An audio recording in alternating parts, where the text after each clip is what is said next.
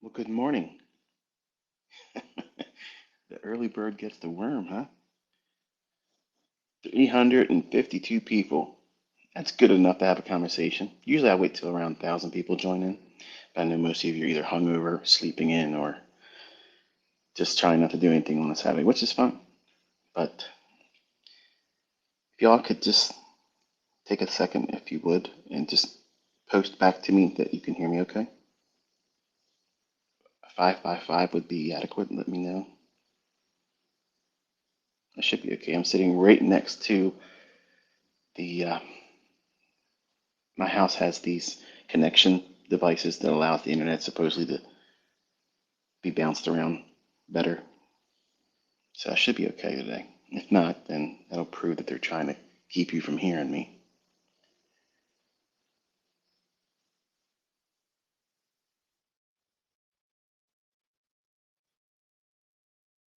Awesome. Thank you so much.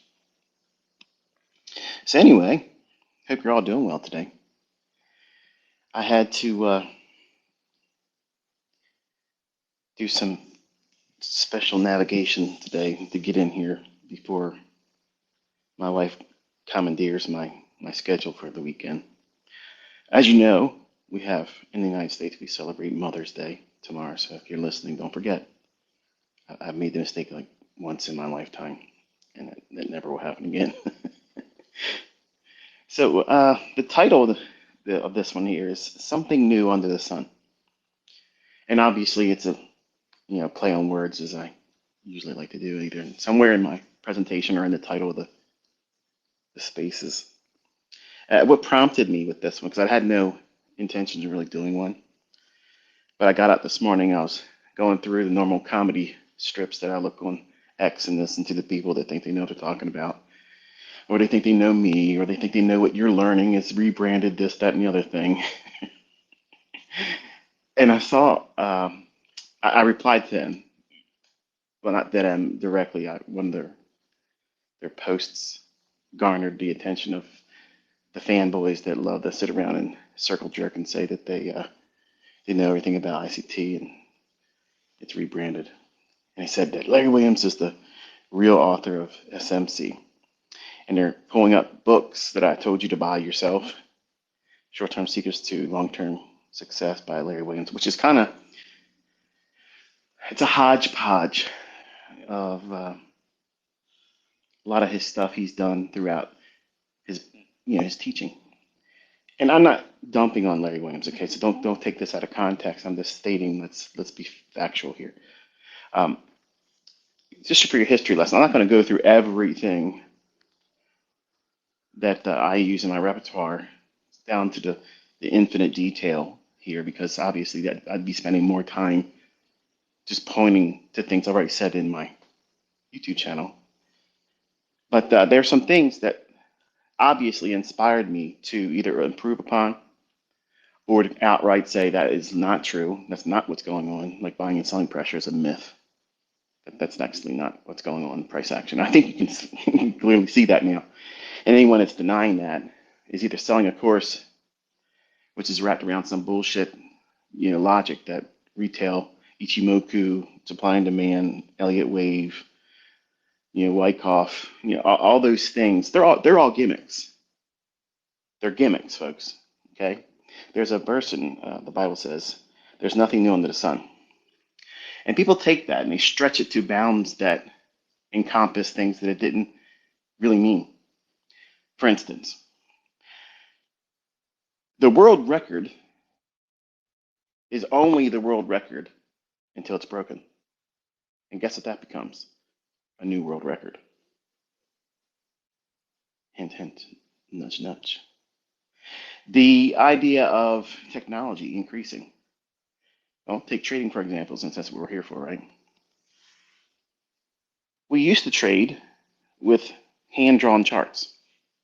I came from that generation. In fact, I was the last generation before electronic trading kicked in. A lot of you listening weren't even alive yet, weren't even an itch in your daddy's jock yet.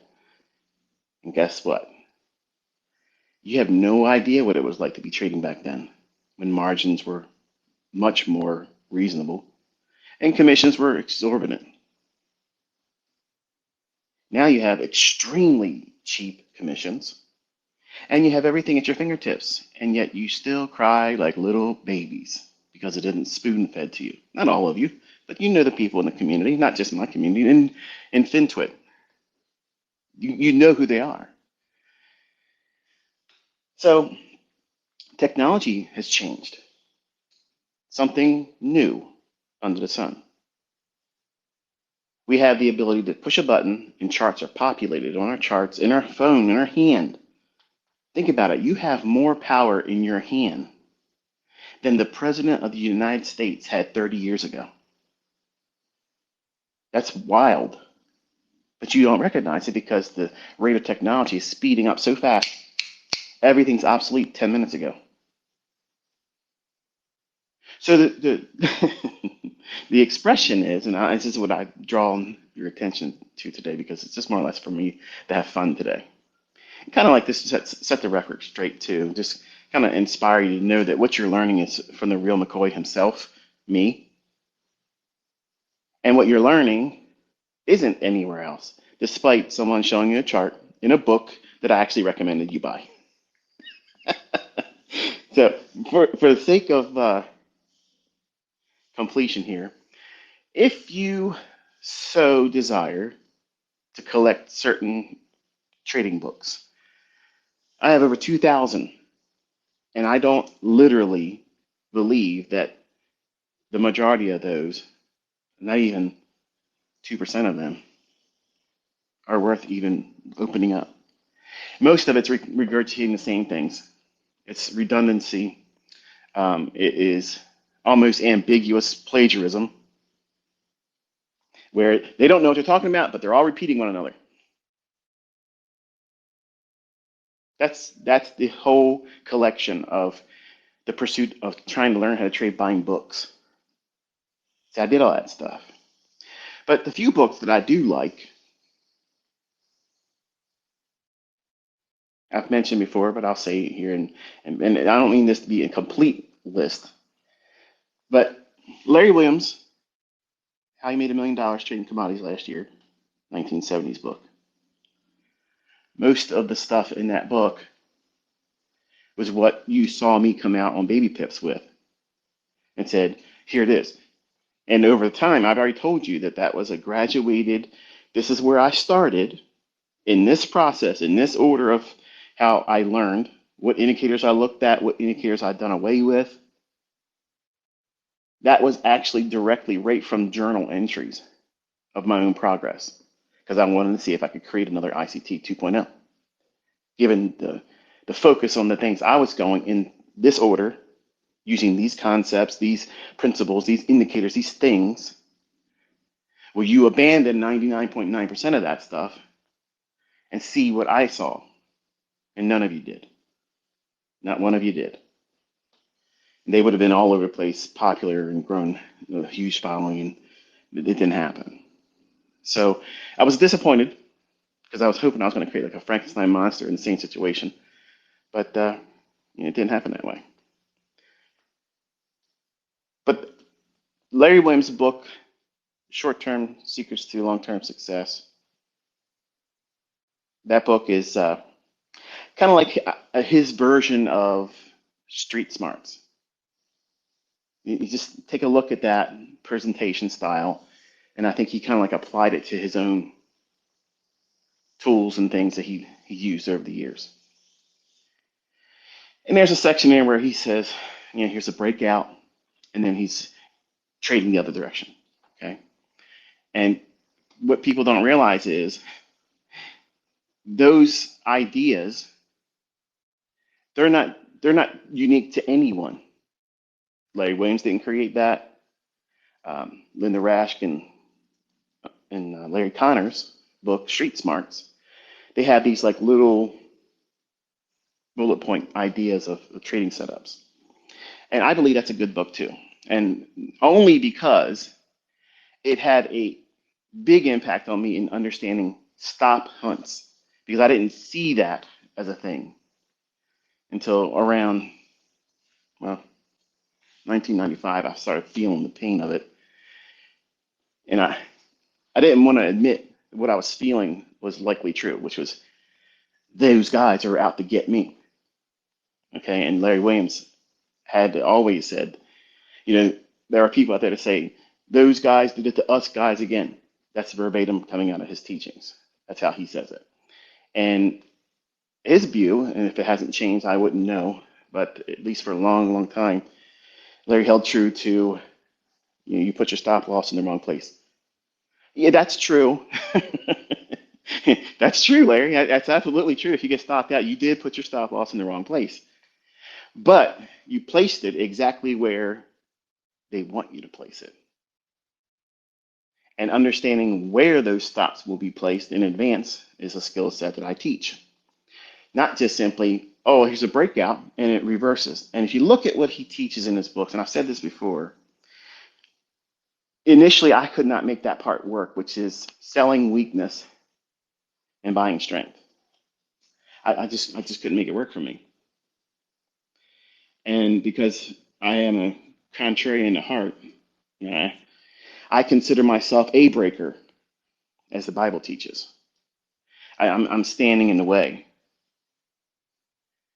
And I look at things like when Larry said he wanted to know how to buy below the opening price and know that he could do it. He had one entry method called OOPS, where if you open less than the previous range and rallies back up 20% of the previous range, that's one iteration of it, by the way. He's had several iterations of OOPS over the years, but the original, it's simply taking 20% of the previous range, and if it opens less than or below the low of the previous range, if it rallies back 20%, he'd be a buyer of that and then use like a huge stop loss. At the time, I couldn't weather that. Like I couldn't, at that time, I didn't have the money to be able to do that. And the guts, really. So I listened to what he said, where he admitted a weakness on his part and said he wished he knew the zip code of the traders that was buying below the opening price on large range days. So that was like, whoa, if I could figure that out, not only would I impress him, but I'd be able to do something he couldn't do. And that would feel like amazing, you know, feat. So that's what I set out to do. For years, I worked on the methodology of looking at examples of where it did this and where it did that over the years.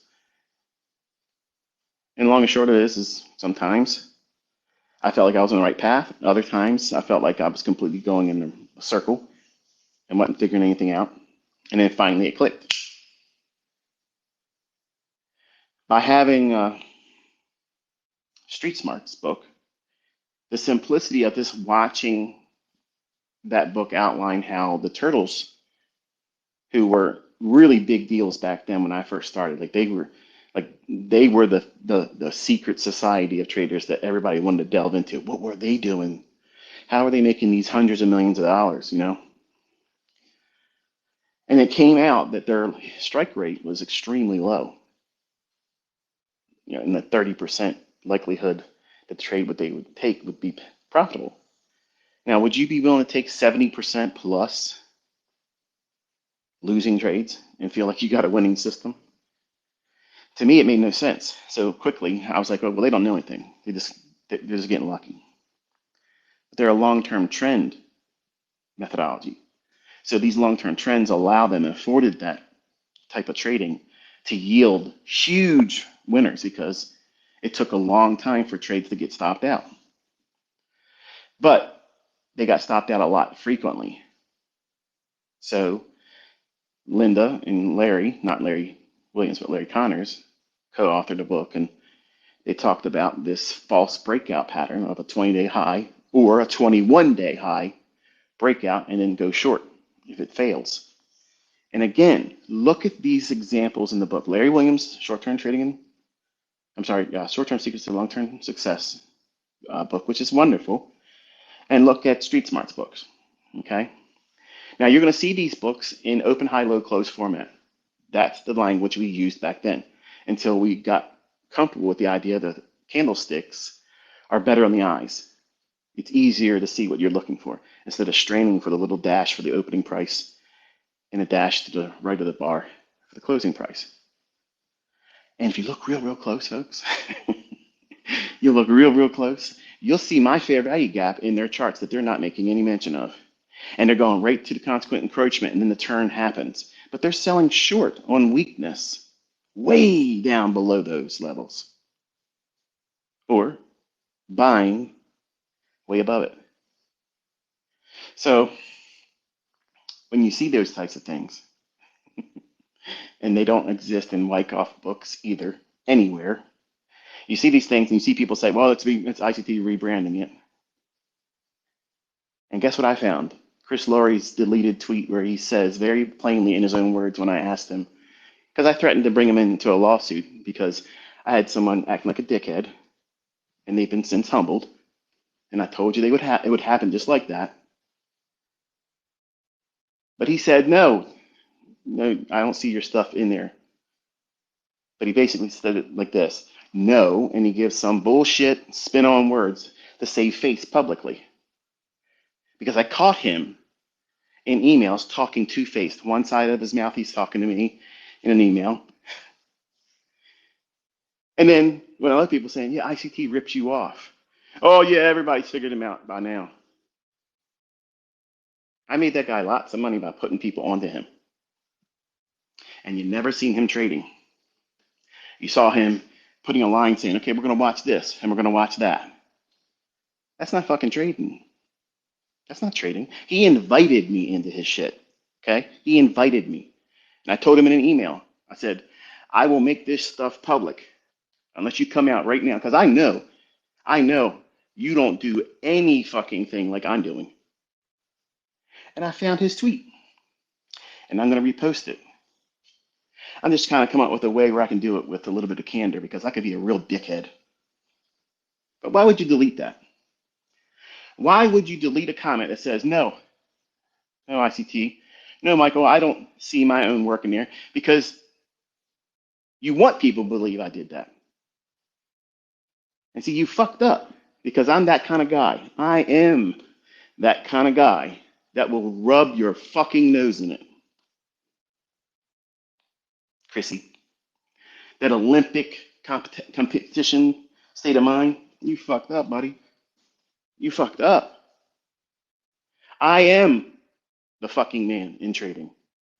I am the motherfucker that can do this. I plan and schedule my losing trades. I told you this week.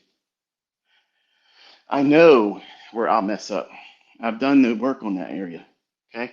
But there ain't a motherfucker walking this planet gonna be able to say that I took their stuff and rebranded anything. If anything, if stuff that worked in my hands when I was younger, I improved it. I made it work. I made it applicable. I made it where you can go into the charts and see it and set your clocks to it. SMT divergence, I've been very open about it. The idea and the premise came from Larry Williams' book, How I Made $1 Million Trading Commodities last year. And he's talking about comparing like markets. I said this when I was teaching it. I've always maintained it. And I've always given his flowers and his credit. Looking at a commodity, looking at closely correlated commodities, well, doesn't it go without saying that if you apply that to currencies, in his own words, this works really well trading the currency market. Well, what do you think I was doing as a Forex trader? I'm going to do that. But there was no real name for it. You know, it's just relative strength analysis. You know, I didn't like that term because it sounded like the relative strength index. And I hated that indicator. I hated it. Despised it.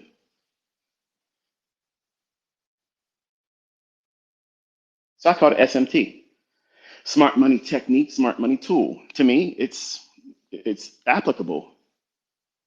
I didn't go around and trademark it and say, I can put a trademark on it. You can't say it.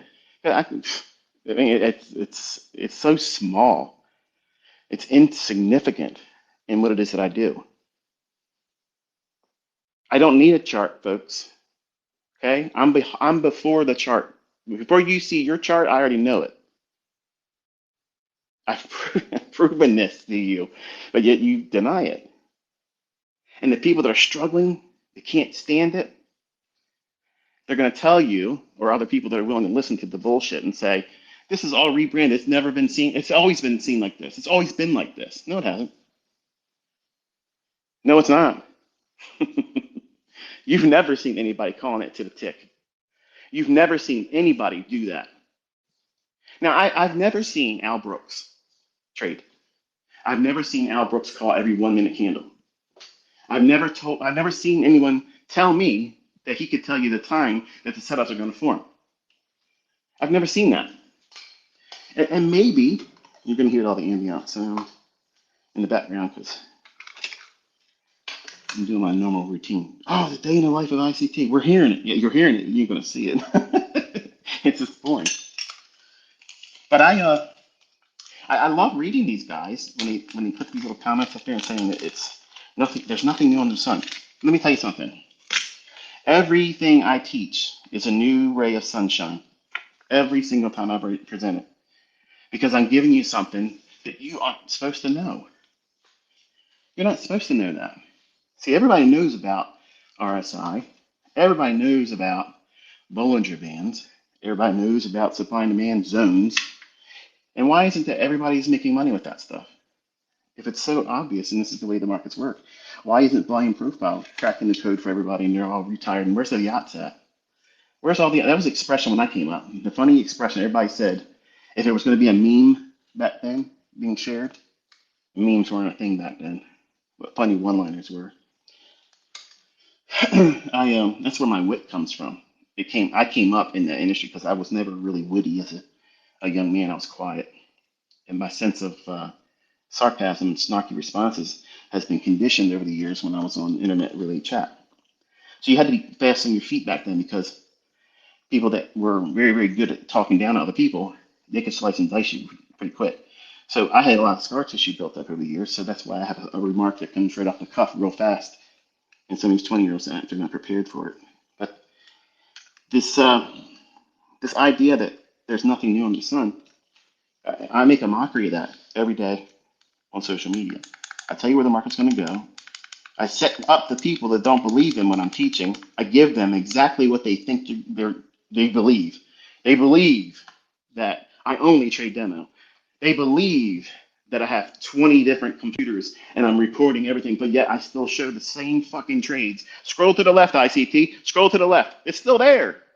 Do that on your demo account that keeps getting reset. You can't do that. You can't do it. Why do you keep showing that the market hours is open tab? What's the point of that? The point is it's not market replay. The point is I'm rubbing your nose in it. That's the point. Because there is something new under the sun. There's lots of things that are new that I've never shown before. All the stuff you've seen to this point is still nothing. It's nothing. That's why I have such a great time on social media, because reading these people pretend that they know what you're talking about is your progress learning. You're coming away from retail logic, or obviously, if you're smart and you didn't get bogged down with all that stuff initially as a retail trader, you're kind of coming in with a perspective that if you've never seen indicator trading, if you've never seen other schools of thought in retail aspects, as soon as you start looking at it, you're like, what in the hell is this? And why would anybody look at that versus what the price is doing and what time it is? That's it. Where's the liquidity? Where's the inefficiencies? And what day of the week is it? And where are we at in the daily range, time-wise? That's all that matters, because the algorithm only cares about that.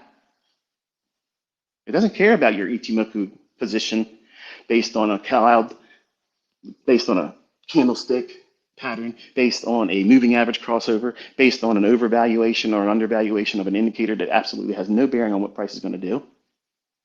If there's nothing new under the sun, why does all these new forms of indicator keep coming out? Again, you're trying to stretch something to comfort you because you're seeing shit that shouldn't exist. I told you I had to do it wrong, baby. I had to do it wrong.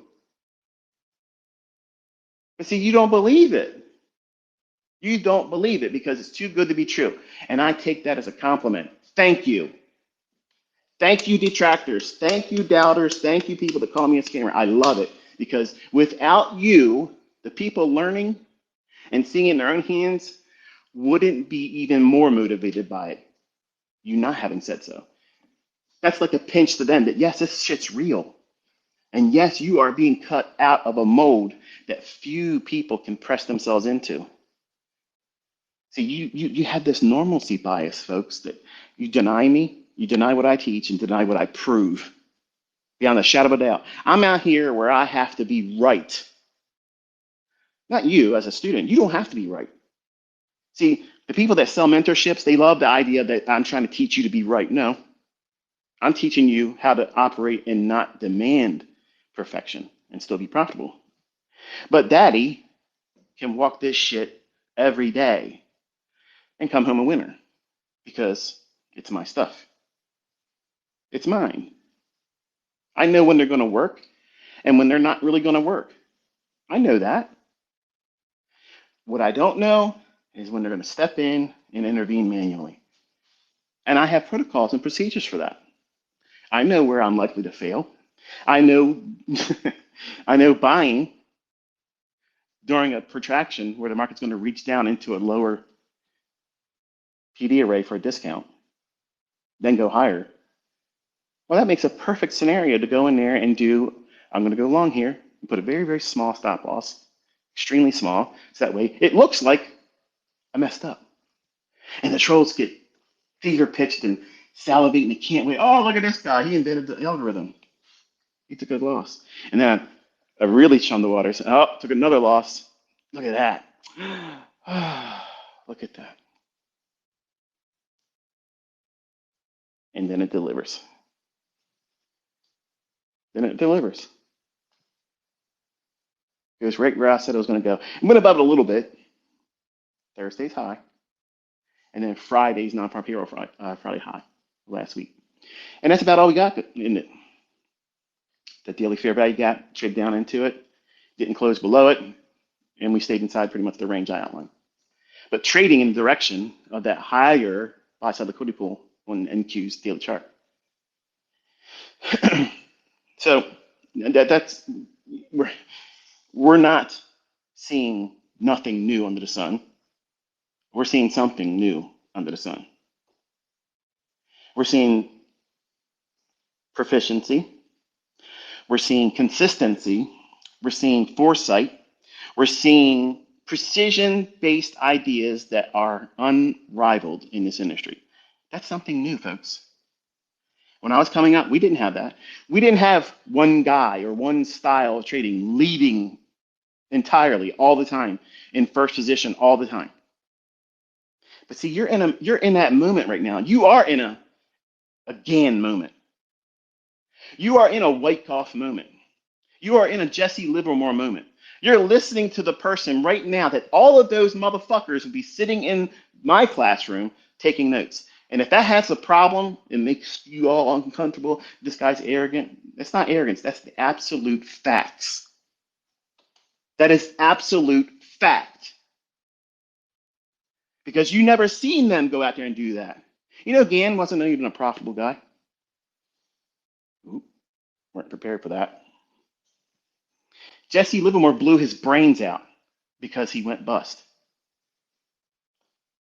But these are the people that you all think I copied, and I don't have anything from them. Wonderful stories in terms of don't do this.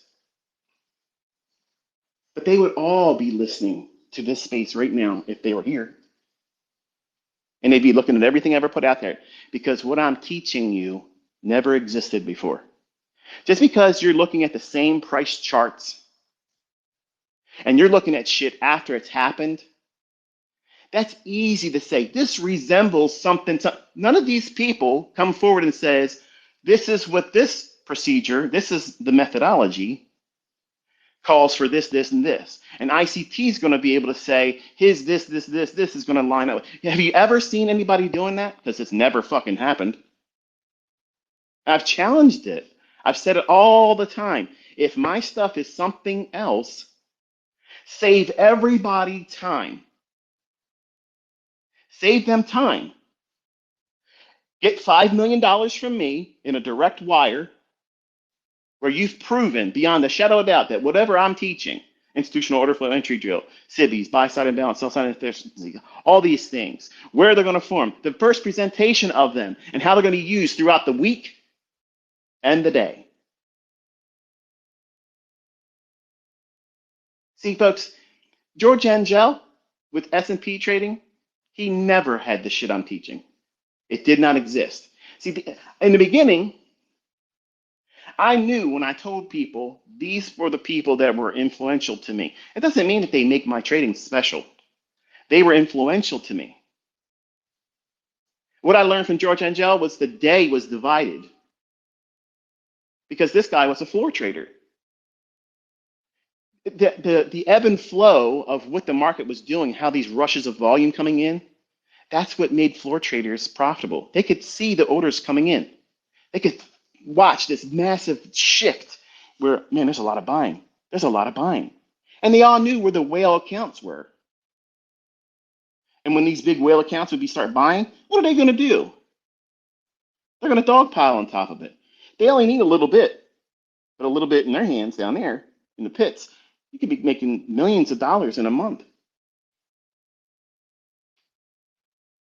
But trading, because of patterns and shit, that's not what they were doing. They didn't have the luxury of having charts. They're standing down there in the pits, listening to these people rage about being short or being long, getting in and getting out. So they just dogpiled. That's all floor trading was. Yes, they had the pivot numbers. They knew that it was likely going to gravitate to that level down there. But really what they were watching was the order flow that was literally in their fucking hands. Ticket runners running down to the pit screaming, I got an order. I got an order. This is what I got. This is how many contracts. And they start ripping it across. They're hollering it out there. Some of you 20-years don't even know what the fuck that means. You have no idea what the fuck you're talking about half the time, let alone how these markets booked before they were electronic. I have floor traders, very successful floor traders, that were in my fucking mentorship that paid to learn from me because they couldn't do shit when they left the pit. Couldn't transition, couldn't do it. They don't have a problem now. But you're learning technical science. You are in something that's new under the sun.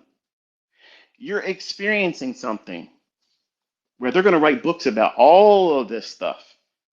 And you were here when it happened. See, when you read a book about Gann, you read a book about Wyckoff, you read a book about Dow, Charles Dow, you don't really have an affinity for that. I know I didn't. I was like, whatever. To me, it sounded like Stalin, Abraham Lincoln, people, yeah, they maybe existed, but really, who gives a shit? See, I put out there a persona like Stone Cold Steve Austin because it causes people to argue and wrestle and reason. Does this guy know what he's talking about, or is he full of shit? And I love fanning the flames to have just enough for the people that don't want to warm up to the idea because they have hero mentality of loving something else, that they're going to talk. And that talking advertises for me. It's the same broken people that do it. And they are employed by me and they work for free. Their hate is a 100% validation to what you're learning sets you apart. These people that complain and say these things that I'm teaching are rebranded, they've never came forward and proven anything. Not one thing. And the proof is, again, I'm making it public. I have $5 million US, 100% real fucking money. Someone still has yet to come out and say, here's where he gets the time for that fair value gap. This is the aspect of where he wants to use the lower half and the upper half when it changes in the state of delivery. Listen, folks, there has never been, ever, people talking, oh, Chris Laurie. Chris Laurie couldn't do shit if we sat one by one. And I know you're going to hear it because they're going to give you the soundbite, Chris. I will invite you to use the stuff that you do right now. And if you do it better, I will give you $1,000,000 or I'll give you $1,000,000 to your charity of choice. But it has to be live streamed and we have to put it in a real account. Just one day. That's easy. Easy. And I promise you, I will bring out 5 things I've never fucking taught before that'll roll your fucking socks up. Now, put your money where your mouth is. Don't be double-minded. Don't speak out both sides of your mouth. When a fanboy or fangirl talks to you and says, oh yeah, this guy at ICT is arrogant, blah, blah, blah, but you're so humble. You're not fucking humble. You're a fucking fraud. You don't go on public social media and say, no, I don't see your stuff and showing my stuff in it. I don't see that. And then delete the fucking tweet. I told you I was going to get that fucking tweet. And I almost didn't want to screenshot it because I was like, nah, he's upstanding. He came out and he pretty much did it. But behind the scenes, I told him that I'm going to drag his ass into a lawsuit. And he was going to testify that what I'm doing ain't his shit. That's how far I was willing to go back then.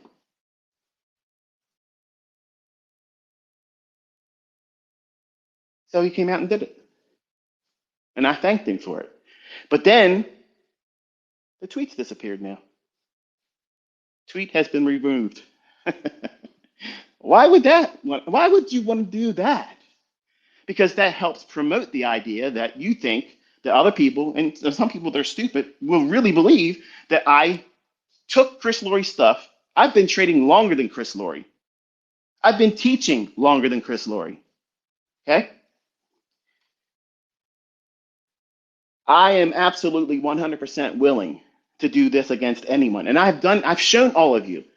Billy Big Bogs, what's his name? Lance. Mr. Couple $1,000,000 here and there with other people's money. I told him, let's go. Crickets, ran away, keep frauding, keep scamming. I'm calling it before it happens. I'm telling you what's going to happen, and I'm fucking taking trades. And dumb shit. Open up a fucking AMP account, or someone with a live AMP account, okay? Put the fucking orders on your screen. Put the orders on your screen. And it's going to look the same fucking way. Come on. These people are stupid. They're fucking stupid. They can't accept what they're seeing is real. They can't. It's completely blown their fucking minds. And I love that. I love that because I got a lot of new students in the last 2 years that hated my fucking guts. And they're like, you know what? Your presentation style really got under my skin, and I wanted to prove you wrong. But damn it, when I went in there, it was a bitter pill for me to swallow and say, you know what? He's right. He got me. Because I want you to hate me. I want you to not trust me. I want you to fucking go in there and say, you know what? I'm going to prove this son of a bitch a liar. And guess what happens? You're a fucking convert. You're convinced. Because you can't escape it. When you do the real work, you can't escape. What I'm teaching you is the market. Because I am the fucking algo. I'm making it very plain and telling you right now, I am the fucking market maker. I am the motherfucker that runs your stop. I am the motherfucker that sets the daily high and low. I am the motherfucker that works out all this shit in advance. And if you can't see it, if you can't recognize it, if you don't know what the fuck I'm talking about, it went completely over your fucking head. And you deserve to be right where you're at because you're not trying to learn. You're trying to listen to all these people talk out their ass and they can't do shit. They can't do anything but talk out their ass. What do you think I'm doing every fucking day? What do you think I'm doing? It's not magic tricks. Price is only going to go where everybody sees it go. And it's going where I say it's going to go. And it's not simply saying enough that, yeah, I can trade. It's not enough to say that. Not for me, it ain't. It's not enough to say that I can be consistent in front of all of you. That's not enough for me. I want to fucking twist that dull edge over and over and over again for the people that have lied and talked shit. And they're silent. They can't say shit and have any meaning behind it. Look at all the people that are standing out in our industry right now. They're among you. They are your brethren. They have been in the same position you're in right now, listening to the same person talk to you right here, right now.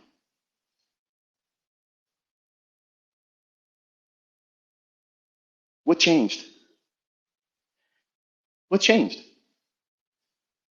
The two biggest paid out traders in the prop firm industry, and I'm only talking about the prop industry because it's a hot topic right now.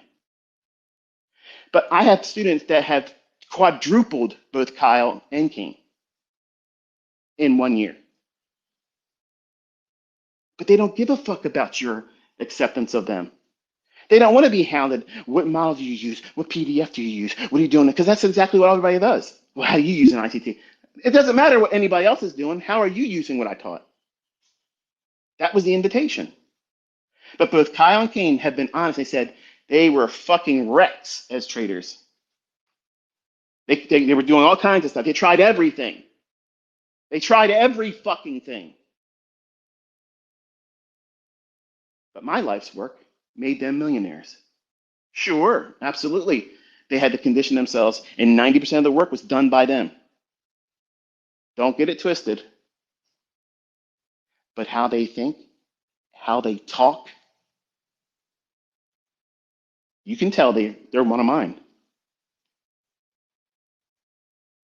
And you're here, and you're in that process just like they are,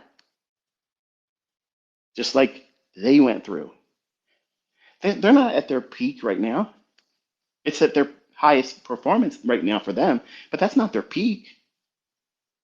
I guarantee you, if you gave both of them the stage to speak exactly how they want to speak and dismiss the idea of arrogance, dismiss the idea of not appearing humble,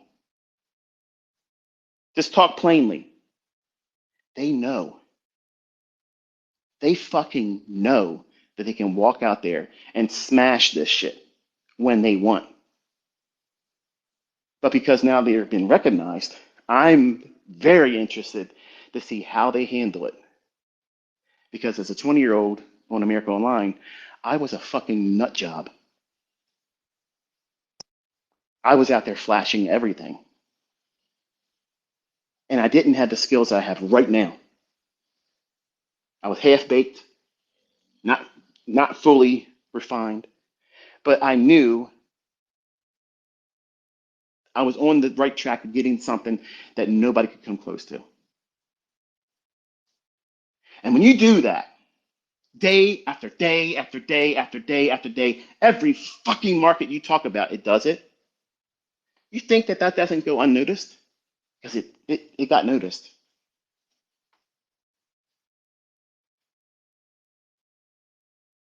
And you see people, you meet people, they question you, how do you know this? How do you know that? What are you doing? How are you doing this? And how are you doing that?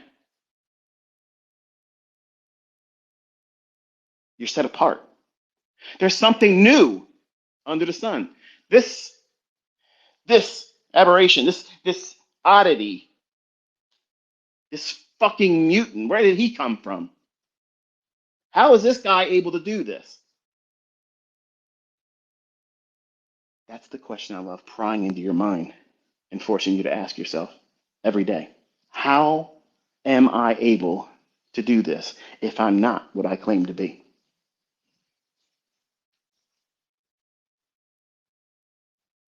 So you're forced to either deal with the uncomfortable state of knowing that I'm calling this stuff before it happens, and I'm showing you the executions and sliding to the left that your reset demo account won't show. So where are you at with that, Virginia? Where are you at with that? You can waste a whole lot of time. You can waste a whole lot of time trying to make me out to be a liar. And 1/4 of the time that you put into that, just working with what I'm simply inviting you to test it and see if you don't see it. Test and see that you will not have any reliance on retail logic once you start looking at it this way. And it gives you visibility. It gives you clarity. And here's the number one rule here. What sets me apart? I know when not to do it. Your gurus, these authors, these other educators, even the big old time giants, they can't tell you when not to trade because they tell you, my system's calling for this as a buy signal right now. Okay. I have PD arrays that if I don't know the fuck I'm doing, oh, that looks like a bullish order block. Well, let's go long when it trades down into it. It fails. I know when that's going to happen. That's narrative. I gave you a narrative this week. Look out, hand out in your charts. What's above Thursday and Friday's highs? Buy side, buy stops. It reached primarily this week up there and only went down to that daily bullish yellow. If you go back and look at the analysis, it went down into that by 1 or 2 ticks below it, but didn't close below it. And I told you that it remains bullish until it closes below that daily fair value gap. That was in yellow. So we're trading inside of a predefined range with a predetermined bias, which was reaching for that higher daily buy-side liquidity pool, but narrowing our focus down to the low-hanging fruit objective for the week would be what? Thursday's high of last week, where it created that wick. And then Friday's non-farm payroll high. Look at your charts. Look at the first presented fair value gap on Monday. Look at Tuesday's first presented fair value gap. Wednesday's first presented fair value gap. Thursday's first presented fair value gap. From morning and PM session, and see what opportunities were available to you. The new week opening gaps over the last 5 weeks, how were they used? See, folks, there is absolutely something new under the sun. I have so many things to share. But the problem is, it doesn't satisfy you when you learn something that makes money, that forms every single fucking day. That's not good enough for you. Why? Because you're infected. You're a very specific type of person. You're ICT infected. You're ICT positive. You're becoming one of me. I'm a virus to this industry. That's why I'm here. And they don't want you knowing this stuff. And if nothing ever gets released from here, we have already disrupted the entire industry. They will be talking about you as a community for a long, long time. And all of you that are learning, that are becoming pillars, I promise you, there are people that are about to spring onto the scene that make Kyle and King look like they just started. And gentlemen, that is not meant to be making a negative remark against you, because what you've done is exceptional. But just know that you have brethren that are about to step the fuck out, and it's going to shock all of you. And don't think for a moment that I don't think that the folks that contact me and say, look, this is what I'm doing, I have no interest in being on social media. I only have an account just so I can see what you're doing. And if I wasn't on X, they wouldn't be here either. And they're smashing it day after day after day, week after week. They're pulling down what the highest leaderboard spot right now in Robbins is. They're doing that every month, over and over and over again. Not in prop, not in fake monetized demo accounts. They're doing it with live brokerage accounts. And to me, I have a lot of respect for that. The fact that they don't want to come out here and show off. They don't want to be seen as anything, because the ones that have been honest about it, they said, I can see how I could get sucked into this And I got to feel like I got to live up to the last experience that I shared online. And that's what influencers have a problem with. I don't run out of yeast. I don't hit a wall in consistency. I don't get it wrong. I don't get it wrong. So they have to spend their time consoling themselves by consoling you by saying, trading is mostly sitting around waiting. Trading isn't a perfect scenario where you can avoid a lot of the losses, except and warm up to the idea that you're going to lose a lot. I don't tell you that. I don't tell you those things. In the beginning, you will suffer that. You will go through that because that's where you discover who you are. You discover the very things that you self-destruct with. Performance anxiety, keeping up with the Joneses expressions in mine here, where you see people, like even myself, just shy of 150,000 just this week, and I didn't trade everything that's available. Bro, talking about, I've been doing this account for a month and a half, and look at what I'm doing. I did it in 3 fucking days and didn't even try. Again, there's a meme. There's this little cheetah. He's sitting in the Greyhound box right before the race starts, and the meme is implying that the race has started, and the cheetah's just chilling inside the box, like, you stupid fucks. Like, I don't need to run this race. I'm already at the finish line if I want to be. And this is not arrogance. I'm not bragging. I'm telling you that you're learning this craft and you're going to have this same skill. But how are you going to handle it once you get there? Because there is going to be something new under the sun for you. How are you going to deal with this success? How are you going to be able to wrestle the confidence and not allow it to become overconfidence and then you turn into a prick? See, a lot of you all want to be a Negan. You want to be a shit-talking ICT. You all like this part of me. But I only use this caricature to get your attention, hold you in place, to listen. Because I always come back around and bring you Mr. Rogers. Give you a little bit of Bob Ross. But I got to get your attention with the abrasive stuff. Because that's what sells wrestling. It ain't the bullshit they do inside that ring. It's the shit talking. It's the promos. It's the shooting. That's the stuff that I fell in love with as a young man. And the people I loved to hate made me so mad. And the people that I looked at as a hero inspired me. Yeah. This one's going to do this to me, and he's going to beat you up. And I tackle those very things in my presentation. And I capture your attention. And I hold your attention with that stuff. And I know there are people that have little dick energy. They don't like when I do this because they think, oh, look, he's bragging. He doesn't have a track record. Look at what I'm fucking putting down every day. These people that talk that shit, they never come here and wrestle me. They never stand side by side. Let's do it. Something happens always. Something always fucking happens. I'll tell you what it is. It's Velcro balls, okay? You can put them on and take them off.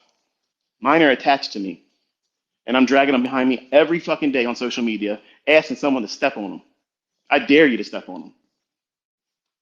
But they won't do it. If everything out here is something better than what you're learning, why don't they come here? Why don't they show it? Why don't they prove it? Why don't they call it every candlestick? Why don't they tell you where the fucking daily high and low is going to be? Why don't they tell you beforehand? Because they can't. They won't.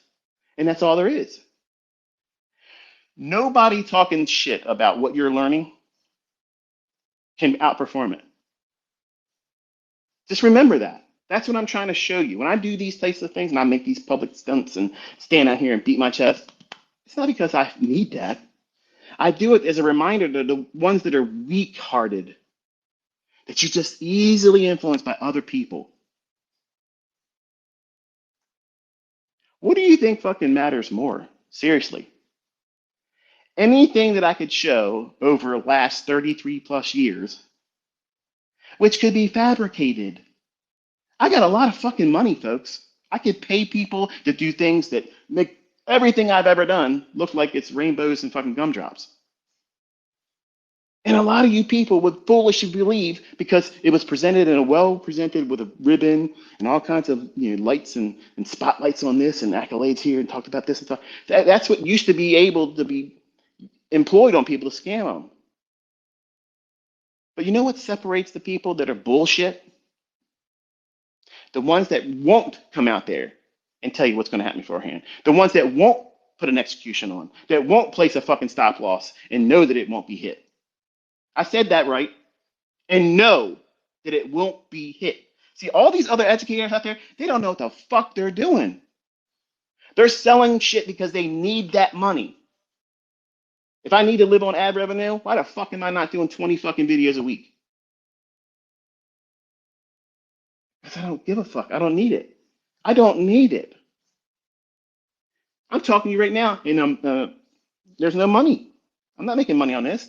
All of you that make money by taking these presentations and put them on your YouTube, you're making the money. Think about that logic. How's that a fucking winning campaign? It doesn't make any sense. But people, they just ignore it. They ignore it. They ignore the fact that your captain in arms, okay, your fucking quarterback, that guy, that ICT guy, is out here and telling you what's going to happen. Focus here. It's not going to do anything but this. Just focus on this. Look at these levels. Fuck everything else. Don't listen to anybody else. This is your mark. I'm your spotter every week. You're training to be a sniper. The spotter's job is get range. Where's your range? What are you aiming for? This level. Are you shooting downwind or upwind? Bullish or bearish? I've already given you the skill set. I've already given you the ammunition. The ammunition is a PD arrays. What caliber are you gonna shoot with? 5.56, 223, 30-06, 50 cal. Pick your poison, baby. 9mm, 22 long range. In deference to the ladies just starting out. A little bit of recoil. Still putting rounds on target. See, I make a mockery of everything else. And if a 20-year-old knew what I know right now in me, it would have been a monster. Like, it would have been a monster.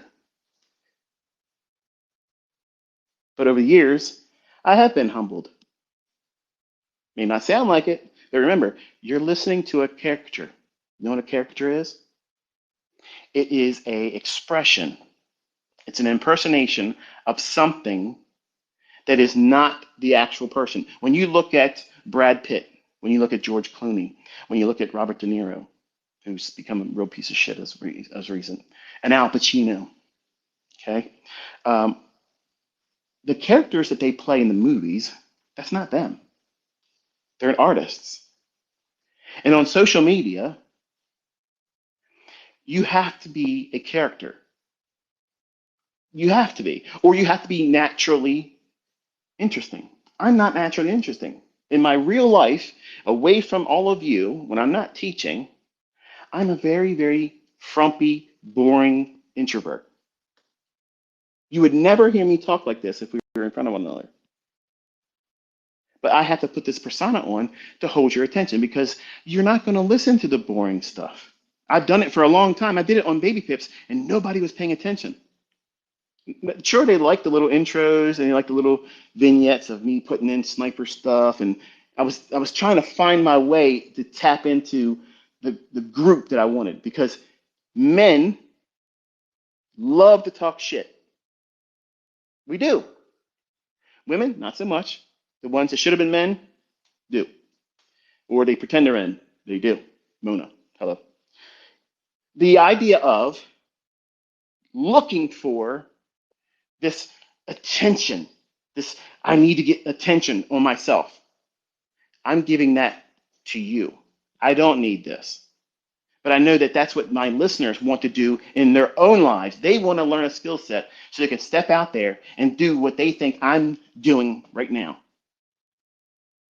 But I'm doing it in a setting that's not monetized. They want to do it where they are monetized. And I'm not saying that's a bad thing. Get your ends met. But I don't have a naturally interesting persona. I don't. So I had to create Innercircletrader to draw an attention. I can draw a crowd. As a young man, I studied ninjutsu. And when I was learning about them, and I was like 10 years old when I first learned about them, I was like, wow, this is crazy. Stephen K. Hayes was the first American to learn under Hatsumi. He's a grandmaster of Budokan. And then his student, Shota Tanimura, he started off another thing, Genbukan. And I learned both, but it was really Bujinkan just revamped. And because he wanted to be grandmaster, and Takamatsu said, "You're not going to be." So he tapped Hatsumi, and that was it. Well, long story short, without losing you, the allure of the ninja was you had to be an actor. You had to be able to instill fear in your enemies or make them feel that you're weak when you're not. Sun Tzu, Art of War. Appear strong when you're weak. Appear weak when you're strong. The idea of selling these wrestling events, anybody that's ever got hooked up into that, you got hooked into buying those pay-per-views or going to those events because you like the character that these men and women portray. But that's not who they are. And the ones that do very, very well on social media stay in kayfabe. Kayfabe is where you don't break character. You're in it. Like you're always in it. You're always in character. Those are the people that get really hard to determine if that's really who they are. And for a long time, I allowed you to think that ICT is who I really am. But I'm a very, very fuddy-duddy, simple, stay in the house most of the time, introvert. I don't like to be around a lot of people, not because I'm afraid to be around them. Just most people just don't know how to act. And they don't have any candor. They don't have any, decency. You'll see when I'm down there in Florida, sitting across from Patrick Whelan, you're not going to see this ICT. You're going to see Mr. Rogers. You're going to see Dad. You're going to see just like my sons see.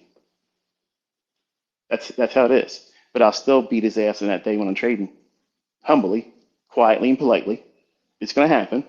You'll know my entry. You'll know my style. You know where the market's going to go. But I just want to show you there's a contrast from what people say about what it is you're learning and who I am and what the reality is.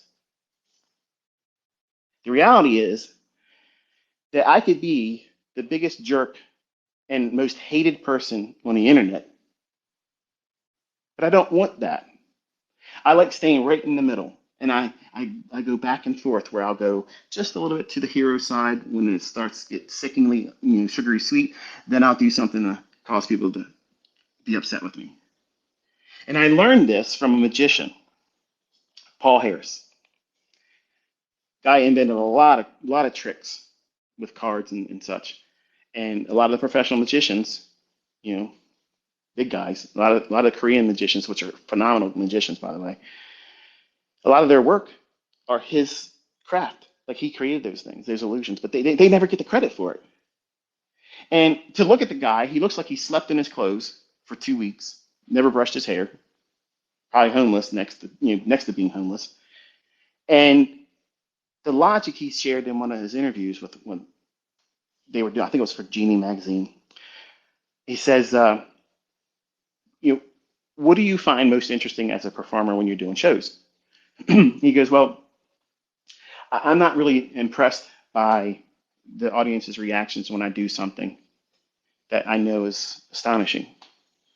If I do a magic trick every day in front of you and call a very specific price run every single day, it gets boring after a while. You know what it means to be bored by it now. You're not impressed anymore. It used to be like, wow, look at that. He did it again. I wonder how many times he could do it again. For the people doing it around for a long time, you're not impressed by that. That's exactly how you should be. But you see new people coming to our community all the time, and they watch me call a specific level, call a specific order block, specific fair value gap. It's going to go down here. It's going to get this stopped, and it's going to go here. And then it happens in your charts and in mine. Then you look back on the week and say, wow, he saw all this stuff before it happened. And it seems like magic to them. And that's why when I was a young man, I was infatuated with magic. David Copperfield to me was a hero. Like, this guy was able to bend time and space and do crazy shit. I actually believed that he passed through the Great Wall of China. That was the moment of astonishment where that veil of reality was disrupted there. Even knowing that that's a magic trick, I was like, how do you do that? My young mind was fascinated with that. So I tap into that in my audience. See, a ninja had to be an actor, had to be a magician, a warrior, a strategist. And I employ those things. I did not read the book of Power. Okay, a lot of people say, "Oh, yeah, he's just doing this and doing this, do this." Nothing, bullshit. That book is nonsense, and it's written by a guy that says he can get anybody to be seduced by him. Get the fuck out of here! You see this guy? He looks like a fucking overcooked potato. He's not attractive at all. And I'm not saying I am. I'm just saying that just know that I don't use this shit that guy writes about. But Sun Tzu, yep. And the lore of the ninja, that's what I use in my presentation. I am a kabuki actor in front of you. You see me as this samurai, this unbeatable samurai that wields his sword and everybody's head just falls the fuck off. But I wasn't that in the beginning. I was the guy that was afraid to do anything. Certainly never will talk this passionately or authoritative. But I hold authority. I hold authority. I can tell you what everybody else isn't going to be able to tell you, and I can do it consistently. I can tell you why. Before,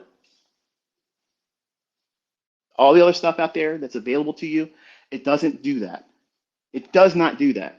And it doesn't matter how much it resembles something after it happens, because unless you saw it beforehand and put a trade on and took it home, it doesn't matter.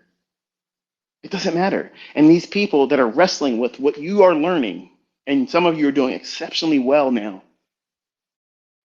Some of you are doing so good, but you see things that I'm doing or other traders that are learning the same thing you're learning, and you feel like you're not doing good enough because, man, I just need to get a six-figure payout. I just need to get another big supercar so I can be part of the clique. No, you don't. I promise you, I am the richest motherfucker out here. I am the richest one. I am the most successful one. I am the one that will beat anybody else's ass in trading, period, nonstop, every single fucking day. I am telling you all right now, you can do it. Come out here right now. And I'm not out here buying cars and buying this and showing off what I got and how much I can spend. So why should you feel that way? I'm it. I'm the high seat right now. I'm the highest stack in the fucking industry, and there ain't nobody close to me. And I don't do those things. You don't need to do it either. So why put pressure on yourself like that? Why do you feel like you have to purchase something to appear that you're profitable or well beyond the level of profitability that you may be in reality, but you want to present it like you're really, really profitable? Let me buy a used Lamborghini and put a wrap on it.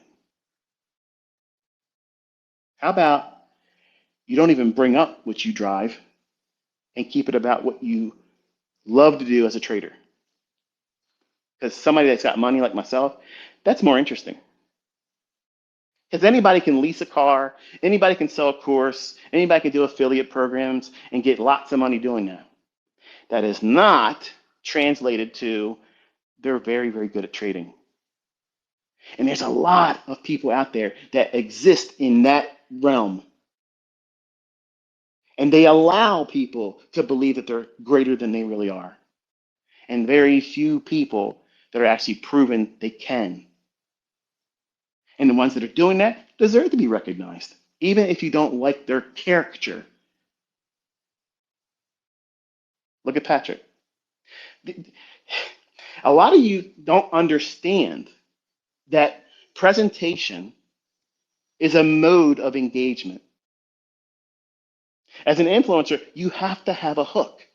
You're either going to be a heel, that means you're out there to piss people off just for the sake of being an asshole, and knowing that it's going to get people's attention, or you're going to be everybody's superhero. You're one or the other. And anybody in the middle doesn't have a following worth shit. Nobody talks about them, and they're there. You've seen them once or twice before. People talk about them. They have students, but they just blend in. They don't really stand out. But only the heroes and the heels are the ones that do well on social media. And I knew this when my time on Internet Relay Chat, Merc back then. I was learning how people engaged other people.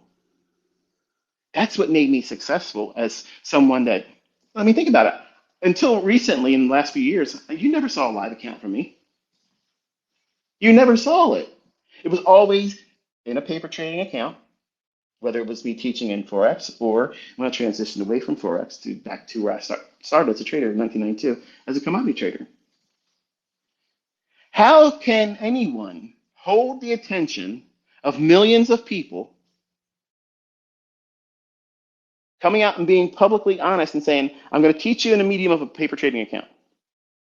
Right away, that sets the tone for who's really going to try to learn here and who can't wait to look at that and take shots at it. I told my children and my wife, I said, watch the response I get with this. Because number one, I'm going to be completely 100% legally compliant by saying I'm teaching in this demo account. That way I'm not inspiring you to take real trades. It's not a signal. I'm not acting as a certified trade advisor. I would never do the test to do that because you basically, you have to divulge what it is that you do. I had no interest in doing that. The fuck do I want to teach fair value gaps and overblocks to them for? Fuck that. I'm keeping it to myself. So I'm going to stand out here and put on a clown face for the people that want to see a clown. And I'll wear a kabuki mask to see a samurai warrior for the people that look past all that stuff and say, yeah, he was teaching with a demo account, but he called it to the tick in currencies and in futures. And I let you wrestle that. I let my audience stay divided that way. And I fan both sides all the time. When the level was getting low on the hero side, pump it up. When I'm not getting enough traction, not enough people talking bad about me, do something to cause them to talk about it. I told you I was going to do it this week. I got to do something wrong. Got to give them something. It worked. They're back to saying, oh, this stuff's rebranded, blah, blah, blah. And that talking gets people reacting. And that one person's going to come in contact with 50 more people. And those 50 people are going to come in contact with 50 more people. And what happens? You grow. And never have to pay for advertising. I act like a pimp. And I hire these Sarahs and Sallys, and I put them on the corner, and they earn from me for free. Every time they talk shit about me, they're drawing attention to me, and they're doing it for free. At their job, they're talking about me. At home, when they wake up in the middle of the night, they come in and check on social media. Let me see what I can talk about. This is how you manage an audience. This is how you do it. And people get wrapped up in it, and they think, you're the biggest piece of shit. You're so arrogant, or you're this, you're a braggart. You don't have a track record. I'm telling you my track record every fucking day.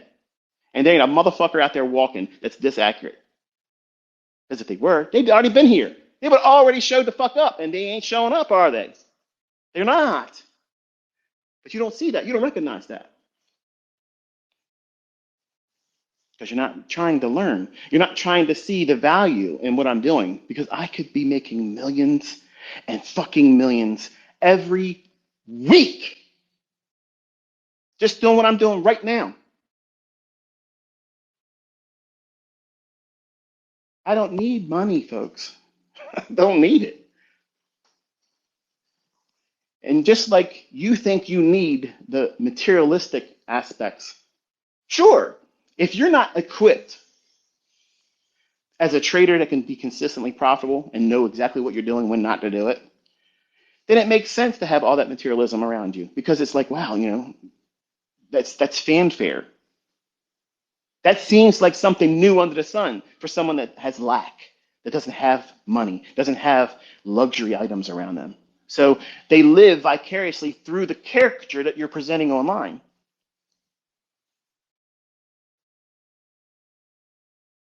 And some people go to the extreme and say, this person deserves to have something happen to them in their real life.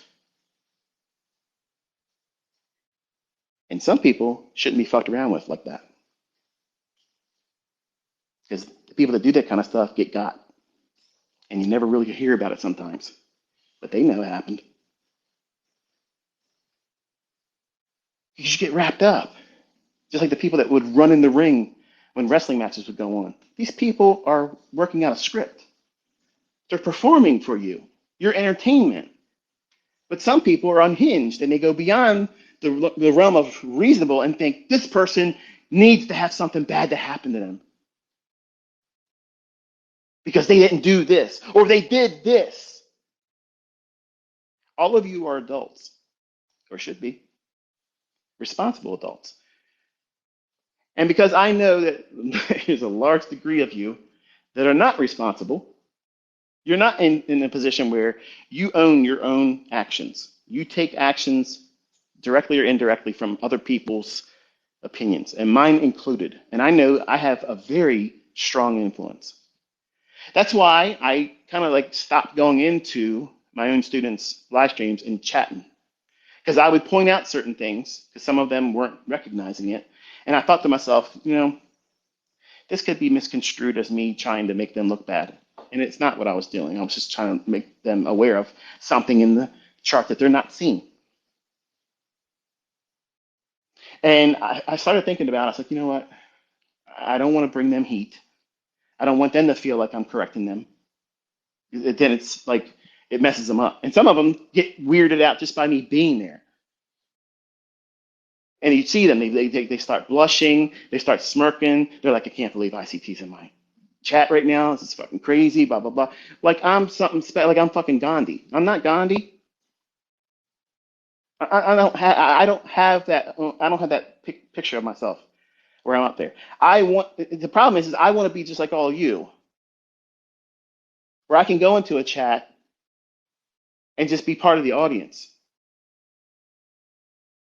But when I show up, something new on their son's there. The person that's doing the live stream, they fall to the back seat. Nobody gives a shit about what they're talking about or what they're doing, and they're asking me questions. And that's rude. And I miss that part of being online. Like I don't have that same ability just to go in and listen to somebody and just be a member of the audience and not get all the people in there talking about me, whether good or bad. And these people that do that, they have heroes or they see me as the villain.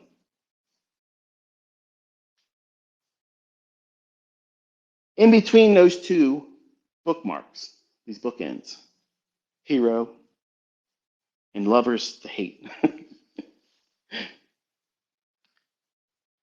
you're supposed to be in the middle.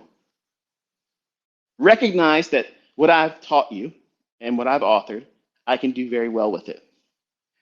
That doesn't mean that that's where you should be at any given time during your development.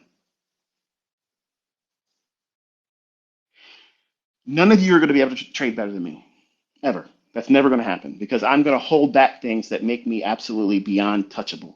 Like absolutely, it's never going to happen. Okay, it's never going to happen. Let's just say it that way.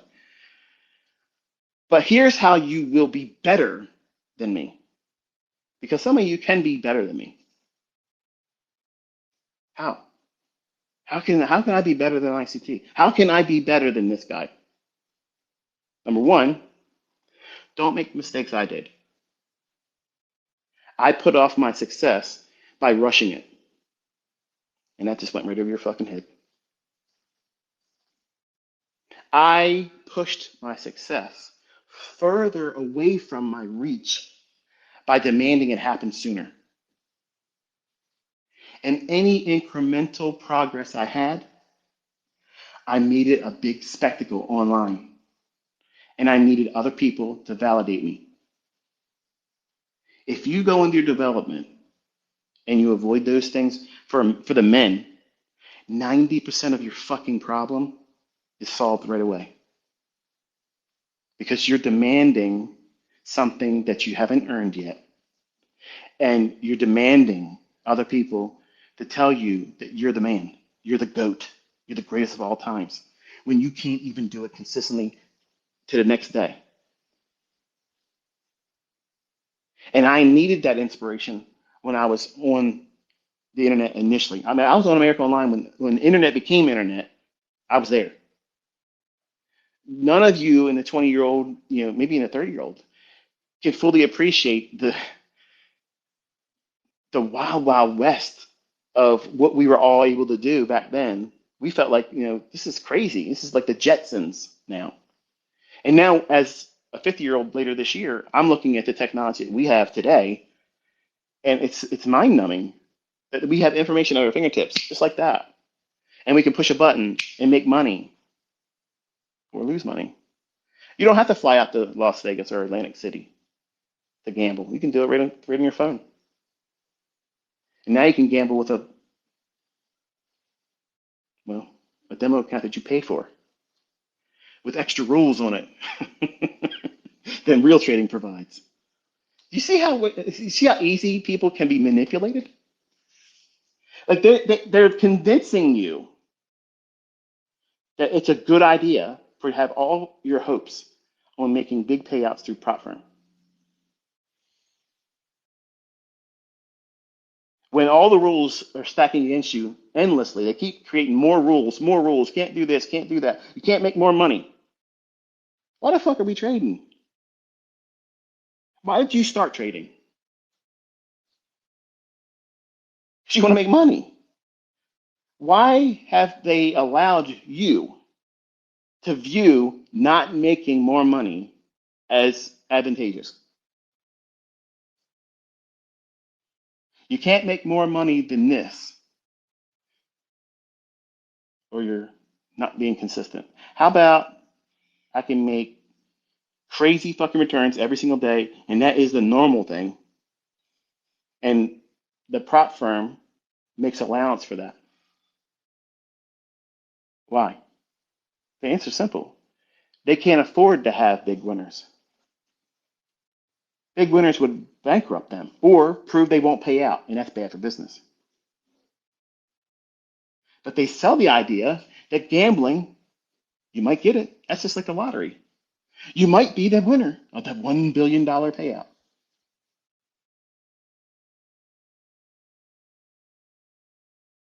When you should just say, you know what? I am broke. I'm strapped. I don't have that much money. But I have a new opportunity under the sun right in front of me. And I could maybe employ one account, not fucking 20, not 10, not 15, not as many as you can. How much can I afford to charge up on my fucking credit card right now? Just one. Just one. And take the little bit of money that you can make from that one account, pull it out as you make it. Save up that way to put your money into a real brokerage account that you're going to give a shit about. Because let's be honest, folks, there's no person out there that would ever trade like they see their trades being done in prop when they have 20 accounts. If you had your own money to handle the leverage that you're pushing around that's unbelievable,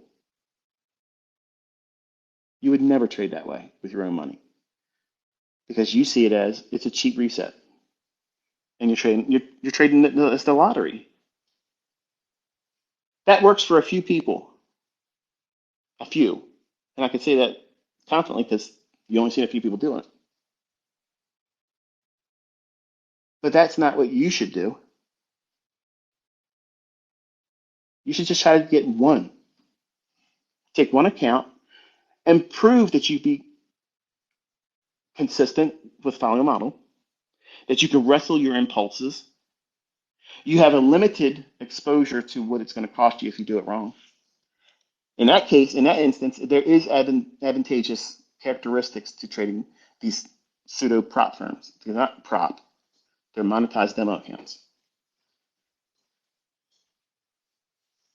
But you can learn all about how you see risk that goes beyond just trading with paper or demo.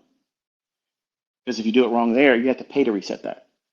Whereas you were trading a paper account, just click a button and you reset it to whatever you want it to say. But having a procedure of how you're going to grow and develop is important because it's easy to get caught up in the winds of social media. Who's hot, who's not? Who's everybody flaming right now? And who is everybody sucking up to right now? Who's got the hot hand? Who's doing really, really well? Who's dog shit right now? Who can't trade worth a shit right now? I don't keep up with that stuff. I only see that kind of stuff when people at me and they drag somebody else's name in. And these other people ain't doing what I'm doing. Sorry. So when you guys make all these lists and shit, let me allow my arrogance to pop out just for one time, because it hasn't been out one time today until right now. When you want to thank me, thank me.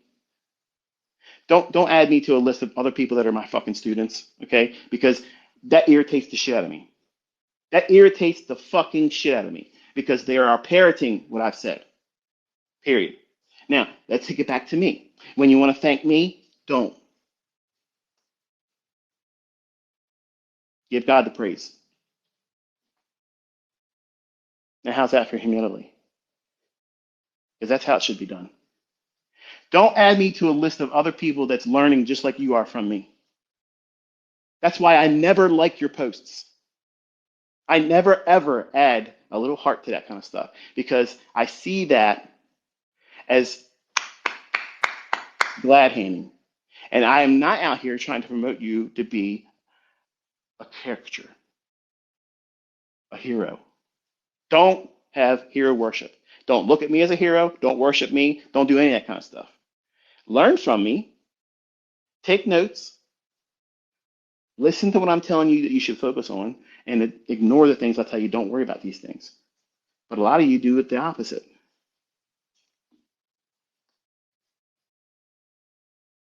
Social media is a wonderful tool and you can get rich with it. You can get really, really rich real fast, just like that. Millions of dollars can fall in your hands.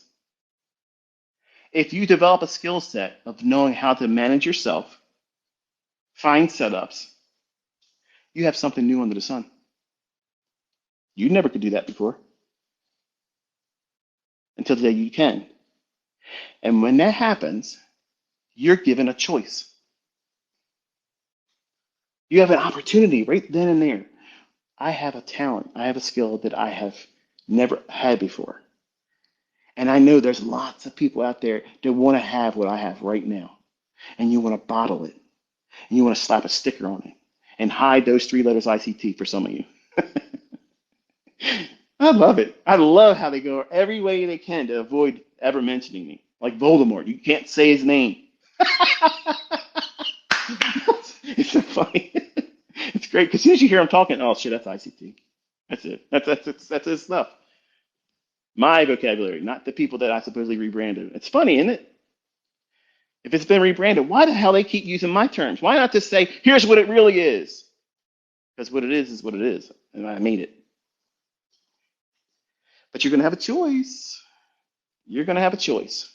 Are you going to be a heel or are you going to be a hero? Because you're going to start one way or the other.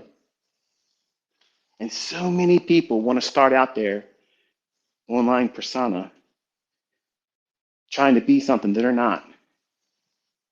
Wanting to be viewed as a hero, but fastly become a heel. And it shoots them in the foot. They do it to themselves. They're not equipped. Lots of people out there have tried to step to me and say, I'm going to do this, I'm going to do that, I'm going to do that. And they don't do shit. They don't do shit. Because they don't know themselves. Now, take it back to Patrick Whelan. I saw him a couple years ago. He used to troll me in other people's comment section. And I could care less about him back then. I'm just like, oh, you're just one of the other people. And there was a meme going around where he's screaming because it looks like he's losing on the trade or whatnot. I don't even know. I just love his outbursts because to me it's funny as shit. Like you all like using that meme where I'm talking and then I start yelling and ranting. Those things are scheduled. I put them out there. I am not a bipolar person. Some people still believe that that part of my caricature is who I really am. I'm not bipolar, folks. I choose my words very specifically, and they're all timed. This is where I want to pace the speech. It's an ebb and flow. I bring you up high, and I gradually bring you back down. And then when you start feeling like, okay, well, I need him to really juice me up, I toss it in there. That allows you to listen because you think there's going to be something more profound because the element of energy just increased. It's audience management, folks. That's all it is. I learned that from reading. That's it. Reading, not trade-related books. How to speak. I would read the thesaurus just so I can get other words. Because when I was in school, they didn't teach you how to speak eloquently or be very articulate. And I was always fascinated with people that could speak well. I look to people. My best mentors are people that teach how to speak well, but they don't have a skill beyond teaching how to speak well. They're not known for anything except for teaching how to speak well. Give them material that they can study. They could stand up on a stage and talk like they know everything about it because they teach by speaking well. What makes me different than everybody else? I care about your success. How do I know that I can believe ICT just meant what he just said? Because I don't sell you anything. I give you my time, my expensive fucking time. I give it to you. And I entice you to go in and prove me wrong. Because I know that challenge is going to be met by most men. If you have a penis swinging between your legs, you're going to hear what I say and say, I'm going to show this guy he's wrong. I'm counting on you having that. And most of my students have came by that very challenge in the last 2 years because they've been seeing things that nobody else is producing. Which camp is all the big names coming out of? Ours. Our community. The one that everybody says is a cult. And damn it, we are a cult of winners. You know what the membership badge is to be a part of this cult? Not giving a fuck what anybody else thinks. Because the market's going to give to us. It's going to yield to us. They cannot change it. They can't hide it. They cannot prevent you. They can't hold you back. They cannot withstand you. They will not prevent you from getting what you want. 81 fucking ways for me to rob this fucking bank anytime I fucking want. Change the passcode, motherfucker. I got the master passcode. I can go around everything you fucking people want to do. Do it. Change it up. Spin that wheel. Make the high and low go real fast. Both directions. Okay. You can't do that all day. In 60 fucking minutes, I'm going to be in there with a whole new plan. You can't stop me, which means you can't stop them. Who's them? All of you listening. All of you that have had your eyes opened and your mind broadened to boundaries that are way beyond what you first started thinking about as a trader. If I could just take this indicator and I could just get consistent with taking 10 points, if I could just get 10 pips, I could get this much money out of the month, and I wouldn't be struggling to get my car payment paid and my car insurance because I drove around like an asshole, and my car insurance is too high now. I've been having too many accidents because I'm not responsible. I'm reckless. That's why I teach the way I teach. Because if you're getting car accidents all the time or having failed relationships, you're going to fucking suck as a trader. Because you don't manage risk well. Just like you're going to point to, yeah, she left me because she's a piece of shit. She left you because you're a piece of shit. You didn't recognize it. There was warning signs before she left. Vice versa. Ladies, you're not exempt. Guy said, you're not good enough. Cut his losses and found somebody else and got married. He's a piece of shit. No, you were a piece of shit. You just didn't recognize it.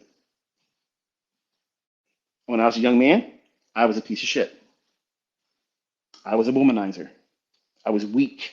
I did those things because I hated how I existed in my own skin. I'm comfortable in my own skin now. I acknowledge my weaknesses. I acknowledge where my shortcomings are. I know my limitations. And as a trader, you need to know those things. See, it's taboo to mention if you're successful as a trader, if you're successful and consistent and profitable, it's taboo to mention weaknesses. It sounds like an oxymoron. How could you have a weakness? How could you have a weakness if you are proficient, consistent, and profitable, and you know what you're doing, and you manage risk well? How could you possibly even refer to a term in your own character description as a weakness? How could that possibly be? Everyone, every single person that's ever reached a height of proficiency, extraordinary success, a measure cut above everyone else, all of those individuals know exactly what their weaknesses are. Procrastination, laziness, performance anxiety, fear of not being able to do as well as they hoped. They're weaknesses. You know what they are? You know what they are? Things that are not real. You're afraid of the loss that you haven't incurred yet. You're afraid of the losing trade that you did not suffer yet because you took one losing trade, because you took 3 losing trades. You're afraid of that next losing trade. It didn't happen yet. You're giving energy to something that's not there. You have to allow for something new under the sun, the change in your recorded trade history. Yeah, you may have taken a loss, maybe taken 2 losses, maybe 3 trades, losing positions. Maybe you did that. Maybe it was reckless on your part. Maybe it wasn't. Maybe it was just a normal procedure that you followed. You trust the logic, and it didn't pan out because you did it wrong. You just didn't quite see everything there, but you trusted enough to push the button. It doesn't mean the model or the methodology is flawed or that you suck as a trader. It means that you just did it wrong at that time. That transaction, that engagement with price, you just simply did it wrong. You're not inflating it to be something where it causes the whole thing needs to be taken back to the drawing board, scrap everything. But that's exactly what you're doing.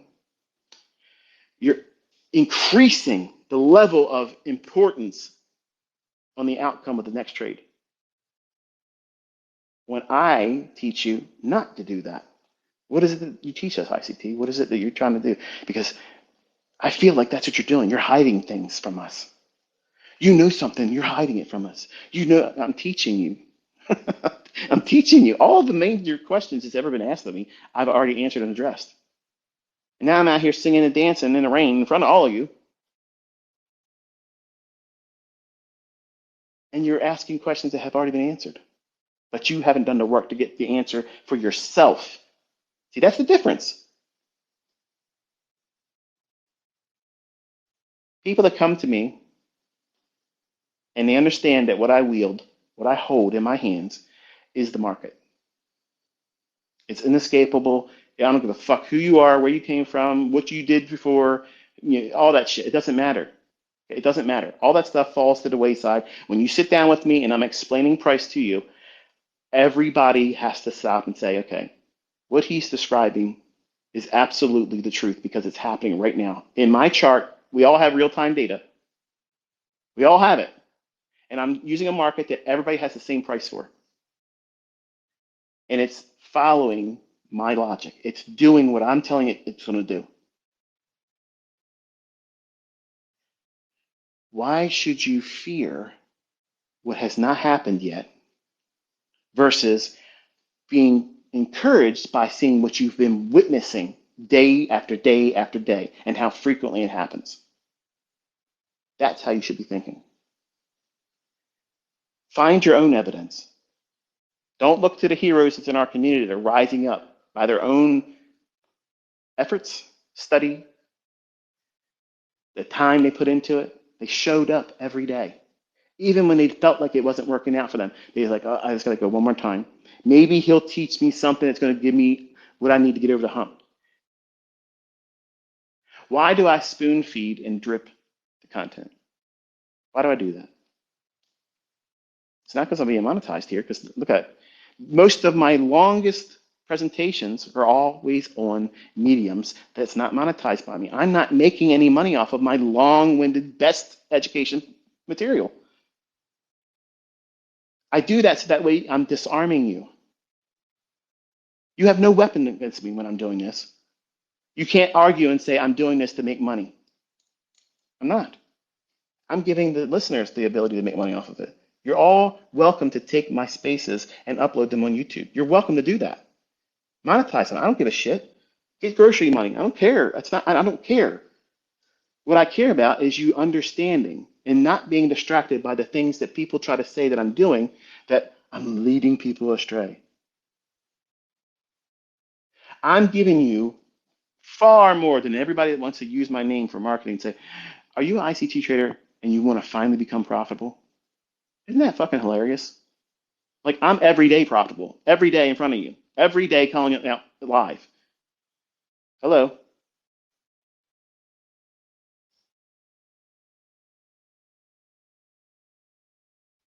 Something new under the sun. For you is what? Being consistently profitable. You know what happens before you get there? You become comfortable with not being perfect. And when you aim for perfection, but being realistic, knowing that I'm not going to hit it yet, but I'm working towards that measure of a goal. If you're always aiming for perfection, but allowing progress to get you closer to it day by day, that's the proper mindset.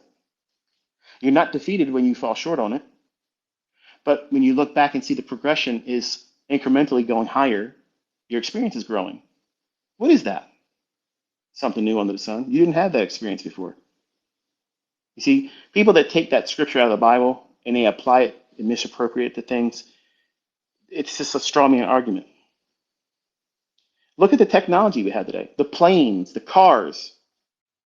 That's certainly something new under the sun. Solomon didn't have those things when he talked about it. So there's definitely new things under the sun. But what that passage really refers to is people are creatures of habit. We're like dogs. When a dog vomits, it'll walk away and despise and look at it and say, ugh, that was in my stomach. You can see it on their face. They're like, man, I'm glad that thing's out of my stomach. It was hurting me.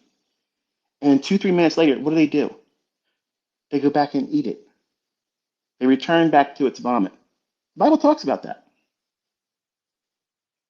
And that's exactly what you're doing as a developing trader.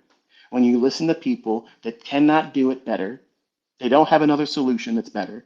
They're not consistently able to do what I'm showing you. If I'm going to be a teacher, okay, if I'm going to learn from somebody, I'm going to know that that person knows what they're talking about, is proficient with it, and has proven it. And they have no problem walking it right now. Ask them, do it right now. And those that can, will. So I crushed that whole argument. People that can trade, and others that can't teach ICT concepts. Well, I'll admit that that is true. There's a lot of people that teach my stuff that they cannot trade. because it's hot. It's a hot button right now. Everybody loves it. It works because it's the market. But it's applied to me and even the people that are doing well using what I taught when I'm doing it in front of them. I have a greater impact adversely if I fail in front of you. I've done this before. I think it was a year and a half ago. I was on a live stream and I trolled. I said, okay, I'm going to get a trade in here. I'm going to put a trade in here. Oh, look at that. Oh, sometimes it happens, guys. You don't understand dry humor sometimes. That's probably because I'm not good at it. But I'm telling you, look at what you're able to see me do, how often it's right, how often it goes where I say it's going to go. And then your ideal scenario would be not look at how I executed on it. That's just one way of dozens that you could have entered the trade and did the same thing or better. I love going in and sharing an example of where I executed on the ideas that I've shared in terms of the bias, the narrative, the liquidity pool, and the efficiency. The price is going to go to the draw, and then I engage price based on whatever time I'm sitting in front of the charts. If I pull up my phone and say, "Oh, it's doing that," let me take that right now. If I'm in a moment with my wife and the conversation drops down slow, I'll ask her, "Can you have a second real quick? Do you mind if I do something real quick? I want to share something with them." And then sometimes I've missed the ideal entry point because I was not watching the chart at the time. But I can get in there 81 different ways, okay? But I love watching when I share that. A student will come behind and say, I got a better feel than my mentor. I don't look at that and say, go fuck yourself, pal. Who do you think you are? I love that. I love that. That's moxie. And it's encouraging because that's exactly how I felt when I figured out how buying below the opening price on the days it was going to create a large range up day. I felt like I did something better than my mentor, Larry Williams. I didn't look at Larry Williams and piss in his cornflakes and say he sucks as a trader. It just made me feel like, wow, that's real progress because I did something that my teacher didn't do today. Not that Larry Williams couldn't do that or that I can't do that same entry. It's just that's the way it unfolded for you at that moment. You were at the right time when opportunity presented itself. And so many times, people on social media are quick to just want to measure up all the time. Measure up, measure up. Look at the measurement here. No one's coming here. No one's coming here. So by measuring stick principle alone, then you're in the right fucking place. You're learning from somebody that ain't trying to take anything from you, that's building you up on a day that I could be out here watching stupid sports. I could be eating cheeseburgers and fucking hot dogs and eating potato chips like everybody else in America. But I'm spending my time building you up, encouraging you, reminding you, because it's easy to lose sight because you spend any time on social media, it's toxic. And sometimes I just need to take a break away from it because it's like these people are fucking willfully stupid. Like you choose to be stupid. Like it's literally being laid in front of you and you're arguing about it still. It's not really there. It's this, it's that, it's that. What? What? Like that's peak denial. And I love the people that used to be like that and they've switched perspectives. I almost said switch teams, but I teach against that team mentality. I'm not saying be team ICT. I'm saying be team you incorporated. Take ICT out of it. All I am is the face, the person to listen to, the voice of reason right now to keep you on the right track. That's it. Once you get to the point where you don't need to learn anything else from me, you unplug from me. You don't watch my stuff. You don't follow me on social media. You don't care about what I'm looking at, what I think, because that's going to mess it up. That's what happens when I show up in people's live streams. They become, even if they don't like me or present an attitude that they are opposed to me, suddenly they don't want to take a trade that day. Suddenly they're like, well, I don't like the situation here today. It looks a little this, that, and thing. I'm going to wait. And they close it. I've been in there and people have immediately closed the fucking stream. Like I'm gonna go in there and troll them. Like I don't do those things. Like I don't do that stuff. When I go into a live stream and I'm a member of the audience, I want to be a member of the audience. I'm not there to be a disruption.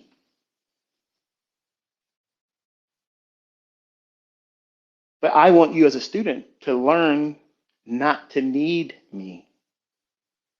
That's how I've succeeded as a teacher. If I keep you tethered to me, have I taught you anything more than codependence? No. That's why I don't do a subscription-based mentorship. I don't do that. Even when I was doing it, you paid to get 12 months with me, and after that, it's it. I could have kept these people on lifetime memberships, and they would have been paying it. I could have increased it every year, $100 more, $100 more, $100 more. They would have been gladly paying it. Some of them just for the simple fact that they were part of the community and they weren't even trying to learn. I had lots of people in 2016 that did that very thing. They just wanted to be part of it. Oh, this is worth the admission price. I just want to be able to watch what's going on. How do I know that? Because they never learned how to trade, ever. They never did anything with it. Is that what you're here for? I don't mean that rhetorically. I mean that sincerely. Are you here just to spectate, not learn how to speculate? Are you here just for the show of it all? Because that's what I listen to Patrick Malone for, because he's funny. Like he's a very natural, funny kind of guy. It's not always, the type of humor that's palatable. Sometimes it's a little, obscene. I'm not talking about the cuss words, because I can use with those, I can present presentations with those words too. And I repent every time I'm done doing it. But the sexual things and things like that, I don't think that they're necessarily useful.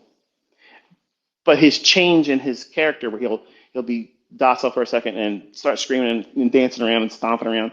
I watch that thing every day now, or he's flipping out and doing push-ups and stuff. That's some funny shit right there. Like that's method acting. That's funny. I mean, I don't care where you come from. That's funny stuff to me. And the fact that he's willing to do it in front of the world is to me, it's astonishing because it's nuts. Like it's literally nuts. But guess what? Guess what that means? He's got a character. That's his Ric Flair. When Ric Flair, he's the man. To be the man, you got to beat the man. And then when they beat him, they punch him really hard in the ring. He takes 3 steps and then falls right on his face. He's clowning. He's allowing the audience to feel like, yeah, you son of a bitch. I hope that hurts. And he didn't feel anything. He's laughing to the bank because he's performing his role for you, holding your attention. So that way the person he's supposedly wrestling looks good.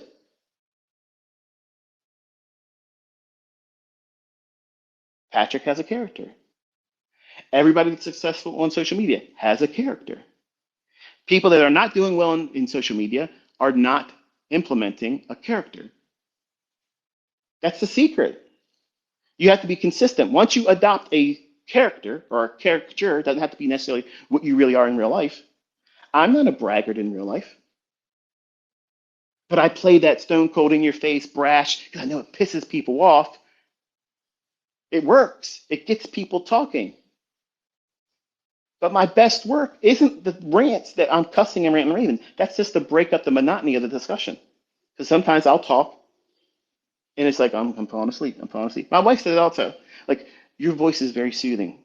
I love when you're talking to me because when I'm tired, it relaxes me, and I fall asleep easy. I don't get it. I don't like my voice. But I know it works. And when I'm done doing this, I'm going to do sleep aid audiobooks. I'm not, but I'm just trying to be funny. I can make money doing that. Bedtime stories by ICT. But there is something new under the sun every day. There are so many opportunities for you to find what you don't realize or recognize as your future successful self.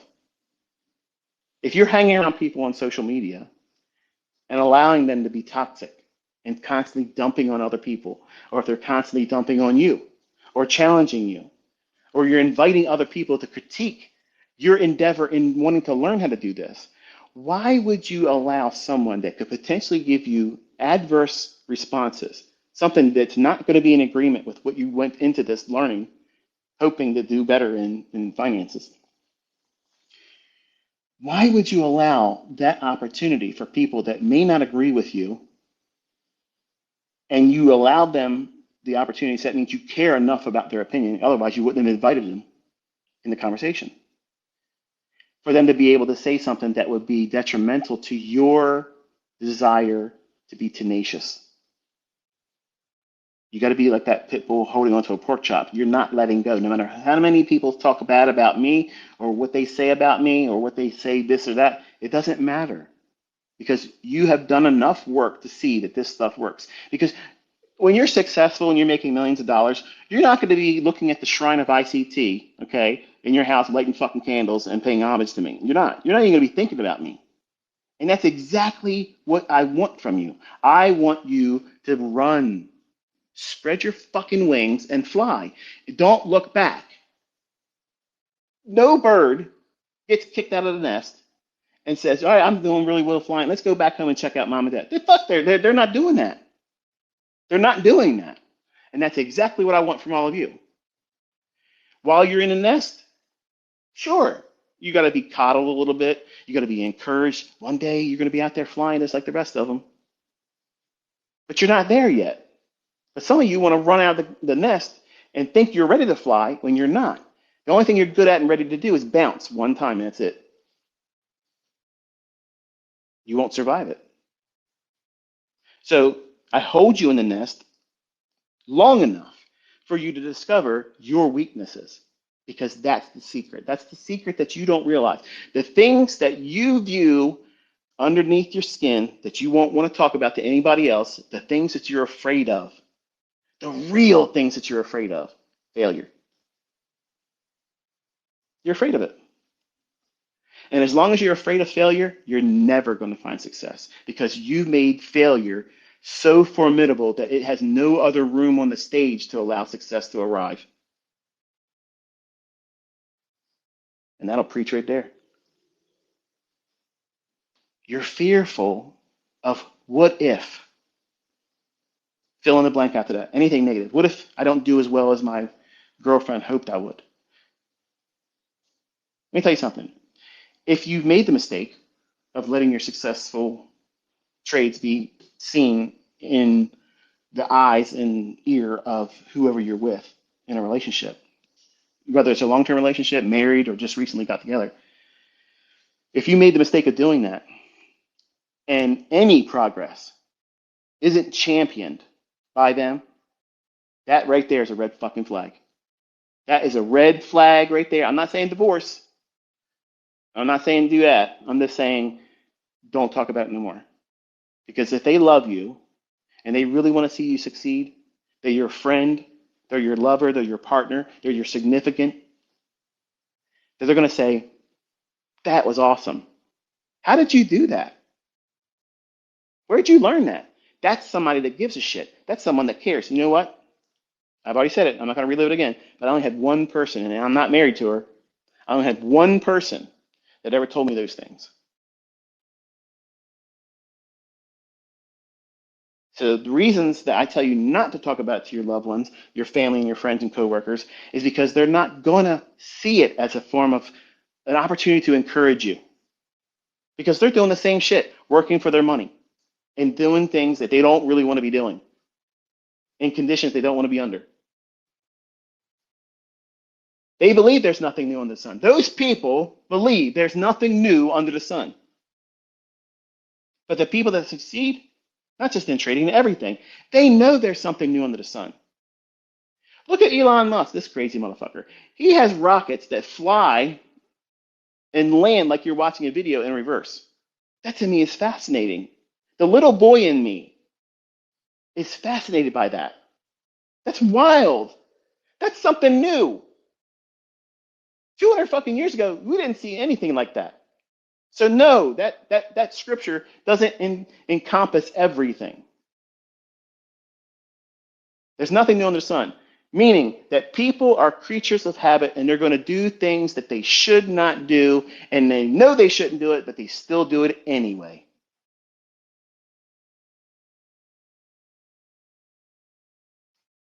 That's living a loser's loop, doing the same things, expecting a different result. That's Einstein's definition of insanity.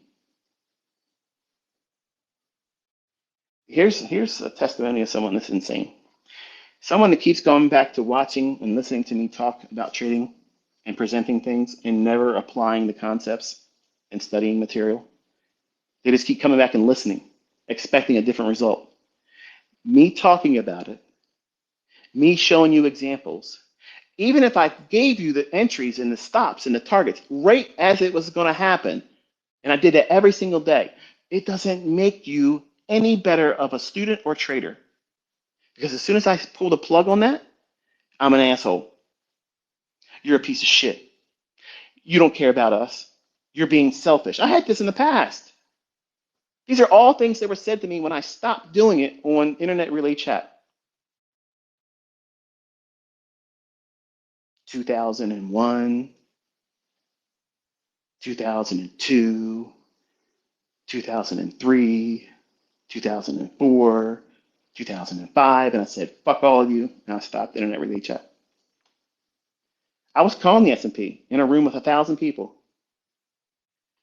and I was calling the stop. I was calling the targets. I was calling wherever I moved my stop, I was calling all that stuff. And when I finally said, I'm done, I don't want to do this anymore. You're an asshole. You're a piece of shit. You're selfish. Same things that people said about me here in recent years. But I don't live on the hopes and acceptance of other people. I don't give a fuck about whether you like me or not. I don't care. I don't care. You're not going to change where I sleep. You're not going to change what I put on every day. You're not going to change the way I live my life. You're not going to give anything that's going to cause me grief. You can't. None of you people have any influence over me. None. But you know what? I respect the measure of influence I have over you. I don't take advantage of you, and I could. If I was a piece of shit, I could be monetizing everything I do and putting price tags on it that none of you would have a problem with fucking paying because you want to be a part of it. That's how you know what I'm telling you is the truth, and you can trust it because I'm not twisting your arm to give me a credit card. I'm investing in you. I'm placing this information and experience into your hands with no upsell later on. You see all these guys, they do it all the time. They got Dean Gracio and what's the other guy?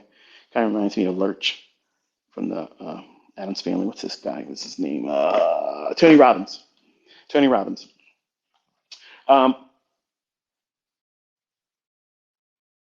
They do these things every year now. They're getting ready to do it, I think, this coming week, where it's free for 3 days. They talk for a couple hours. And it's just basically 3 days of commercial to buy into some bullshit later on. That's it. What are they doing? They're talking to you. They're inspiring you. Sure, they got into real estate. Tony Robbins got into motivational speaking. Used to be a janitor. He was an oddity in the beginning. He was a big guy, kind of looked like Lurch, kind of awkward. That was, to me, his gimmick. Like, look at this guy. And that's what held my attention. I've never heard anything from Tony Robbins that said, wow, shit, man, I've been doing it all wrong. He's right. He really is right. I need to walk out there on some burning fucking coals right now.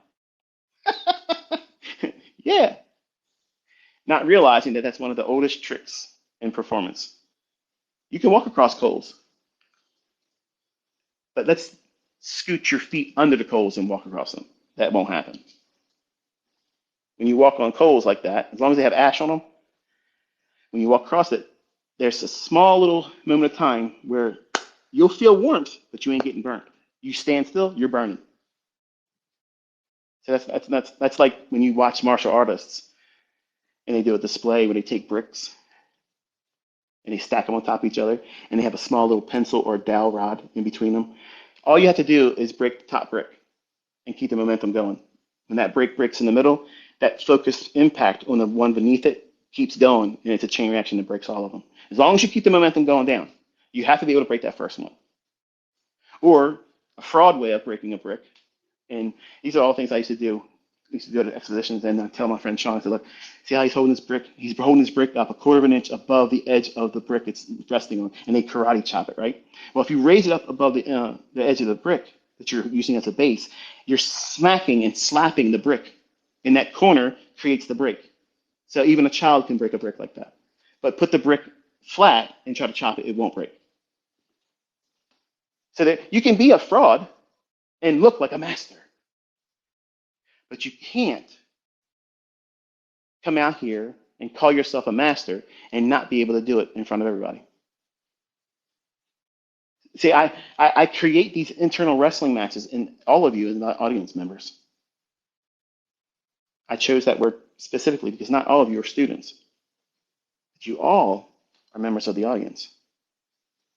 And I force the decision on you to decide whether or not, wow, this guy really has something that works. A lot of you now fall in love with ICT concepts because you've seen two men come out there and make a huge amount of money in a very small period of time. What's changed? You watch somebody else in the audience get off their ass and apply themselves and do it. I did not tell any of these individuals what to buy or sell. I didn't tell them when to get in, when to get out, what size contract to trade, period. They did it all by themselves. They used the same material that's exposed to you right now too. What's the difference? Something new under the sun for them. A desire to do it the right way. Stop doing it the wrong way. Stop believing it can't be for them. This world is going to tell you that you're never going to be successful.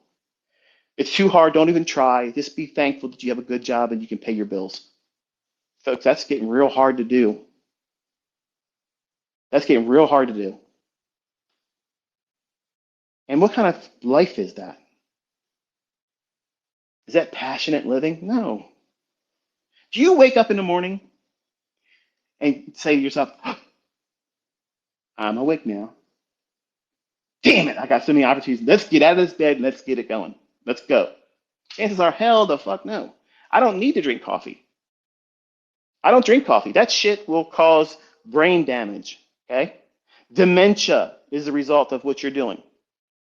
Don't believe me. I don't want you to believe me. Do your own research. But coffee leads to onset dementia later on. You drink a lot of it, you're increasing it. You don't need to stimulate yourself like that. If you're passionate about what you're doing every day and you have a principally oriented life, why are you getting out of bed today?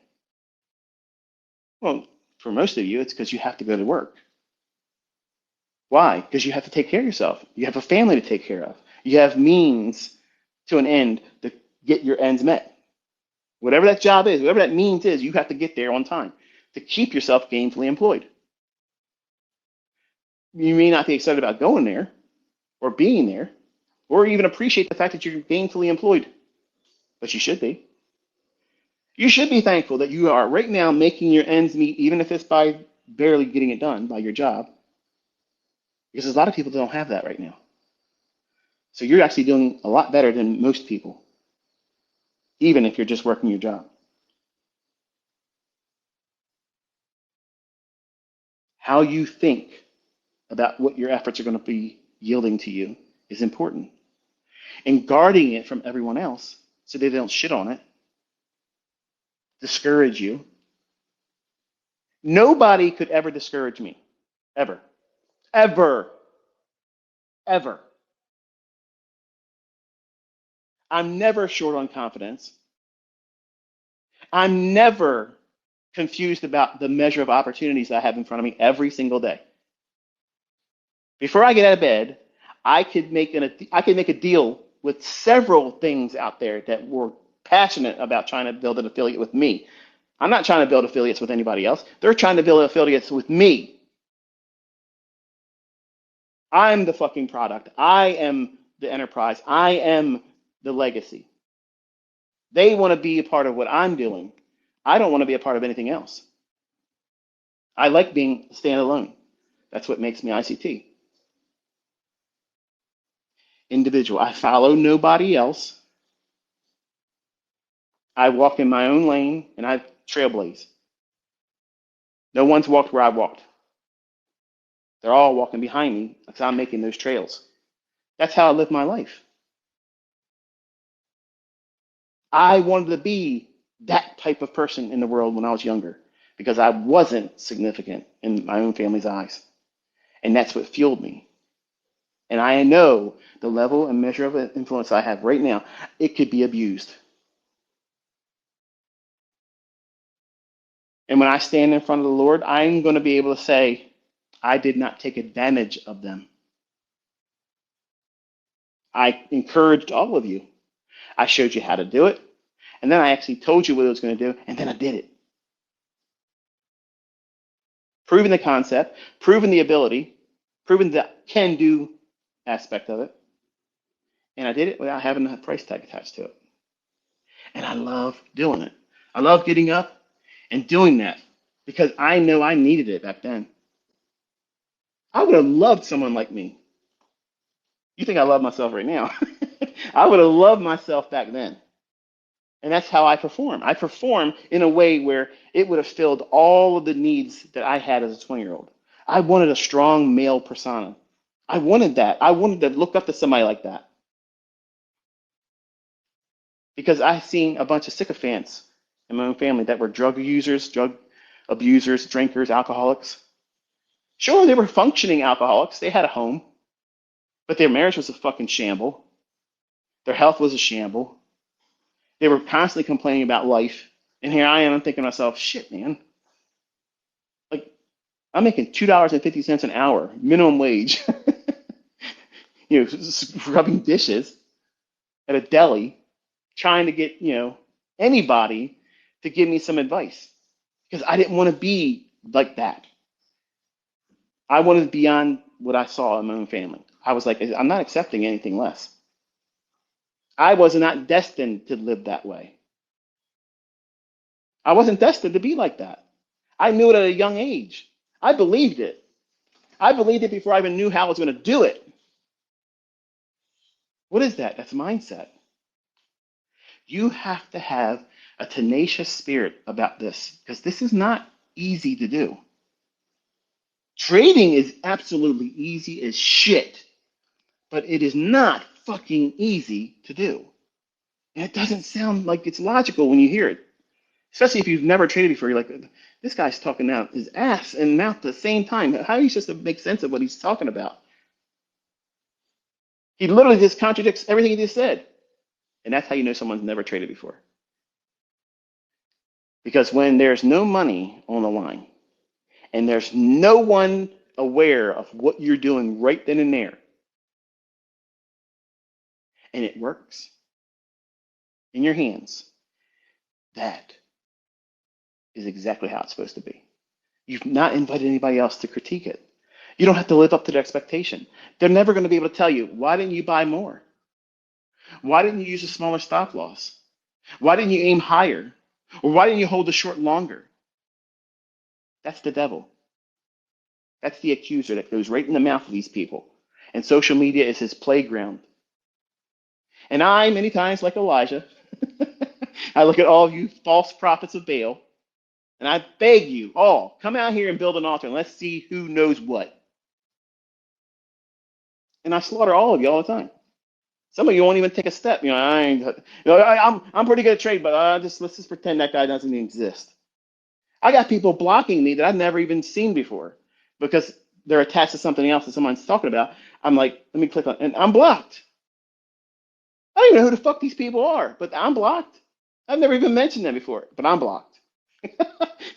It's like the scene in Deadpool where all the mutants are in the study and they see Deadpool rolling down in the wheelchair and they're like, oh shit, let's just close the door, pretend he's not here. That's what it's like. It's amazing how that character lines up with what my whole life is like online. He's my spirit animal. But you have to have it in you to know that there's absolutely something new under the sun for you. And that might just be $1,000 a week. And that's all you ever get to. You know what that means? You've succeeded. But you won't look at it like that unless you're making 6 figures a month. Imagine just for a moment, if all you manage to do is find consistency where your comfort level with just managing risk and the frequency of trading only yields you $1,000 net every single week. What happens if that happens to you? For some of you, you're thinking, oh, that's failure, man. That's failure. It's not even worth doing. Really? Really? You're telling me that you walk out your house every fucking day, and on Friday morning, there's $1,000 sitting on the bottom step of your front porch. You're going to curse that? You're going to say, fuck this bullshit. I better not come back out here next Friday and find this $1,000. Somebody's ass is in a sling if I find another $1,000 out here next Friday. You hear me? But that's the equivalent of what you're doing. When you see progress that you see right now and you can't see beyond it. You can't see past that right now. This is the best that you've arrived at. It's a plateau. You can't get past it. Well, what happens if you never get past that? Is that a curse? Are you doing less by doing so? Fuck no. That's a blessing. That's your ends being met. That's grocery fucking money. Maybe even all of the subscription shit that you signed up to every fucking month that you think it's only cheap, but you got 30 of them. And you're spending a fucking car payment and all these little services that you don't need. But you say you don't have money to trade. I blocked this woman. She's, oh, I got to GoFundMe. Come on, let's run it up, guys. If you care, help a G. Come on, man. Help me get an account. Fuck you. Fuck you, woman. Get yourself a fucking job. Get yourself a fucking job and then put your own fucking money in an account. Fucking panhandling people. Unbelievable. Level of entitlement. Get the fuck out of here. You lazy motherfuckers. You lazy motherfuckers. I got no patience and time for people like that. Get the fuck out of here. The people that are going to do it, they're going to do it with their own fucking effort, their own fucking money. They're going to fucking strap down and say, you know what? I got shit around my house I don't need. Let me fucking sell it. I got time on the weekend. I can deliver some fucking pizzas.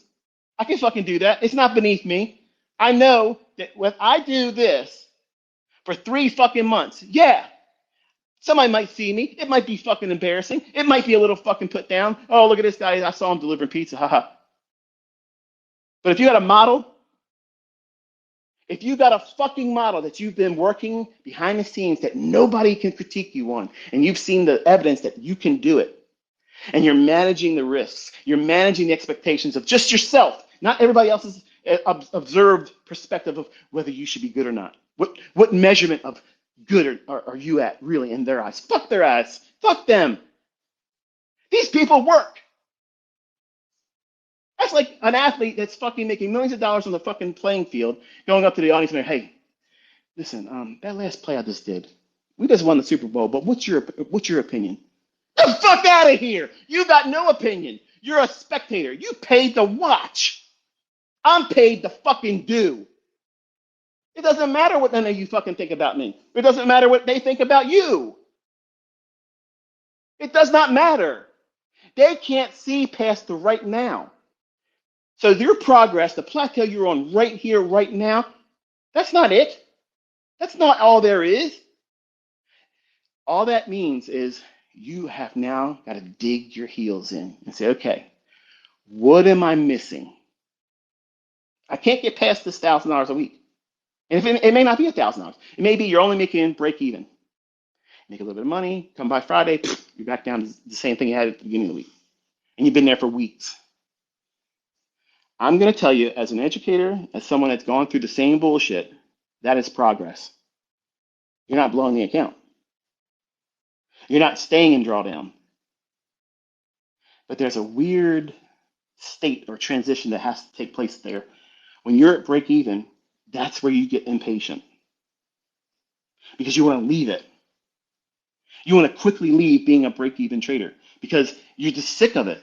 I got to start seeing money. You are seeing money. You are. You're coming out of those little drawdown, those losing trades. That's progress. There's so many more people out there that can't do that. And you got to accept the fact that that's where you're at for right now until you grow out of it. How long you stay there is dictated by how you think and the actions that you take and the people you invite to critique you at that moment. If you're at break even, the worst thing in the world is for you to go online and say you're a break even trader. What are you doing that for? The wrong reasons. You don't realize it, but you're doing it for the wrong fucking reasons. Nobody's going to come to you and coddle you and hold you by the shoulders and say, honey, listen, Daddy thinks you're going to do so much better than you think right now. Just keep working hard at it, okay? Everything's going to be fine. It's going to be fine. No, I'm not going to tell you that. I'm going to tell you, well done. That's progress because that's good. It's good that you're not blowing the account. But I'm not going to sugar talk and blow smoke up your ass and say, honey, everything's going to be great. You're going to be rich. Because a lot of people are going to stay in that break-even state and then fall victim to impatience because they want to make money real fast. They want to be able to prove to themselves and, more importantly, everybody outside of themselves that they can do this. They've made it a comeback story, like a fucking movie plot. You're the main character. I've done all that stuff before. And every time, instead of the Rocky outcome of Rocky 2, it was Rocky 1. Sure, he didn't get knocked out by Apollo. He got fucked up by Apollo. If you look at how he looked at the end of that match, it didn't look like he did good. He just survived. That's a break-even trader. You got to get to Rocky Part 2. And look what he did. He doesn't look like the same Rocky Balboa in that movie in Part 2. This motherfucker's in shape. What'd he do? Back tested, managed risk, showed up to the gym, studying price. And he had to have his montage moments to encourage him. That's what these are right now. That's why ICT does Twitter Spaces, because it activates the main character in you. You feel like you're Rocky. You feel like you can run through a fucking brick wall. This motherfucker gets me. That's what I'm talking about, baby. Preach. I needed to hear that right now. I know. I needed this, and nobody did it for me. So I did it for myself. I used to talk this shit just like this to myself in the car driving. I talked to myself just like this. I was the audience of one, and I was talking my shit to myself. I was the only fucking cheerleader I had. I was the only one that pushed my ass and said, get it going, get it going, get it going. If you need me or anybody else to fire your ass up, you don't want it bad enough. And I mean it. If you don't fucking get yourself inspired and talk yourself to a point where you appreciate the fact that you're putting the effort into it, and the effort you're putting into it is significant. Not, I looked at it for 10 minutes. I watched the first 10 minutes of his video.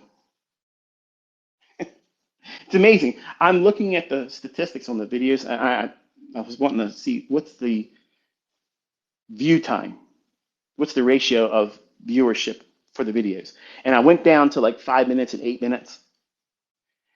30% watch time. Why even bother looking at the video? Like, why even bother? It's the same thing that happens when I start a new mentorship or new playlist, and I put this content up there. The first video, out the gate, yeah, we're all here. Second video, at least a 60% decline. And then it falls off even more. And that's why I put all the best stuff towards the later portions of playlists. Because you don't fucking deserve it when you're lazy. You don't deserve it. You don't deserve it. Why should it be made any easier for you if you're going to be lazy? Because you already proven to me by the statistics that are being measured, and I'm not saying they're accurate. I don't know if they're accurate or not, but I'll trust it enough to say this is what I see. But you're proving it to yourself. You see people making money with it. You see me using it every single day, calling it in advance. This is what's going to do. And then I'm executing on it. Even if it was a demo account, never was ever a live account ever done, used once ever again. You still don't have an excuse. You don't have an excuse. When I showed the live account, it wasn't good enough. When I told you in advance it was a demo account, it wasn't good enough. I don't give a fuck what your opinion is. I don't care. The people that are here to learn, they see it. They know what's going on. And they're like, well, if he can do that every day, I can find one of them a week at least. Even if it's half of what he's able to do, that's better than my job. And I can let that grow to 2 years living expense and get myself $50,000 to $100,000 in money saved up. And I can quit my job and follow a model that I've proven to myself during those 2 years of saving up those tiers of income, growing my account up to a state of $50,000 to $100,000 where I can not feel the impulse that I have to take a trade because I have to make my bills, because I have 2 years of living experience, or not experience, expense, not using it to live lavishly. It's just there if you need it. It's not for you to dip into all the time. It's there just in case your trading doesn't give you what you need to make for that month. And when you start seeing how little you have to go to those 2 years of living expense, that's huge confidence. Huge confidence. Because now you have a nest egg right from Jump Street, where the problem is everybody wants to go into it to build a nest egg before they start trading, live. I'm gonna start trading live and look to quit my job so I can build my nest egg. And that's why you fail. That's why I failed. Over and over and over again as a young man, I was rushing it. I was begging for something new to be under the sun then, not recognizing I was holding it in my hands. And I had something that worked really well, and I demanded it to do more than I needed it to do. And because I was living up, well, not living up, but I was trying to live up to the measurement that other people online when I was first starting, there was this website, okay, and I think I've mentioned this before. I'll say it here because I don't really want to put it in the book and immortalize the guy, but this is going to be enough for it. His name was Dean Keller. Never saw the guy's face. He had you think my website's generic. This guy's fucking shit was even worse. It was basically a hammock between two palm trees, a cartoonish drawing of a beach hammock. And he called himself the Caribbean Trader. And you never seen him call anything out. He never gave any trade ideas. He would always just post that he made like $19,000 on a trade in commodities. And I used to look at that shit and it would piss me off. I'm like, man, this is bullshit. When I was making a couple $100s a day on a very small account trading the grains, that was big for me. That was progress. I mean, we're talking back then where my whole fucking week after taxes, bring home pay, was $285, man. And I was making that sometimes in one day, just trading soybeans or corn. Not every day, but in one day I could make that. And that's huge fucking progress. But when I would read this guy's billboard post or his website post, he would always talk about what he did.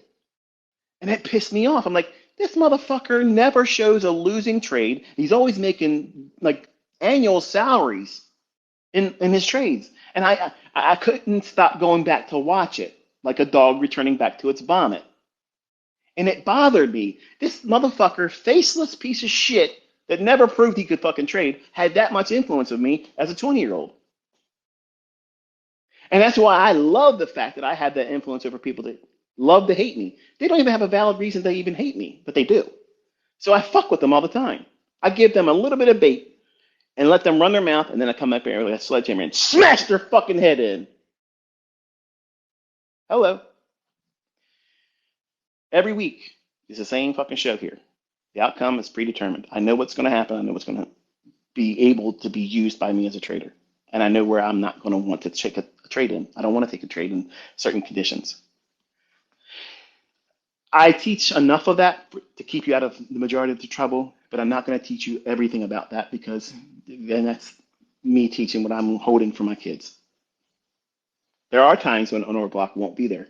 There are times when a fair value gap will fucking fail. It will. It will do that. I know when they're going to be likely to see that happen. That's why you see I'm very selective when I'm telling you I'm going to be participating in front of you. And when I participate in front of you, I'm batting 1,000. And that's the track record that matters. Knowing in advance before it happens, and then I'm telling you it's going to do it, and then I do it. You can't fake that, folks. You cannot fucking fake it. When you scroll left and it's the same fucking account, you can't fake that. Sorry if it hurts your fucking feelings. Not sorry. But you have to find a way to motivate yourself beyond me. Because I'm getting old, folks. And I'm going to be real honest with you. It's very hard for me to be inspired to make these fucking videos. Like, I just don't want to do it. I don't want to do it. You know, I look at my family, how my youngest, he's graduated homeschooling now. Like, if I wasn't raising my niece, I'm close to being an empty nester. And all the decisions I made to be ICT are really coming home to roost right now because I look at all the time that I wasted not being dad. If you're not careful, you can do a lot of things living a lifestyle where you think you're entertaining yourself, and you might be. But you're doing things that are going to pale in value when you look back and you say, you know, if I could go back in time, would I have done it the same way? No. Nope. My biggest life lessons I can share with you as someone that's been doing this for 33 years, my best advice, and I mean this so heartedly, is to not live online. Don't make your wishes, your pursuits known to anybody else. You just do it. Never allow someone to be able to critique what your life's passions are and what you're doing while building it up. Think about it in the corporate world. When they have a new idea, remember there's something that's nothing new under the sun, but there's always some new gadget, new thing that everybody wants to buy. So again, that scripture has been misappropriated to many things. It teaches that everybody does the same things by habit, and there's nothing new under the sun. We fall victim to our own selves. And then when you realize that you're doing the same things wrong, and you don't make changes, there's nothing new under the sun then. You're going to constantly go right back to where you started and feel like you're living a self-defeated life.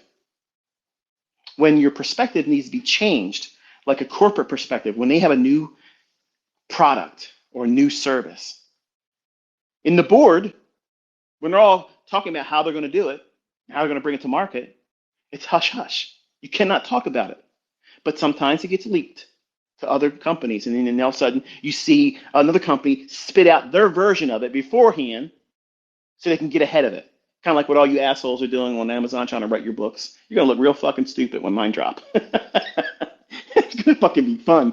But anyway, the point is, there's always going to be somebody out there that's going to come up with a new way of doing something. It doesn't necessarily mean that it's the right way for you. It doesn't mean it's the right way at all. It just means that they're marketing it as such.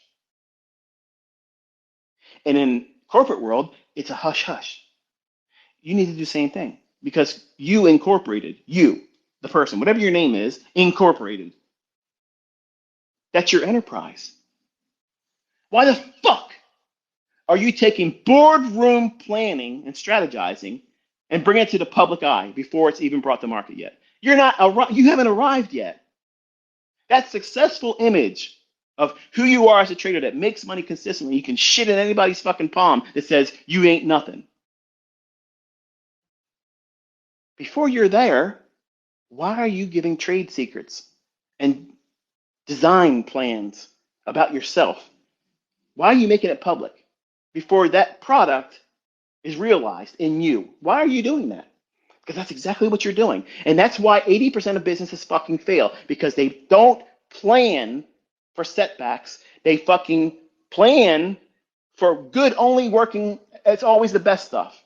And they're not prepared for adversities. They're undercapitalized. and you don't have the mental capital to weather the bullshit that's going to come at you when you're learning and you bring up my name or anything else. I don't give a shit. You could be making money. You come to me, you talk to me about Elliott fucking Wave, supply and demand, Wyckoff, any fucking thing. I'm going to laugh in your fucking face. I'm going to laugh in your fucking face because it's substandard. It pales in comparison to what it is I do and what I'm teaching. Nothing gets closer to perfect, to the tick. Nobody gets better than that. No system is consistent in doing that, but ours. We do that. That's a normal day at the job. That's business as usual around here. Precision Incorporated. That's us. That's fucking us. We're not imitating somebody else. We're not putting a new sticker on a fucking outside and calling it something else. We're walking the talk. We are fucking doing it. We are doing it. And nobody else outside of this community can touch it or even come fucking close. And none of them have the fucking balls to come here and say, here's what I can do better. Just like Brad Pitt in Troy. Is that all? Is there no one else? Is there no one else? Because I've conquered every fucking school of thought in trading. There ain't a motherfucker out there that can come close to this. Not one. Not one. And you doubt. You're all waiting for a champion that ain't going to come. They ain't going to fucking come. And the whole time you're wasting time. You could do so much better than I did. You could have been faster on your feet than I was.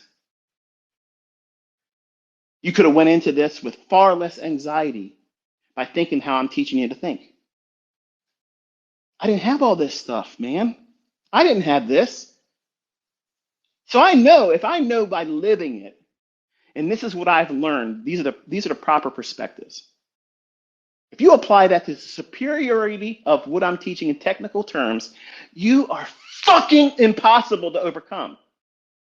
You can't worry about other people being even close to you then. You're on a different plane of existence, man. It's not even like you're fucking relatable to anybody else. It sounds arrogant. This guy's full of shit. Listen to him. He believes his own bullshit. I'm that same motherfucker that tells you where the price is going, and I'm in it. I don't get it fucking wrong. Unless I want to. Unless I want to. That's that little dig. Oh, he only loses when he wants to. He did that to teach you. You're fucking right, I did that just to teach you. I can show you a loss. I can do that for you. It's no sweat. It's absolutely 100% scripted. I'm staying kayfabe, baby. But you're ignoring every time I tell you it's going to do it, and it does. It's funny how that's a selective discussion. You give them a little bit of cheese, a little bit of bait. Look at this, look at this. And I got my strings on you, making you dance around like a marionette. You're my amusement. People that come here and they hate and they talk shit, stay here long enough, and I'll make you eat your words. And some of you like to watch me do that. And I feel guilty when I do that because I'm inspiring you to look for those types of things. And that's the one thing I wish I didn't do.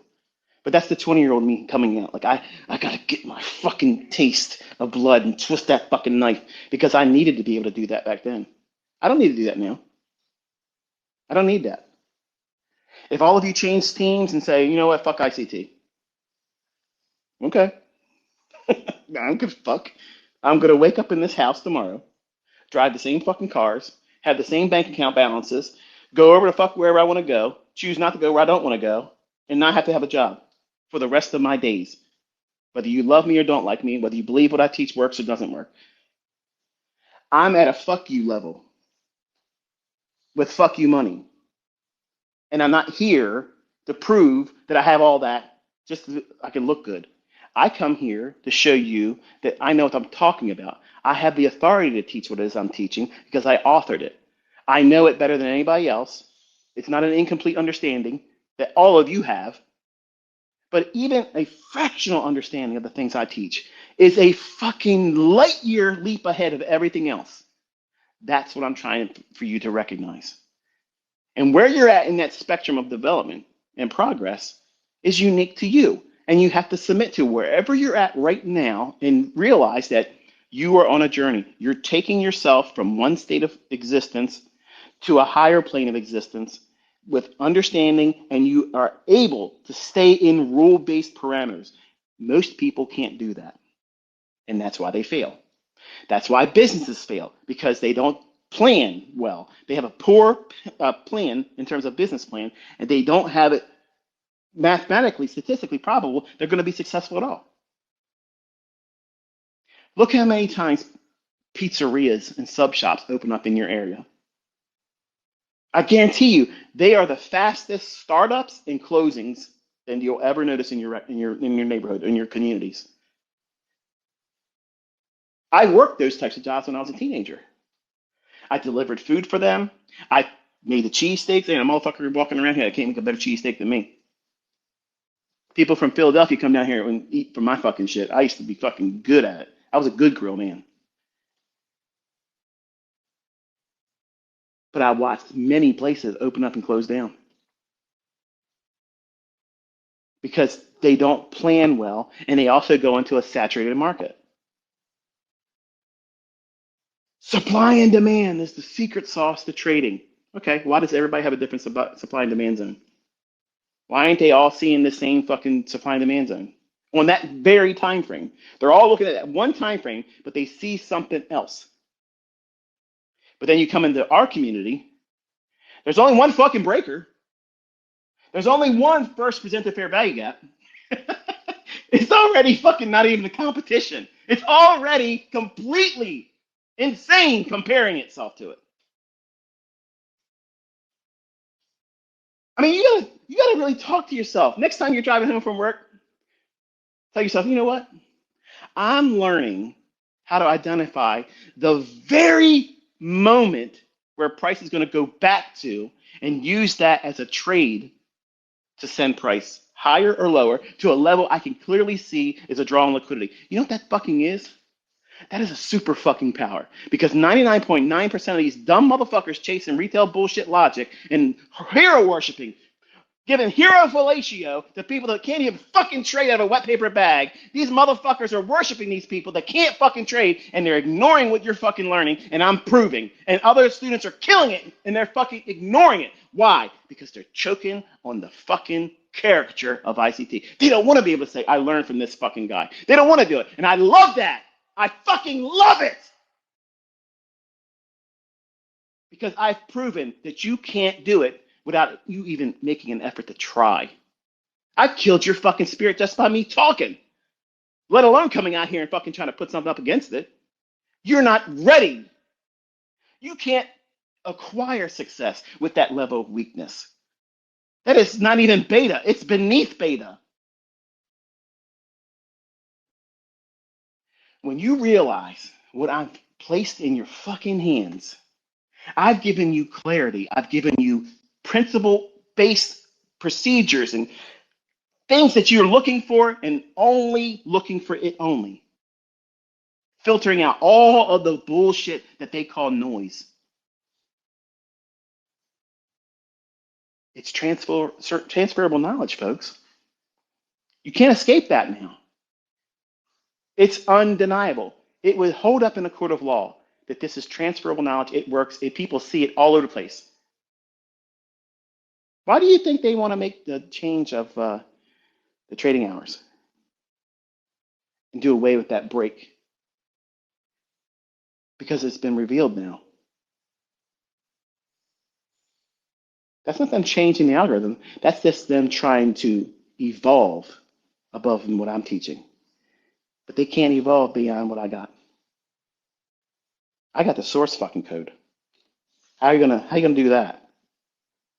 You can't. Sure, you can make 24 hours trading. Nothing's gonna change. That same reference in time, even though price is still gonna trade, they're still gonna use those reference points.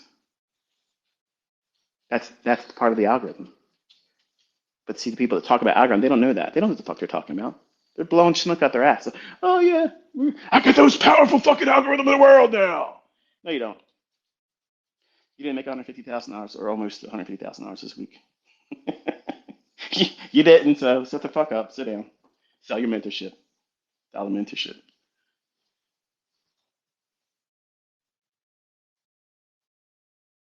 Instead of saying, what if this doesn't work in my hands? You need to be talking to yourself and say, you know what?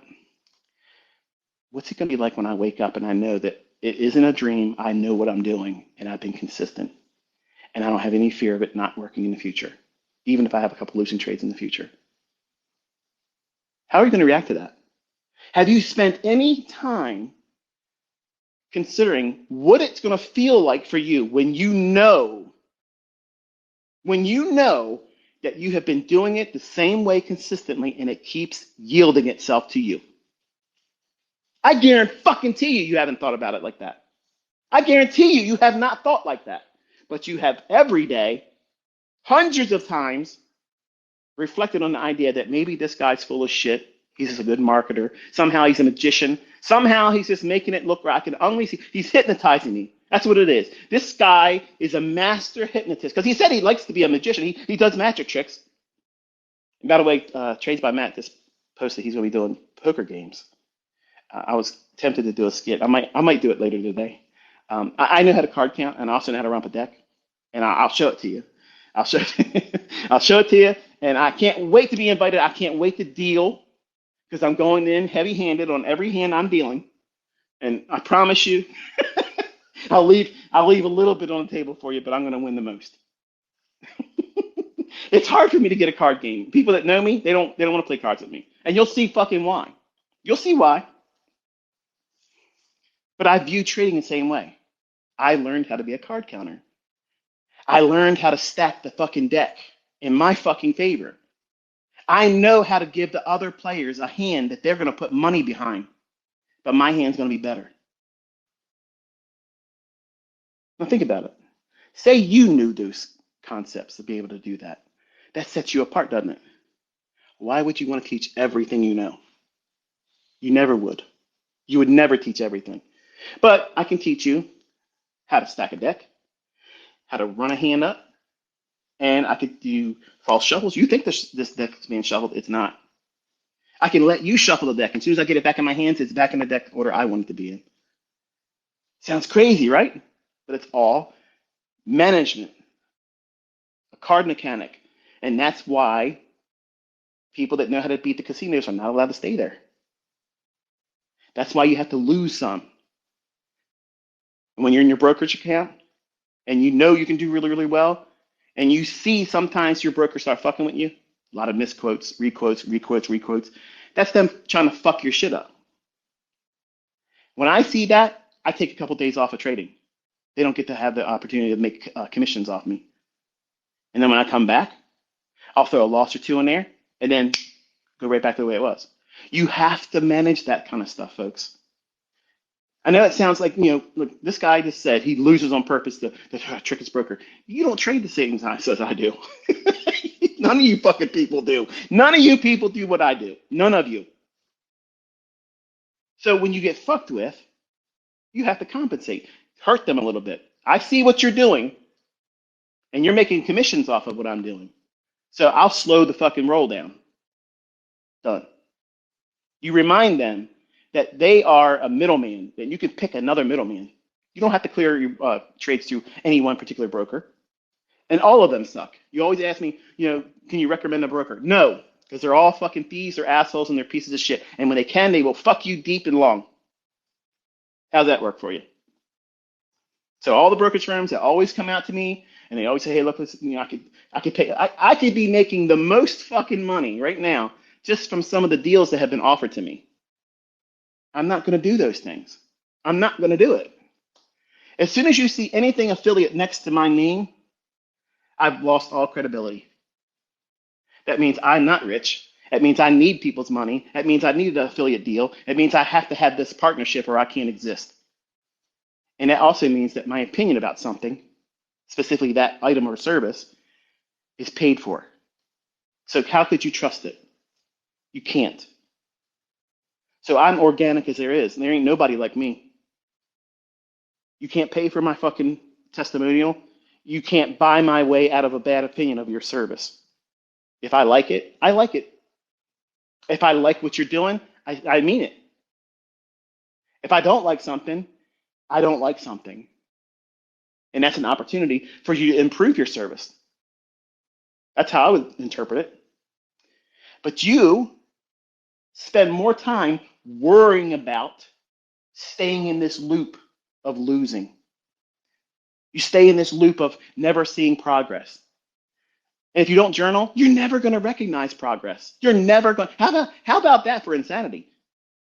If you are not measuring your KPIs, key performance indicators, what are you doing every day consistently, and how are the results yielding itself to you?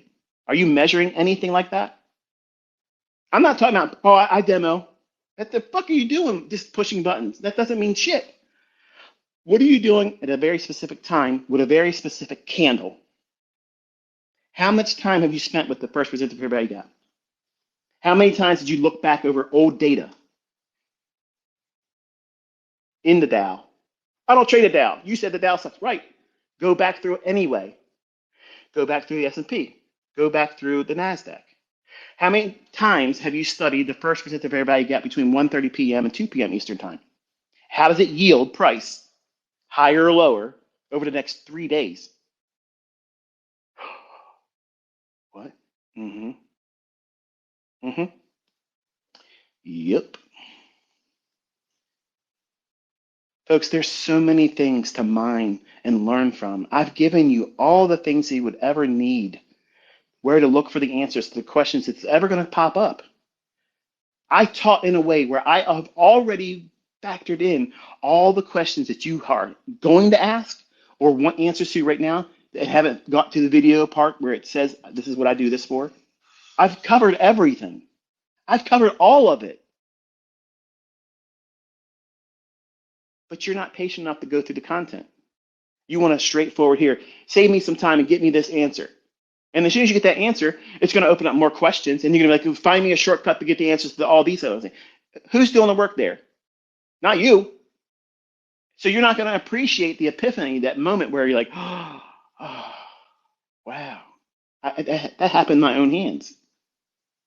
That's why I teach like that magician you thought I was talking about earlier, Paul Harris. Like you brought him up, and what the hell was all that about? His interview, when the guy was interviewing him, he said, what is the thing you love most about performing? And he goes, I love dividing my audience. Like you see all the magicians and they all want to wow their respective audience. It's like, whoa, what the fuck? Oh man, my mind's screwed up. Mind freak. Are you ready? He got bored with that. Because obviously a world-class magician, you don't sleight of hands, and you can do some wonderful things and make the audience suspend their belief about the reality they just observed in your hands or in their own hands. So he started playfully working with his audience, and he would sometimes look to offend at minimum half of them. And then it was like his job, the entertainment factor for him was if he can win them back over as supportive audience members by the end of the show. And to me, it didn't make any sense. When I first heard it, I'm like, what a dick. Like, what a real asshole. If I paid to go watch this guy, and I only liked half the show, and the other half of the show left me pissed off, and I didn't like him, I thought he was an asshole, like I'll be like, this is a terrible experience. Sure, he's a good magician, but he's an asshole. I adopted that as ICT. I openly welcome the idea that at least half of you are going to hate my persona. You're going to hate the fucking character that I'm presenting. That's not me, but it's part of the marketing strategy I use to get you talking. Because if you're talking, even if you're complaining and you're never here to learn, you worked for me. You brought people's curiosity here, and I never had to pay an advertisement for that. And I'm the most followed person in mentoring. I'm the person that's most willing to give you free time, teachings, and I walk it. I don't talk it. I walk it, talk it, teach it, predict it, deliver it. And nothing comes close. There's nothing comes close to what we do. Not one fucking thing comes close to this. So what I've done over the years is I take my audience, and when they get comfortable, I cause discomfort.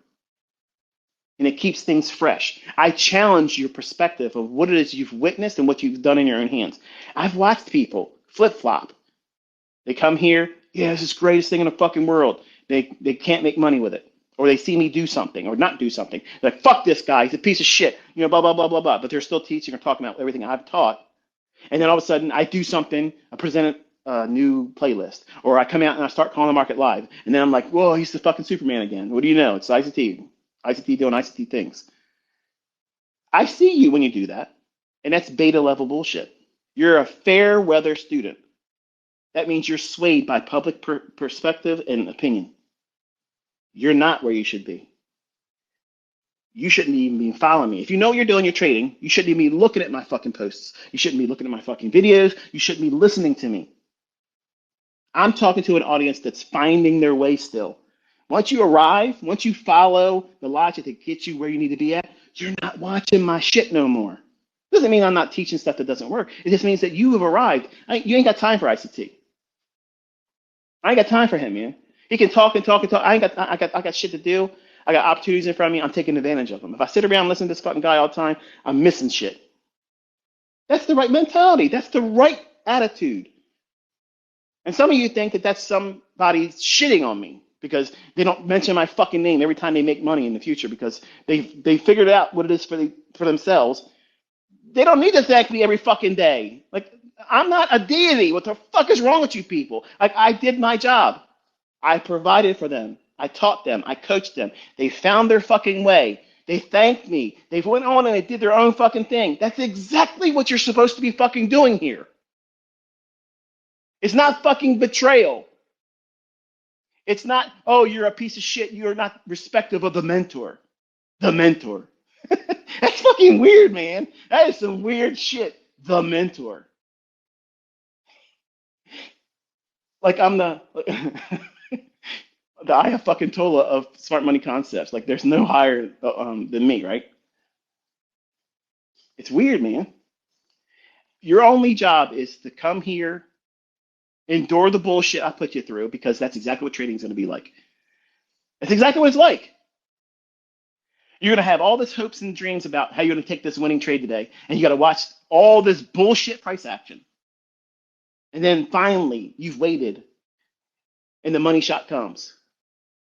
The little pieces of the long drawn out presentation, I'm dropping those gems. I'm telling you what it is that, yeah, finally I listen to all this bullshit. All of my fucking students have said this about me. All of them. He talks too much. I'm doing two things. Number one, I'm hiding it from lazy motherfuckers that don't deserve it. And two, I'm conditioning you. For the people that want it right now and easy, because it's not going to be like that. It's not going to be like that, folks. You're going to have to work a lot, study a lot, go through a lot of hardships and doubting and second guessing yourself. And I'm teaching you that that's normal. And if I didn't believe this shit, if I knew that this didn't work in other people's hands, I wouldn't waste all this time making no money off of wasting time. Why am I here? Why am I here right now? Why am I here on Saturdays when I show up and do this kind of stuff? Don't I have better things to fucking do? You're damn right I do. But I know these discussions are going to be playing through your earphones in the gym, during your lunch break. Some of you doing worse things like smoke breaks at work. And you're going to be listening to this stuff. And there's going to be a moment where you're listening to that and it's going to kick you in the ass and say, you know what? Fuck, he just nailed me right there. That's me. He's talking to me about me right now. And I'm going to do what he said. I'm going to change things right here. I'm going to change the way I think about my own actions, my own fears. I got to shut down anything about fear. Shut it down. If you're going through the proper procedure like I've outlined, which is you back test. See if there's any validity to the things I say are existing in price action. Then what you do is you tape read. That means you're just watching. That's all you're doing. You're not pushing a demo account. You're just watching and observing and taking data that you're feeling, not just clearly the open, high, low, and close and how the price moves, but more specifically how you are internalizing at that moment. You'll be astonished at how you feel anxiety when something that you don't have any vested real interest in terms of risk. but the outcome means something. You're like, this better work. If this doesn't work over the next 10 times I do this, if it doesn't work at least 7 fucking times, I am not doing any more of this bullshit ICT stuff. Some of you I just nailed right there. Damn it, he's fucking good. Get out of my fucking head, ICT. I was the same person. Trust me, I was the same fucking thing. Calling Larry's 900 number about S&P. All right, the last 3 times I did not do what he said to do, and yeah, his stop loss weathered that move. He was able to see the profit. I couldn't. But if this one doesn't happen right now, I'm never going to call it again. I still called it. You put yourself through all these. It better do this, or I'm gonna. Come on, man. Like you're opening yourself up to the universe, and the universe is gonna. Okay, I'm gonna reveal the proper decisions based on the outcome of these next 4 or 5 things. That's nonsense. That's crazy. That's crazy level of superstition. And if you got the faith to put things like that to task in outcomes, why don't you put the real work of saying, okay, I'm going to go back and look at a specific thing like the first presenter everybody got. And then I'm going to tape read it for a couple weeks and press no demo account. And then if I see some progress there where it seems like it means that there's an opportunity here, I'm going to test it with a demo account. Now, mind you, you haven't placed any money at risk at all yet. You're still discovering what you're feeling when you take these engagements in price action. That's the secret recipe, folks. Because when you get this moment of euphoria, that means that you're probably going to be more likely to rush into opening up an account with real money, and you're going to think you're prepared before you really are. That's the trap for that. The other one is where you don't think it's going to work, and then when you do have a live account, you're afraid to take the trade because you place the emphasis so much on the outcome having to be profitable. So you're wrestling fear and greed. Those 2 enemies are always there. They're always going to be there. They never go away. How are you able to hold on to these trades and this number of contracts? And why are you able to do this? And my experience, I've desensitized myself to it. When you first start out, you're scared of everything. Scared of your own shadow. And it's normal. That's why you never invite other people to critique your measure of fear. Because the only thing they're going to deposit into you is more reasons to self-doubt. That's all it is. They're not going to encourage you. So don't ask for my encouragement publicly because you're going to get 15 other people come behind and say, well, this is the right way of doing it. And these people aren't making money. They've never traded live profitably, and they don't even know what the fuck they're talking about. But everybody's got a PhD in psychology and they want to help you out. And I'm sorry, unless you're making millions of fucking dollars a year, you're not telling me anything. Sorry. And nobody's telling me anything in trading. I'm unteachable. I'm unteachable. They have an expression where you need to be unemployable. I'm unteachable. And when it comes to trading, you can't teach me anything else. I know the open, high, low, and close. I know what the fuck's going to happen. I know what time it's going to do it. So I don't need to have a conversation with anybody else about how they can improve upon me on that. But I am interested in other people and how they found success and their adversities. I could care less how they trade. That's the least important thing to me ever. But what they endure is important to me because that teaches a whole lot more about a person's tenacity and desire to overcome, which is an ingrained natural tenet to all consistently profitable traders. If you don't have that trait in you or can't develop it, you're doomed. It doesn't matter if you trade my shit or anybody else's. It does not fucking matter. You have to have that characteristic within you. And I teach you in a manner that helps cultivate that. And it's not an overnight progress. It's not a transition from the lowest, meekest, self-doubting person to all of a sudden now you're the fucking conqueror of the world. Kroll the conqueror. It's going to be a whole lot of fighting with yourself internally. You're going to wrestle with things. Why do I keep doing that? Why do I think that? Why am I afraid of those things? Why am I allowing this person's opinion about what it is I'm doing have any impact over me? Why did I second guess myself? You're going to spend more time thinking like that than saying, what happens if this stuff works and I follow all the rules and I put it off for too long? I'm going to wish I would have started sooner. That's a good problem to have. That's a good problem to have because that means, number one, that by saying that, it's really emphasizing the measure of strength of the thing that you now know how to do. If you have a regret that you should have started sooner with me, thinking this way about the marketplace, that's the surest cheerleading moment you could ever give yourself. Because what that is testifying is there's nothing better. There's nothing better than that. You're not going to chase some new strategy. You're not going to chase some new goober, new mentor, new nothing. You found home. Home is your model. You don't need to leave home to be happy. Home is where the heart is. And all the things you care about most are in home. Your loved ones, your prized possessions, your treasures. You need to treat your trading the same way. Guard it.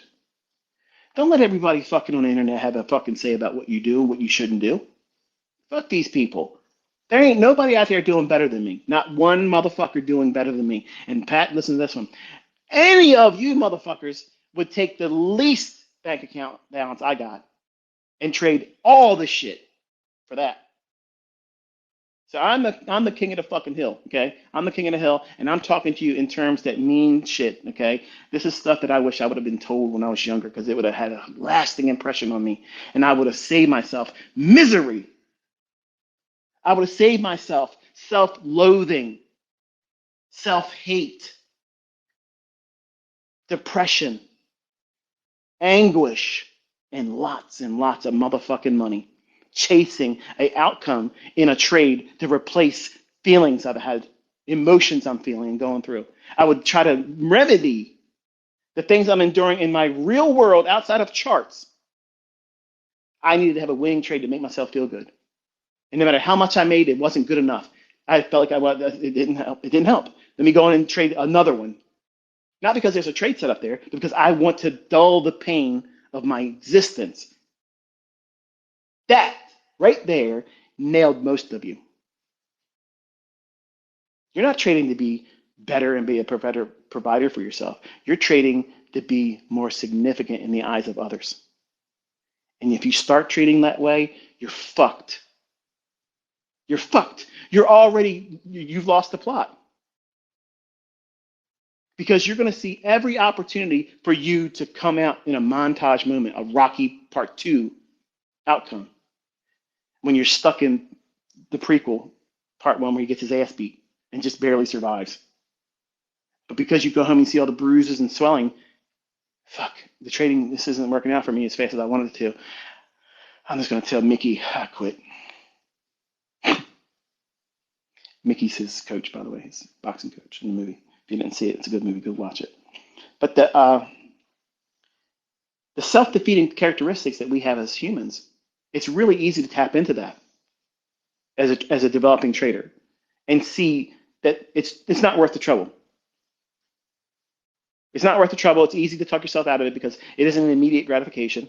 It takes a lot of effort, a lot of work, and you're deferring a lot of what you believe should be right away success.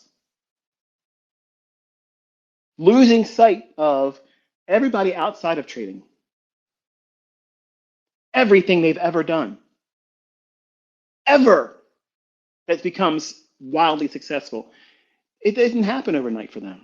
Look at Jeff Bezos. This fucking guy, the same time I'm watching Larry Williams VHS tapes about how, everything is useful to him, I'm subscribing to it all. I'm watching them every day watching them. In 1995, Jeff Bezos is in his fucking garage with an Amazon sign hanging off of a makeshift little desk, and he's trying to build his empire. Anybody watching that man doing that way is probably looking and saying, "What a fucking clown. What a goober. What a goober, that guy, Amazon." Now everybody's fucking shopped from Amazon.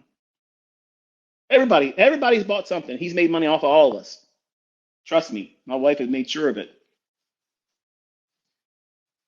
But now he looks like a fucking super villain, like a super Bond villain. He's accepted baldness, shaved his fucking head. He's taking tests. He's fucking working out. He's fucking super villain, right? He's the Lex Luthor we deserved. Modest beginnings. Look how long it took for Amazon to kick off. It didn't happen overnight. He had modest, humble beginnings. I'm sure he was probably thinking, man, this is taking a lot of effort, a lot of time. What did he do? He stuck to the process.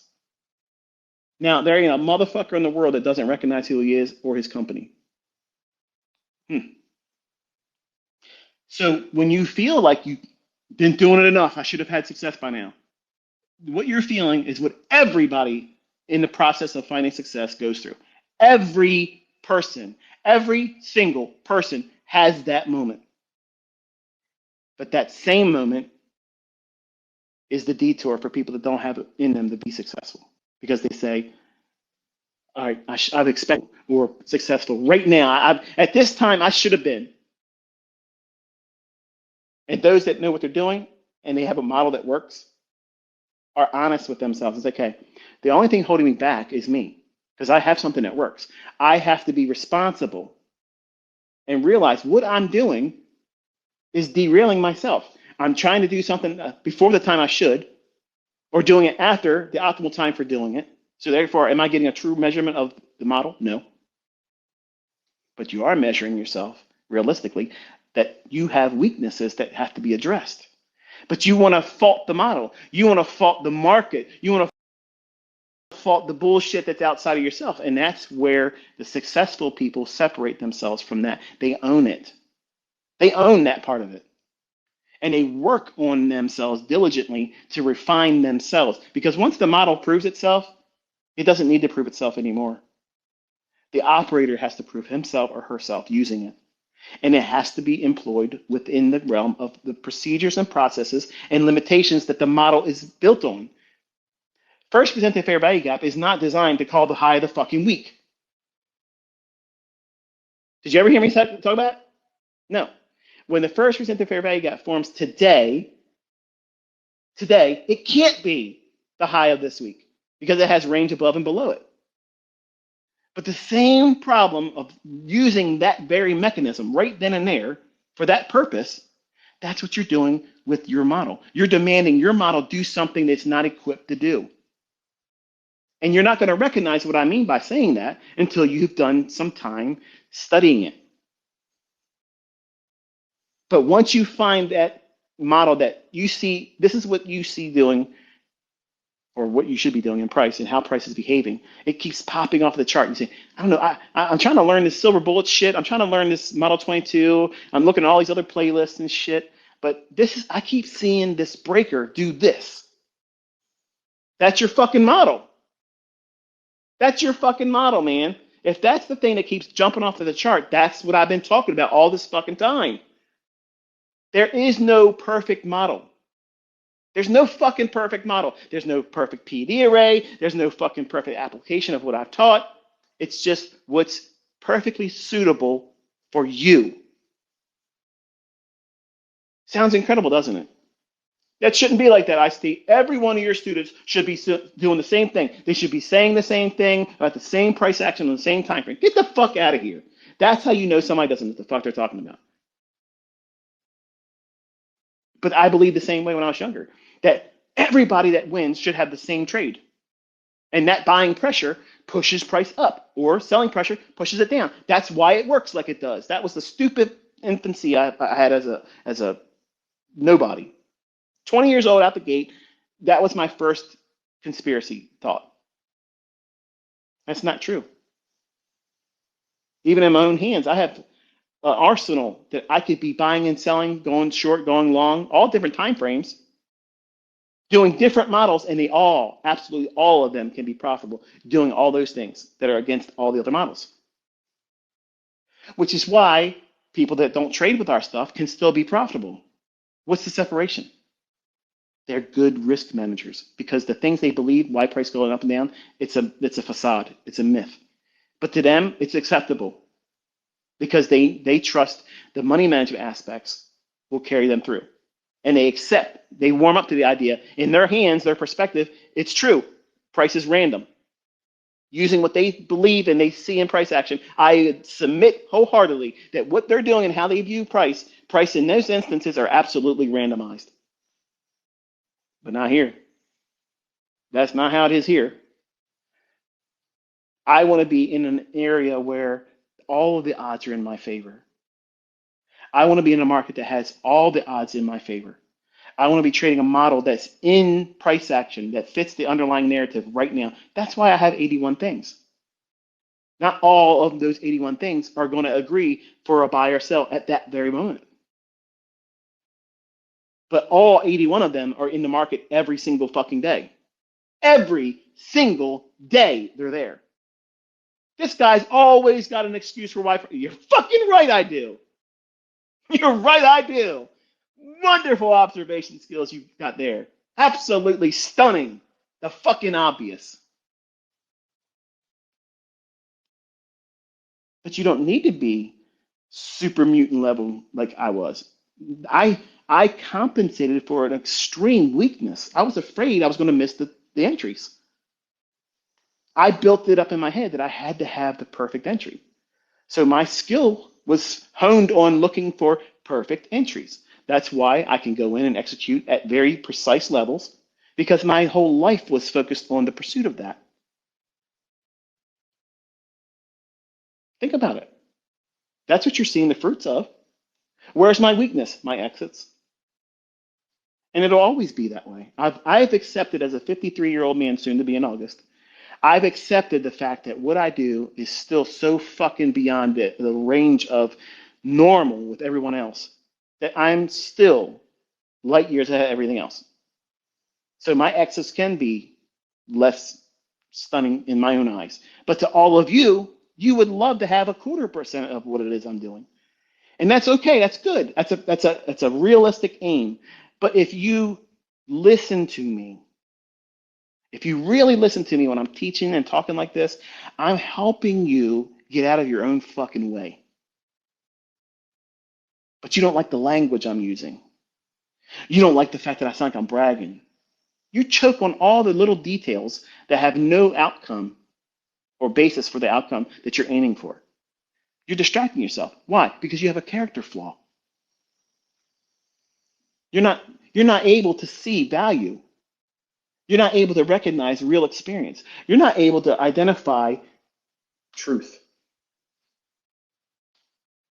And I veil that in a lot of long discussions that all are helpful.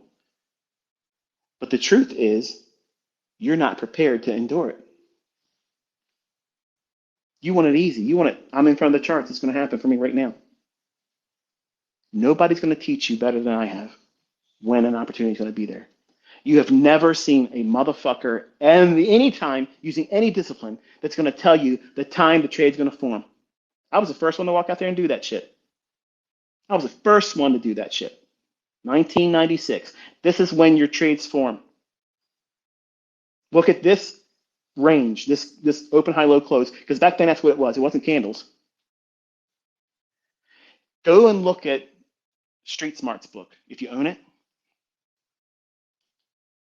Open up Short-Term Secrets to Long-Term Success or long-term trading or whatever, something like that. I'm probably butchering the shit out of Larry's book, but you'll know what I'm talking about. Look at the candles or the open, high, low, and close and view them as a candlestick. None of those authors are making mention of that. But price is going right to them, halfway, stopping, going right down, and running to pools of liquidity. And none of those books, not anything in the past, was talking about that shit. Not one fucking book was doing it. But when I was looking at those books, that's what I was seeing. That's when that voice would say, look here. Look here. Look here. Look what it did there. Pay attention to this. It wasn't a conversation like I'm having with you. It was very short little unctions. A little bit of sometimes it was my own conscious voice, and sometimes it was a voice that I've never heard sound like anything else. But it's always been an encouraging voice. And I attribute that to the Holy Spirit. That's, I don't care what you believe, but that's what I believe. And when I submitted myself to it, it was always right. Now, I'll leave that to you as to what you think it means, but I'm not perfect. But this voice was. And when I come out and I try to encourage you, I want you to know that I wrestled with that same stuff and more. Like you go to work and you're a functioning employee, I would have anxiety attacks at my jobs. I would go to the bathroom. I would pretend I had an upset stomach when I didn't, just to go home. I would run from responsibilities. I would hide from responsibilities because I was wrestling with anxiety, which turned into agoraphobia. And that form of anxiety manifests itself in traders early on, and they don't recognize it. They hide it by resetting their account or resetting their funded account challenges, talking nothing about what they just endured, but making no effort to change what they just endured. They're the problem. I was my problem. How I thought was my core problem. I thought the things I was fearful of and obsessively thinking about what I needed to have right now, or I'm not successful, or finding success, or progressing in the right direction. I allowed those thoughts, those self-defeating thoughts, those questionable outcomes, the what if thinking, and it's always negative. I let that stuff dictate how I live my life. And I invited fear to grip me and hold me in a death grip and choke me out every single day. And to the point, my whole existence was my bedroom. And I got fearful of even looking at the markets or charts. I had anxiety attacks about putting on what we know as CNBC now. I didn't want to hear what the price was doing. I was having anxiety attacks, and I wasn't even in trades anymore. In between accounts that were blown, I'm having an anxiety attack about a trade I'm not even in. What if it goes up there and I was right the whole time and I didn't do anything about it? That's next level misery. Let's call it what it is. Like that's misery. And if you don't correct that, even when you do find success, success isn't enough. So you get comfortable with taking stupid risks because the adrenaline rush of doing that compensates for the pain for not accepting the fact that you make bad mistakes or you messed it up in terms of your progress and you second guess yourself. That's what I think, honestly, Jesse Livermore did. I think he realized that he just had a flash in the pan run of luck, and he was experiencing the shit in his hands that he couldn't make it work, and said, fuck it. I can't accept it anymore. I don't want to go through this pain anymore, and blow his brains out. And you all champion that guy. He suffered from mental illness. I feigned a mental illness so that way it's part of my character online. I am not, absolutely not bipolar. I have no mental illness. Some of you that talk that shit, you bought everything I've ever done as a character online. I own you. I should get the Academy fucking award. You believe everything I put out there and showed myself as a character. That's wonderful. Thank you for the compliment. But it's funny how people look at these giants in the industry and they all have character flaws, huge character flaws, but you champion them. I'm team Gann. I'm team White Cloth. I'm team whatever the fuck anybody else talks about. And you don't know these people. You don't know what they wrestled with. You don't know. Just like nobody should know what you're going through. Don't give them what you fear most. Don't put that out there in the ether. Because the devil is like the lion that roams the earth, seeking whom he may devour. And if you lay down a fear, make it known, you made his job easy. You made his job easy. He don't even need to do that. He could just send a minion and torment you. You could be tormented by a spirit of torment, and that spirit constantly digs at you, and you set a table at your home for it every day and don't even realize it. You set up an altar in your mind, worshiping it, giving it homage. That, hey, you're right. I'm never going to get it good at this. I'm never going to be successful. Why should I bother? It's normal for me to feel like this. It's normal for me to wake up and feel anxiety. The day I wake up and I don't feel anxious, Something's broken. Something's wrong. That's not normal for me not to feel anxious. That's how I lived my life in my 20s and early 30s. Even making money, I lived like that. Think about that. That's not healthy, happy living. That's me regretting that I didn't do the right things and change myself sooner and living in yesterday, wishing I did it differently. You can't live like that, folks. You can't live like that and have a healthy outlook on your own progress. You won't recognize it. So you have to be your best cheerleader. You have to guard yourself from anybody else's influence. Look what the devil does. That's his job. He's the accuser. And you're literally going on social media among devils, hateful people that hate their life. They don't want to see anybody succeed. And you're literally putting out there your weaknesses, the things that you struggle with. And you're wondering why things get worse. You regret, oh, I wish I never would have said that. Right. If you just would have listened to me. All of us have fears and what of thinking. Can I be honest with you and share some of them with you about my own? Can I do that? Would you be interested in hearing that? Would you be interested in knowing what I'm fearful of? Here's my fear, okay? And it's not a soul crushing fear. It's just, it is what it is. I'll tell you. I spent thousands of hours making the content that I've made to pretty much guarantee if God chose to take me out before the rapture, before I think I'm going to reach a specific age, and He just says it's time for you to go. You're done. You're done, and you're coming home.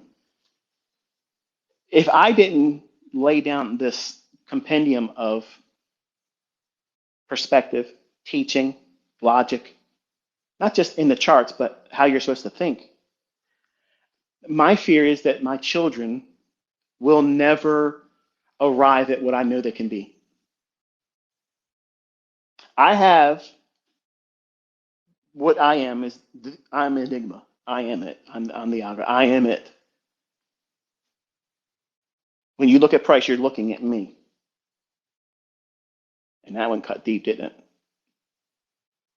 My fear is that none of my kids will fully apply themselves to be more than I am. That's my fear. That I have been given this. I've had the luxuries and the pleasures of living off of it, employing it, being the author and face of it all. But that's it. None of my children will do anything with it. That's the only fear I have as it relates to trading. And if they never do, well, I mean, it doesn't change how I live, but it is a regretful thing for me because I pour myself into these lectures.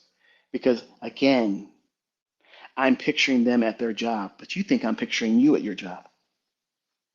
I'm picturing them looking at how expensive things are. And even though dad helps them out here and there and buys a couple of things extra for their pantry to get them through for the week of the month, I'm wanting them to feel that discomfort.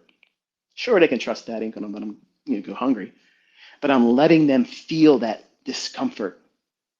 What if the day comes when dad's not here? That's what I want them to think. I want them to think, I have all of the advantages right now that all of you would love to have time with me.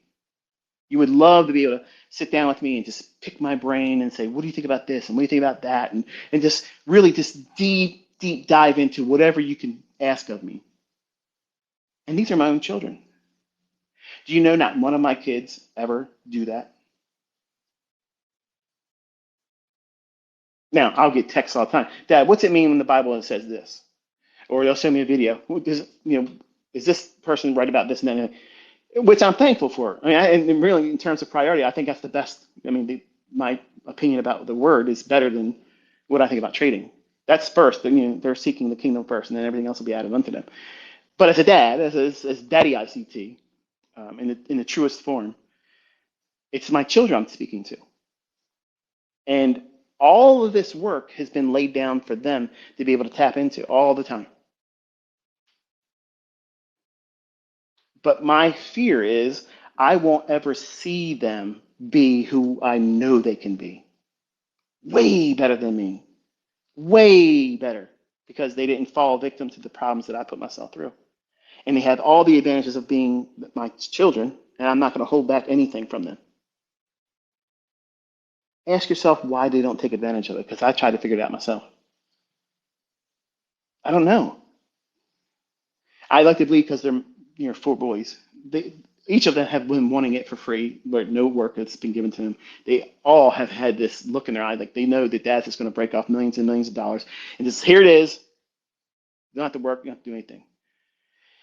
And I told them. And my oldest told me I was a piece of shit dad, and I'm the worst dad in the world. When I first told him I wasn't just going to lay it in his hands like that, because I saw the efforts of me doing things like that younger, and he went a different direction. He now doesn't think that way, and he's appreciative of it. And he actually does really good in his own efforts. He's not super rich, but he's successful at what he does, and he loves what he's doing. So he has a little bit of an entrepreneurial spirit. He wants me to give him signals. I'm not going to do that. Sorry, Cody, you're going to have to do real work. But all of them had, even my daughter, she's like, do we have a will set up? So just like a woman, right? Going after the money. I know, ladies, that was just a joke. Don't come at me. But they all have this expectation that dad's just going to leave this for them. And I have been spending my entire life laying down breadcrumbs. And maybe it won't be my kids. Maybe it'll be one of my grandkids that may or may not be ever known by me. So if you're listening to this in the future, you know, Pop will be, proud to see it. But that's the only fear I have. I don't have any other fear. Not related to the markets or trading or the perceptions of others. Now, I could very easily, and I have honestly entertained this idea a few times with Caleb and Cameron. I was like, look, I could have a lot of fun with this, and you can make a lot of money if you step out there, okay? I'm sitting next to you. You're doing what I'm doing, but you're going to call it like you're doing it. Let me tell you something. A lot of you smart motherfuckers would have figured it out right away if I did that. It's just dad doing it. But you won't want to say it because then it proves that I know what I'm talking about. So it kind of cancels the whole argument against ICT because his son now doing it. He's doing what ICT wouldn't do. So he's better. He's given the stop loss and the target and everything. And all of you would flock to his channel or whatever service he would be offering, whatever the fuck would happen. You all would pour in your attention there and blow smoke up his ass and build a pedestal to place him on, and he'd be a fucking hero. And I'd say, look, see how easy it is? And I could entice them to do that. And both of those boys were willing to do it. So what did that teach dad? They want the shortcut. And that broke my heart. Because I wanted them to say, no, dad. I want to do this on my own. I don't want you doing it for me behind the scenes. Because I could do that for them just like that and give them a false image if I was a con artist, if I was a piece of shit. And you'd all believe it. You would all believe that that was them doing all that stuff. No, well, I guess not all of you. Some of you would realize that, okay, this guy really knows what he's doing. I was wrong, but I'm going to have to call bullshit on it and say it's Michael doing the trading. I had to fix Cameron when he did his Top Step stuff just to get his money out of it. And I told him, I said, I'm not getting you profits. I'm just getting your money out. And I told him what to do, and he got out of it. That's the only reason why you saw his name on the leaderboard up there. It was me fixing it for him because he was trying to do straight shortcuts, not doing it the right way, not wanting to learn. He wanted dad to do it. If that's all there was, I could just simply say, hey, here, look, let me put an account together, set up a family management company, LLC, and the profits that come from the trading, all of you draw a salary from, and you don't have to have a job. That's easy. And all of you can do that too once you learn how to do this. You can set it up for your children. If you decide to do that, if you don't think about it the same way I think about it, you'll be like, I don't give a shit. They're my kids. I'm going to give them everything they want. Treat them like Kardashians. Sure, you can do that. Let them draw a salary from it. It's called a family management LLC. Talk to your accountants. They'll help you with that if they know what they're talking about. And you can set that up through your trading. You can run a trading account as an LLC that they draw a salary from. So some other opportunities right there too. But you sell yourself short because you think the short-term adversities right now, not realizing what is laid in front of you as opportunities. What happens? What happens if you never really get good at trading?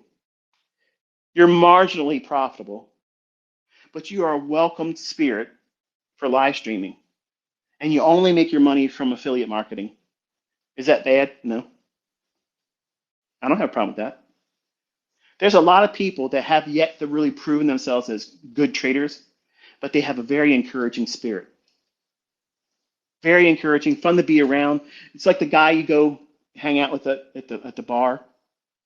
You see him all the time. He's friendly. He never gives you any bullshit. It's just fun to talk to. You don't expect a guy to make $1 million a year. You don't expect him to smoke up your ass.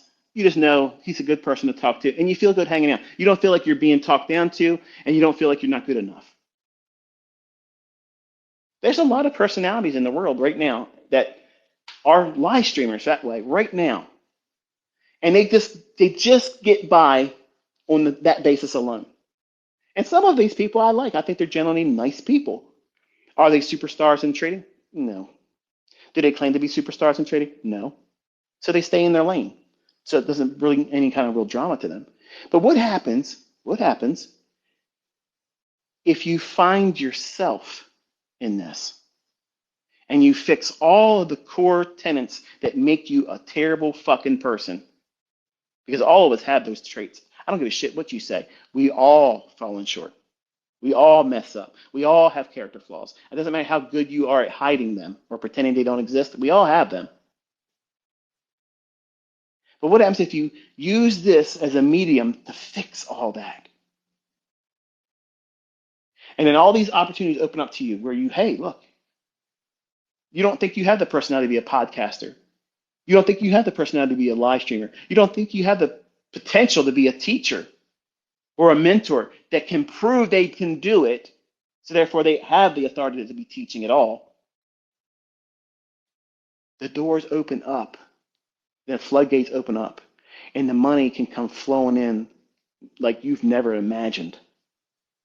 And when you find big income coming in like that, you know what that does? It frees you up to not worry about what?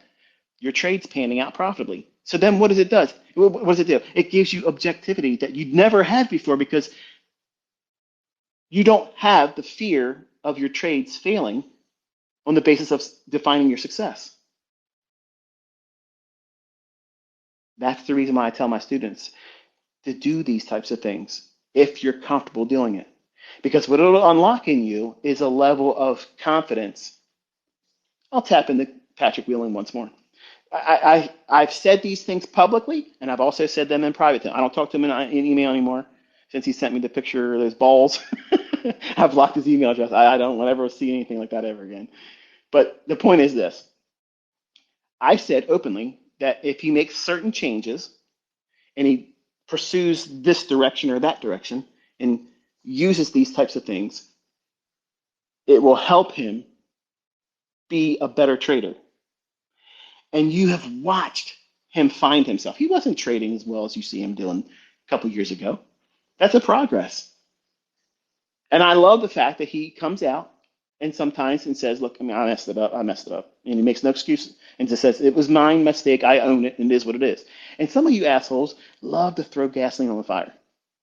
And I see him take it to heart. It bothers him. That's a weakness. But that's a weakness that can be capitalized on. Because that doesn't go away. That doesn't matter how much money you make, that stuff doesn't go away. He has a deep-rooted desire to prove something.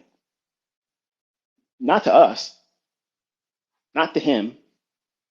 There's somebody in his head that he's proving every single day. He's doing this something that he's doing every day, this pursuit of success, the amount of money he makes, what he can buy, what he's able to do, who he's with, how long he's having sex, and how many times a day he's having sex.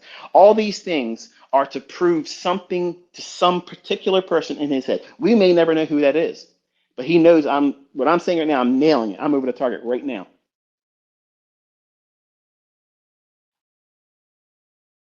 But he's doing all the right things except for spending his money like he is. That's the only thing I would change, Pat. I mean, that right there, that shouldn't happen yet.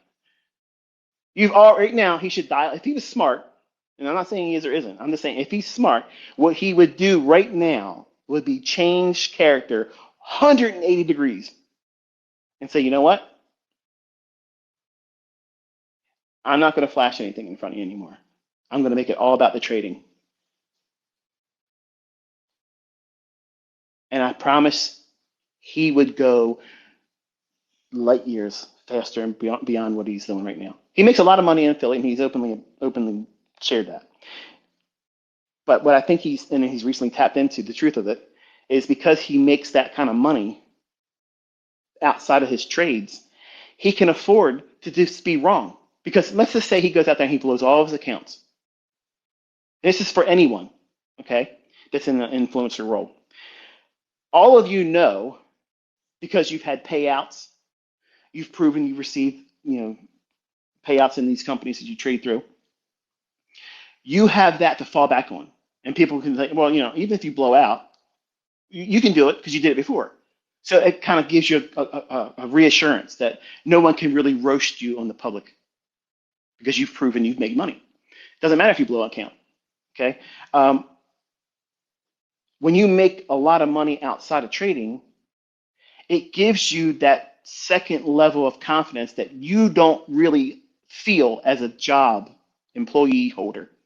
I said that backwards. An employee or a job holder, someone that goes to a 9 to 5. That's not the same level of I don't give a fuck with the outcome. That's like when I lose the money, I'm still stuck working with Carl. And that's self-defeating. Whereas if you lose your accounts and you blow your account in trading, but you have a nice income coming from affiliate marketing, a broker arrangement, or whatever it is, you're repping some kind of a TradeZella. I don't know. I mean, I just know there's things out there that people use and market, and I don't have a problem with it. If it's a good service, then it is what it is. But that type of thing, I encourage that because you're always in the beginning, you're going to be fearful of the outcome of the trade. And what if I don't make money trading?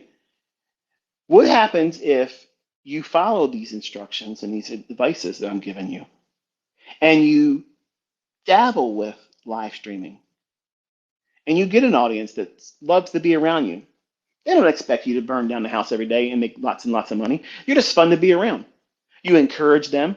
You feel like you're one of them because you're doing the same thing. You're finding your way through it. See, that's the part that I love about Patrick, because he was doing that in front of all of you, and he still is. He's still finding himself. He throws it at the audience for you to hate him, but then he also gives you those things that you can just look at and say, you know what, he earned that. He earned. You can say what the fuck you want to say, but he earned that there.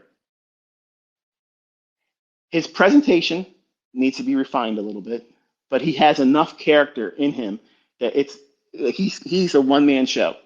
He doesn't need all the other stuff he's got going on. I think he's actually spending too much money uselessly. The whole BDH thing, he can put a whole lot of money into that, and I don't think it's going to yield what he wants it to do. He's having fun with it, but I don't think it's going to yield anything beyond his personal. I enjoy doing this part of it, having people come down here, and that's great. But if he streamlined what he's spending and then changed gears and went right to, now I'm just going to be the trader, because this is what I took this much money from the prop firms. I did this. If he focuses and he does what he intends to do, is try to make the single most largest payout on one account, that would be awesome. I want to see him do it. I've never spoke down to him. I've never speak down to any of you. And I always encourage all of you, even the people that don't like me. I love seeing that. I love seeing that. Who doesn't like to fucking see? You're a dick. You're an asshole if you don't like to see other people succeed. And you're a miserable piece of shit. I love seeing it. And I think because he has that that crutch, and I don't mean that as a bad way. It's a wonderful thing to have. Multiple streams of income many times are the secret weapon to why certain traders are so good because they're not afraid of losing anymore. And not everybody has those opportunities in the beginning. Like, well, here's a perfect example. Tanya, she was on Kit's roundups. And if you go back and listen to how she spoke then, she would have sometimes a shaky voice. You could hear she wasn't confident as much as she is today on how she was speaking about herself or what she was trying to learn how to do. And when she would admit that it was hard and she was going through some stuff, just like all of us. And then you look at her today, and she's still finding herself, but she's out there. You could see her when she did her face reveal. I was like, what in the hell? That's my daughter. And for the people that think that that's my daughter, she's not biologically my daughter, but she reminds me so much of her. And if you saw a picture, you would be like, what the hell? That's crazy. But long story short, she has a very welcoming spirit, even if she didn't trade. She's disarming. She doesn't make you feel like, oh shit, she's trying to talk down to me. And she's pleasant to listen to. She refines that a little bit more. She'll be one of those, yeah, she knows exactly what she's doing. She'll be like a Linda Raschke. You don't see a Linda Raschke as like bombastic, like a Patrick Whelan or an ICT or something crazy that's over the top. It's a steady edge of this is what you're going to get from them, and they're consistent. That's what I see in Tanya. She has fun with her audience and does some stuff every now and then, but I see that in her. I have people that are students that are coming up that are really, really well versed in trading. They know exactly what they're doing, and they're trying to be something that they're not. And I'm not going to be the one to tell them that. They'll know for themselves when they start trying to do these things. But when you step out there, once you have the skill, you can get money from live streaming. You don't have to call the trades, just trade. Just trade, let the audience watch, and there it is. Put your disclaimers up in the beginning and periodically throughout the presentation. Remind them that there's real risk and not to copy you, and just do what you do. And people will flock to you. They'll watch you. You don't need to have the comment section open. You don't need to have the chat window open. None of that stuff. If you know what you're doing, people are going to come there. And the money you make from that will help offset the need for your trades to be profitable in the beginning. Even if you're putting yourself out there as I'm trying to discover myself. Dozens of you tried to do that over the last year. Some of you haven't really found your rhythm yet. Some of you have grown. And you're finding that, hey, wow, look, this helps me. This helps me pay a little bit of bills around my house. So that means I don't fear losing this account now because I have a little bit of income coming in from this little marginal stream of income that's done by live streaming. And I would be doing this stuff anyway. And that becomes another stream of income. And while you're improving, and then when you get better, people that have watched you come up, figure them like we watched you develop in the public eye. And now look at what you're able to do now. And they have a proverbial blank check then. Anything they tap into is going to make them money. Everybody will want to go and link up with them. They will offer them affiliates. They won't ask for affiliates. It will be offered to them. I turn down advertisements for people broadcasting dumb shit. How much will you let us do for a 60-second ad? How much would you charge for a 30-second ad? How much would you charge for a 15-second ad? How much would you charge us to let us put our company logo just in the corner of your video? I get this shit every week. Every week. I could be making money just like that and never even do anything beyond that. I get requests constantly to go on teaching circuits globally. statewide. I'm not a globetrotter. I'm not going to get on an airplane. All right, so that kills that deal real quick. And two, I don't want I don't want to be in that. I don't want to do that. If I wanted to do that, I would do that myself. I would do my own teaching circuits and go around in public and do that. I don't have the personality to do that. I don't have that personality. You think I have that personality because I'm so extroverted in the presentations like this, but personally, side by side, I'm an introvert. You'll see it in October. I'm not like this. I'm not like this at all. And some of you are going to be visually shocked in what I look like physically, because what you think I look like, it ain't like that. Fat boys are here. So I want you to think about how there's absolutely something new under the sun. Every day, you're presented an opportunity proving that very thing. And there's a lot of things around you that are distractions. They're going to tell you this isn't for you. It isn't what it really is. It's a lie. It's a facade. This person's a fake. This person isn't really doing anything. This person doesn't have a verified record. This person doesn't do that. What are you seeing? Cancel all that noise for just a couple seconds and think, what are you witnessing here? Are you seeing something outlined before it happened? Is it sporadic when it comes to fruition, or is it happening consistently? Is it following the logic that these concepts outline? If you're going to be honest, it's the latter. There's nothing fake about this. It's absolutely 100% grade A perfection. No bullshit here. I stripped it down, took you right into the charts this year, said, here it is, boom, boom, boom, boom, boom, boom. How much am I talking in Telegram? It's just, here it is, there it is, done. I could always have been doing it that way, but I wanted you to earn it. I want you to work for it. I know that my stuff's the best. I have always known that. I could come out here and make a pamphlet in a PDF format and tell you, do this, do this, do this, don't do this, do this, do this, don't do that, do this, do this, do that. At this time, look for this. If it doesn't do it by this time, don't do anything at all. This is what you do. This is where your stop loss is. This is where your target is, and do this only. And you're quitting your fucking job in 90 days. I can do that. But that same recipe would be on fucking Amazon. It would be in the #1 bestsellers list on the New York bestsellers list by other people that don't mention my name. I won't do that.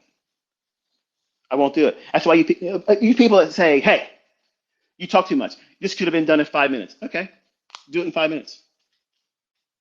You're never learning anything from that. It's demonstrating toys. There was a meme my wife showed me. Or not my wife, Caleb was over here last week. He goes, look at this. This Asian lady. She's opening stuff up, showing it real flashed up, and it goes to the next thing. I said, what the fuck is that? Oh, she's getting paid to market these items. I'm like, she's getting paid to do that? The fuck? You need to pay me for looking at this shit. Like, I need to get paid to look at this. What the hell is she even doing? How? There's nothing I can't even remember what the hell I saw, let alone want to buy it. That's the equivalent of, I'm watched every ICT video in existence, so that way you don't have to. And I'm going to show you every ICT concept in 20 minutes. And you leave not knowing shit. They demonstrate hindsight. This is what ICT stuff does. Here. Okay. Now, what time is it going to happen? When will it fail? So that way you can focus on when it will work, and when it won't work, you can just sit out and don't look for it. You're not getting that you're not getting that in a 5-minute trainer. You're not going to get that in a verbatim, regurgitated, parroted video where it takes away from all the problems that you're going to feel when you're trying to employ these concepts. That's why the presentations like these are long, because I'm taking 3 decades of experience and answering the questions that you want a very simple 1, 2, 3 ABC response to questions that require leaning on experience. I have seen enough times where a fair value gap, even if it's the first weekly fair value gap of the day, it should be going into it. It should be used as something that's bullish, some kind of a discount array, and it fucking doesn't do it. It just goes the other direction. Well, that's manual intervention. I don't know when that's going to happen all the time. That's where I'm going to be a victim, just like you will. But I'm not going to throw everything out the window and say, fuck this. It's all useless now. I take a break. I wait an hour. And then what I do is I look for, does everything get back in line after 60 minutes? And if it's still fucking goofy, then I take another 60 minutes away. And if it leads me into the lunch hours, then I'm going to look for a run against what just took place. I'm not surprised, man. I'm not surprised. I'm not scared. I'm not worried about them doing something to fuck me up. Okay. I can lose money on a seek and destroy day, but then come back. I teach you, once you recognize it, you stop. And then tape read the rest of the day and see how good it was for you to avoid the further losses. And develop discipline over yourself. Be responsible, because that money, the broker's not going to feel sorry for you and say, you know what?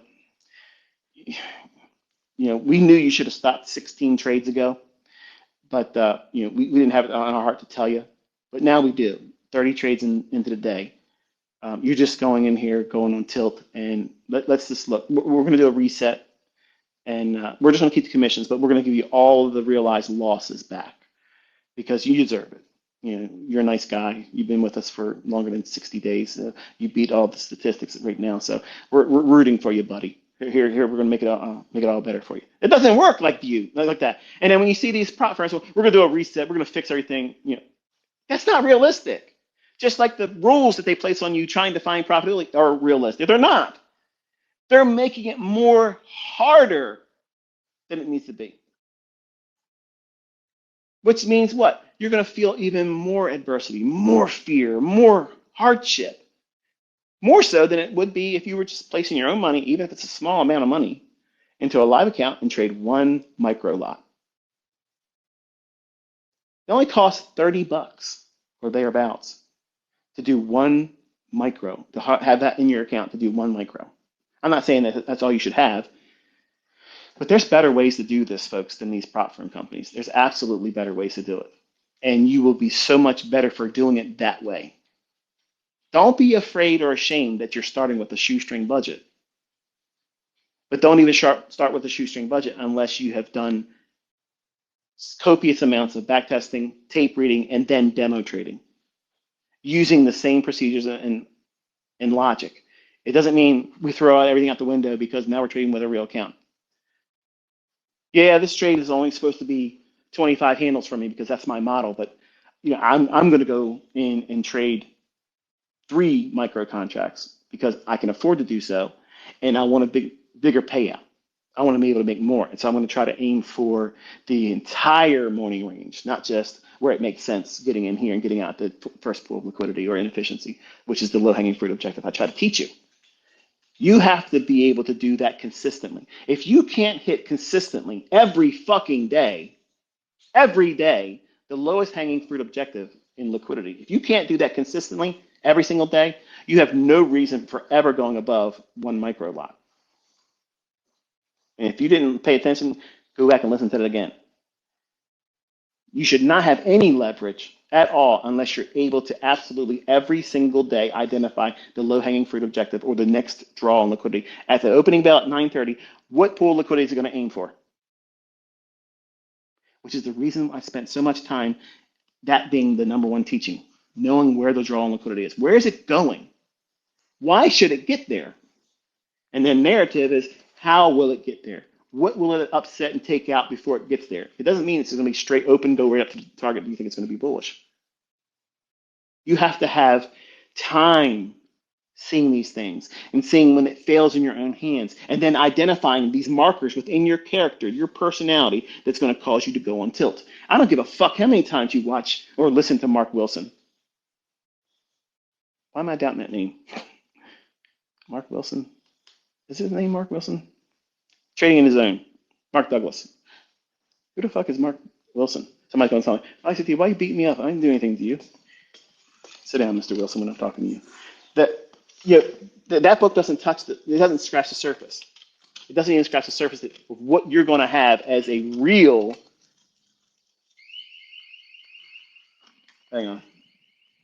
One of my perimeter alarms are going off. I forgot to turn them off when I come out of the bedroom this morning. Coming around my fucking house, paparazzi motherfuckers. I'm gonna know you're here. Hang on one second.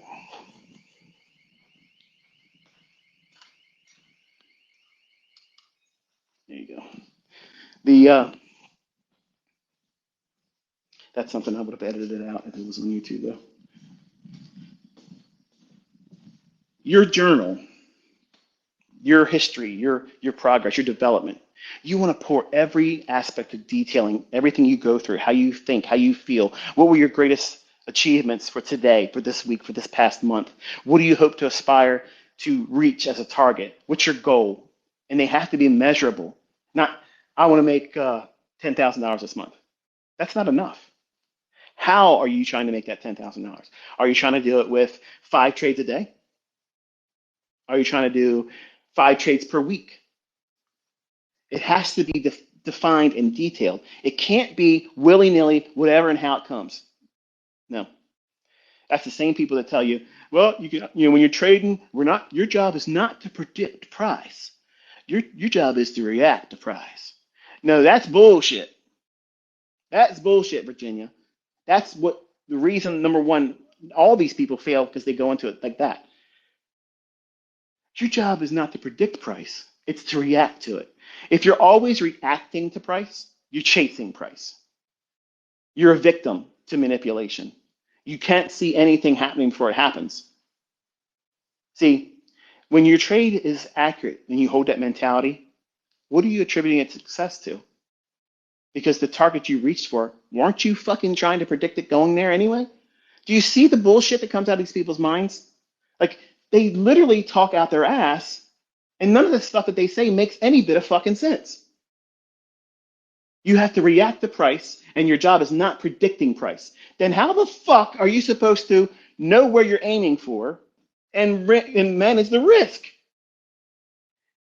You're not going to enter a long position unless you fucking believe it's going to go higher. If you're not doing it that way, what the fuck are you doing? What is that? That's fucking insanity. Yeah, I'm going to try to make money going down. I think it's going to go up there, but I'm going to go short. The fuck is that? That's the equivalent of basically what they're saying. They don't believe in predicting price. And you know what that gives them? And anyone that subscribes to that view, you know what that does? And I'm going to call this is all bullshit. All the bullshit stops here. They're making an allowance for them sucking as a fucking trader. They're making a wonderful allowance, a perfect excuse clause for why they can't accurately tell you where the market's going to go. Because if they're a public figure, that's the bar that's been leveled up to. Now, you have to be able to call a market. You got to be able to consistently tell us where it's going, or don't talk to us. Don't talk to me unless you know what the fuck you're talking about. As soon as you start talking about price is random, or our job is to react to price and it's not to predict price, you have already completely lost me. Not because you lost me in the logic and now you're proving superiority. You're proving that you have fucking no idea what you're doing. You have no idea what you're doing if you subscribe to that view.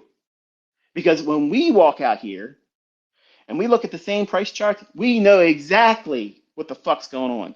There's relative equal lows when the market's long-term bearish. Time of day, wait for the first to the fair value gap, wait for it to trade down through it, come back up. If it respects the upper half, doesn't go back into it, take the first fair value gap on a lower time frame, sub 1 minute. Write it into that pool of liquidity. You have right there, just like that. Just like that. You can write that on the back of a business card. That's your entire fucking model. Never risk more than 1%, and you're quitting your fucking job. If you save money, don't act stupid. You're quitting your job far sooner than anything else. You'll never need to look for anything else that I ever teach on. That's easy. That's always there every fucking day. That's there every day. An everyday model. You see, they're talking about forever model. This is my forever model. How about give me my every hour model? This is my every fucking 60-minute model. I just gave it to you. I just gave it to you. First presented fair value gap of the 60-minute. Oh my goodness. You're telling me, yep.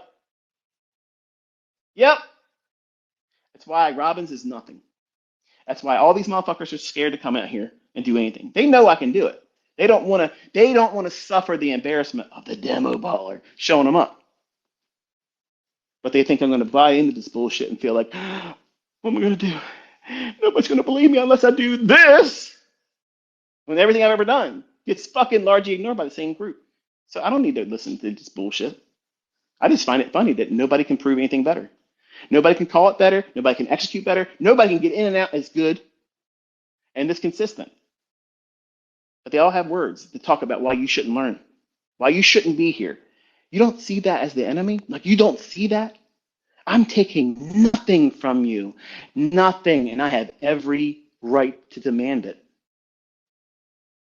I don't have to give you my time for free. I could be behind a paywall and saying, you're only going to hear me if you paid for it, or you pay the person that's leaking it for $5. Yeah, but I'm not, because I'm giving you no excuse. You can't come back to me later on and say, man, you didn't give me a fair chance at this. You hid it from me. No, I didn't. I gave it to the whole public for free. And I find it still fascinating that such a large degree of people still fight it. They ignore it. They say no. And when you sit down with them, they don't show you that they put any real effort into it because they expected it to be a very short video that explains how to make a peanut butter and jelly sandwich. Well, listen, everybody knows how to make a peanut butter and jelly sandwich. Everybody knows how to do that. But what's different about when your grandmom or your mom made it? Somehow that motherfucker tastes better. It's the same fucking ingredients, the same fucking loaf of bread that you just made yesterday. But you're like, I'm so sick and tired of peanut butter and jelly. What the shit? But let grandmom or your wife, girlfriend, boyfriend, whatever, let them slap that shit on them 2 pieces of bread. Throw it on a fucking paper plate, and if you're lucky, get a paper towel. And when you're eating that, you're like, what the hell is going on here? What did you do to this? Like, this is fucking remarkable. You did something to this. What did you do? They cared. They cared. Why did my grandma's peanut butter jelly sandwich taste better than mine? Because when she spread the peanut butter and the jelly, she made sure every bit of the surface of the bread was covered. When you make a peanut butter and jelly sandwich, you're making a peanut butter and jelly sandwich because you're fucking hungry and you ain't got time to be making anything else. So what are you doing? You're just taking the knife, slapping it on here, slapping it on there. Who gives a shit? It's enough on there. It'll be part of the bite I take. I'm going to eat it in 4 bites anyway. So what is going on there? She cared about you getting the very best from what she had to work with. That's love. You, using the same ingredients, same fucking recipe, nothing's different, same butter knife, same paper plate, same expiration date on the peanut butter and the jelly, which are bullshit. They last longer than that. You slap it on real quick just so you can give yourself immediate gratification. Hunger pains, make them go away. Well, that's what you're expecting of me. You're expecting me to give you a peanut butter jelly sandwich in a trading model like you give yourself every day. Give it to me right now. Give it to me right now. This is how I do things in my world. Yeah. Ass backwards, rushing it, expecting everybody to bow to your fucking whim. But I'm making it like grandma. I'm making it like grandma, Dud. I'm spreading it out perfectly, making sure all the nooks and crannies get the even distribution of the peanut butter and jelly.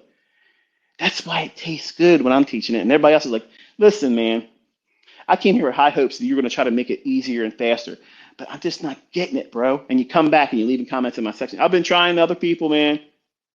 Right. They're just selling you an engagement. I'm teaching you because the expectation is my children are listening to these conversations and I want them to succeed. You think I'm going to give my kids some bullshit? I'm not going to give them false logic. I'm not going to give them bullshit that ain't going to make money. But even my concepts with the wrong mentality placed around them won't yield the results that they would want. You have to think about things differently. You have to see how our character flaws, our immediate gratification desires, this pursuit of give me what I want and want right now. And it's already 2 weeks late. Whatever it is, whether it be trading profits, success, understanding what to do, our job promotions, recognition among our peers. The girl I've been putting so much effort into, she should have been wanting to go out with me by now, or vice versa. We have unrealistic expectations. And if you try to bring that into trading or your development as a trader, you're going to be frustrated. And that frustration will manifest itself. And the only thing that usually occurs in that regard is that we end up trying to trade more frequently with larger leverage in opportunities that really aren't there, because we're seeking comfort outside of the discomfort that we're experiencing. It has nothing to do with trading. That me, because I worked through a long period of that. And I'm thankful the Lord took that away from me. I'm thankful that he took that part that I struggled with away, where I no longer looked to impress people that did not really care. And the last thing they wanted to see was me to succeed. And when I identified that, when I saw that, I no longer cared to pursue everything I was doing as the outcome to prove that point to them. And I realized that my anxiety that I was going through was because I was trying to live up to everybody else's expectation of me. And they didn't give a shit about me. They were all holding me back. And I don't think they all understood that they were doing it, but they were doing it. They didn't want to see me succeed. They didn't want to see me retire at 40. They didn't want to see me drive in exotic cars, go on vacations at the drop of a hat, wherever I wanted to go, and I didn't look at price tags. They didn't want to see me throw away $600 shoes, $300 shoes, because I got dirt on them. Just buy another pair. Just buy another pair. We're talking about 1990s, not just recently. I was spending that kind of money on shoes back then. And my uncle gave me some shit about it. You threw those shoes away just because you got dirt on? You could have got them clean. Yeah, I could have. But it's easier just to just buy another pair.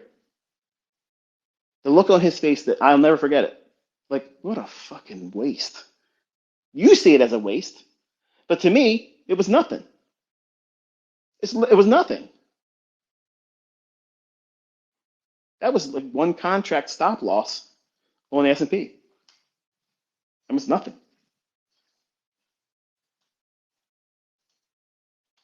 All of you have the ability to be better than me sooner than I was. All of you have that. All of you have that advantage. You all have the luxuries of me explaining how I fucked around and made it longer than it had to be. But you don't want to listen to those lessons. You want to hear, give me the new shiny object you have right now. Give me the new PD array that's better than everything else, because I want to talk about that. I want to add that to my mentorship. I want to talk about that in a book I'm trying to write. I want to make posts about that and pretend I know what I'm talking about. I see it in my own community. I don't think I don't see that. I see a lot of pretenders, okay? And I don't like that. I don't like when you say, oh, I got the same trade as you, boss. Unless you show the execution, you didn't have the same trade. So why even say that? Because you want to feel a connection between us. And I'm not going to fake that by giving you a like or a high five, because I'm rewarding your bullshit. I'm teaching you to cut the bullshit out. I'm not that special that you have to have a high five from me every day or a reaction from me.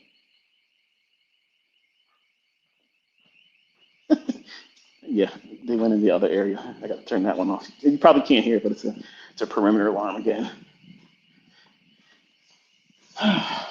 These are the times I wish my house was smaller. It takes a little bit of while. Here.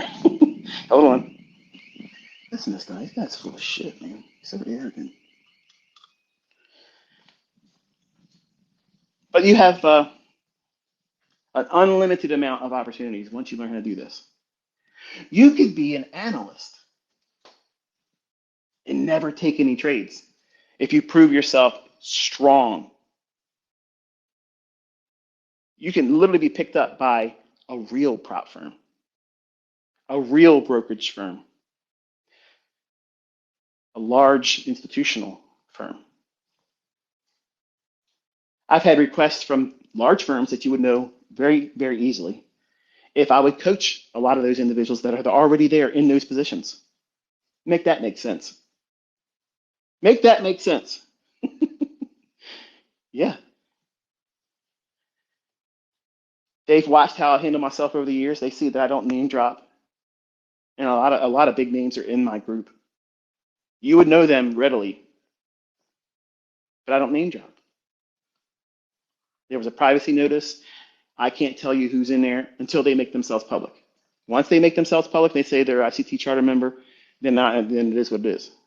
I usually screenshot it and capture the link of wherever they made that reference, and then if I ever talk about them, I have that to fall back on. But I have never violated anybody's privacy at all. I meant it. I wouldn't want it done to me.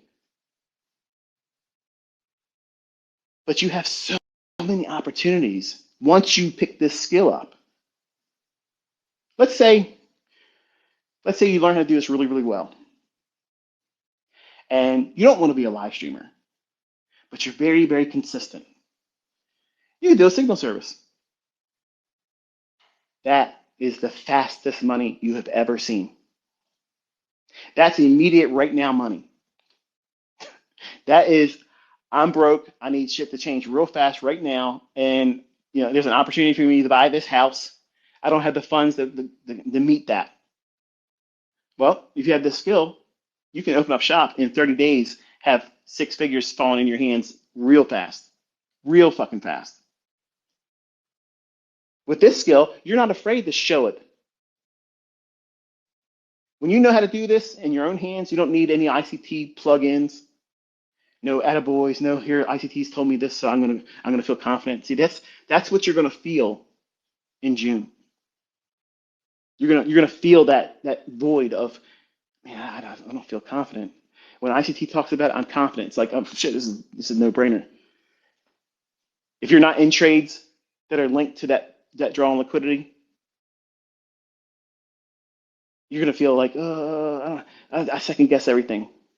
But then in the last few months, you're part of trades that you feel confident in because I've come out publicly and said this is where the market's going to go. And normal instances where I haven't mentioned it in the public eye, where I think the market's going to go, you may have taken that same trade, but every fluctuation that moves against you feels like it's going to run on you, doesn't it? If you're honest right now, post to me a number one. There's no shame in that. If you've ever felt when I didn't call the market, when I didn't call where the market's going to go, and you got in that trade, you feel every little fluctuation that's moving against you feels like it's probably going to run against me. It's going to be a losing trade, and you overanalyze every individual candlestick. But the ones I've come out publicly, and you're trading in those, you're never worrying about the little drawdowns. You're just like, oh, well, ICT called that, so now it's just going back down to that order block. That's exactly why I proved to you by being your spotter. That is what you're supposed to do. You self-talk. The only thing that's changed is because I've placed my reputation in front of everybody saying, this is what I believe the market's going to do. And if there were 2 million people following me, and I say that number because all the comments that are left predominantly are people that are not following me.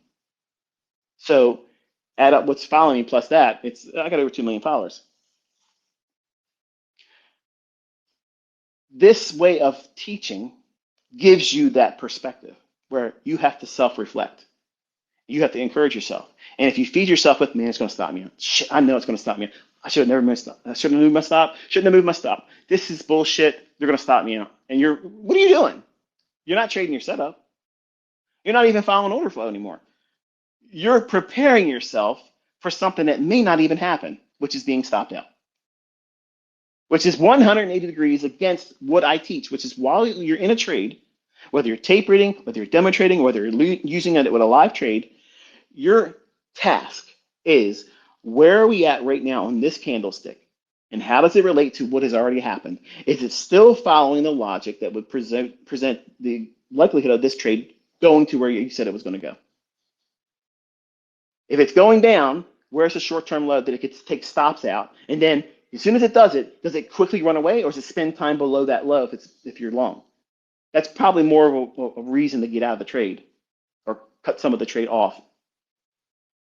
But if it goes down below a short-term low, that doesn't mean shit, except for it's probably a time where we can add to it.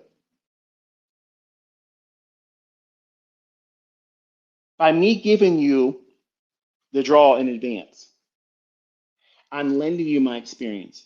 But there's a great deal of effort that's required beyond that in your own hands. And a lot of you don't want to go through that. You're doing everything to avoid that. And there's going to be a time while you're doing it, initially, you're going to feel like you're floundering. It's going to feel like you don't know what you're doing. It feels like it's not going to work in your hands until it starts. What's the separator? What's the divider there? The aspect of showing up every day and desensitizing yourself, saying, okay, yeah, I felt like that yesterday, but I don't feel it that way today. And look, it worked in my hands. And you're going to go in the next day feeling like, see, I have a good perspective. I have a good outlook on this, and then it's not going to work well in your hands again. And you're going to lean on the previous day because you journaled it. You came into the day believing that this model is going to yield itself to you. You're going to follow the rules, and it gave it to you. And then the next day you went in and tried to do it again. It didn't yield it to you. So you encourage yourself with, it worked the day before. This is the day I did something wrong. I don't know exactly what it is. I'll wait till the day closes, and I'll have the benefit of hindsight to see what it is I missed. You see how liberating that is? But some of you simply want to avoid that aspect of growth, which is required. You can't escape that. There is nobody out there that's going to help you get around that. There is no one. I promise you. I swear to God Almighty, if there was somebody that could do that, I would say gladly. This person teaches you how to get around that and circumvent that whole aspect and requirement that I tell you is there. But they beat the system. They did it better. And even if they charge a lot of money, do it. Go through that because they've done it. There's nobody that's going to ever take that away. That's experience. There's no shortcut to that. You can't buy experience. You can't borrow it and refer to it as your own. You can borrow it and be comforted by having more experience lent to you by someone that's been doing it longer than you. But even then, in the reality is you're just going along for the ride. And I don't do a lot of that stuff because I don't want you codependent. And codependency is worse than anything because when you try to do it on your own, after spending time with someone that knows how to do it really well, you're forced to look at things from a different perspective when it's no different. It's just now you don't have that assurity that you placed this affinity, this trust factor in my experience doing it. I'm more right than I'm wrong. So therefore, if I say it and I'm going to go out in public and say it, that means that you have all the reasons not to trust it anymore. Or not to not trust it, let's say it that way. Because you believe in the historical record of me calling it beforehand, it pans out.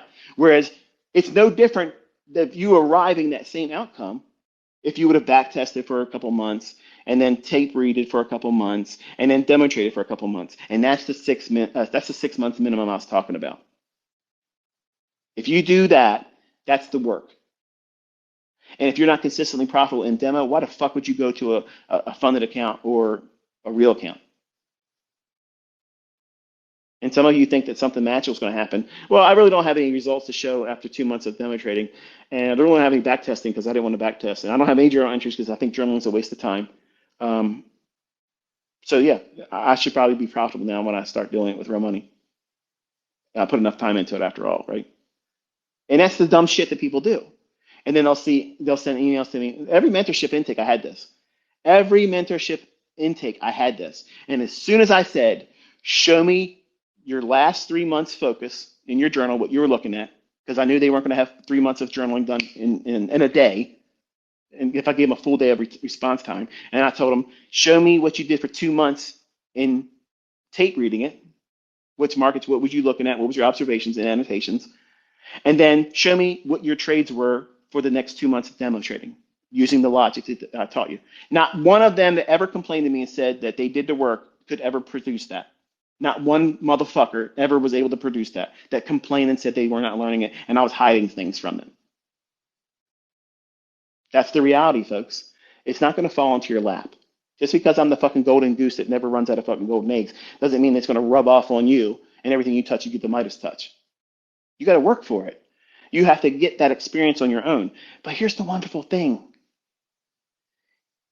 Once you acquire it, it might take you 7 months. It may take you a full year. There's nothing wrong with that. Because once you get to that level and you have the experience and you know exactly how you're going to react, you know what your triggers are, what makes you nervous, what scares you, but then you start seeing all these instances where, yeah, I saw that before, and I used to fear these types of moves.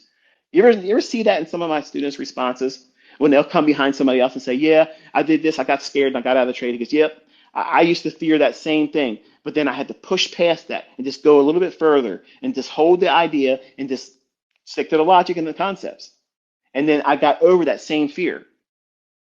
I don't look at that as someone browbeating someone saying you're stupid. That's someone saying, I used to do the same thing, and here's how I overcame that. You know what that is? That's a mini little version of market wizards.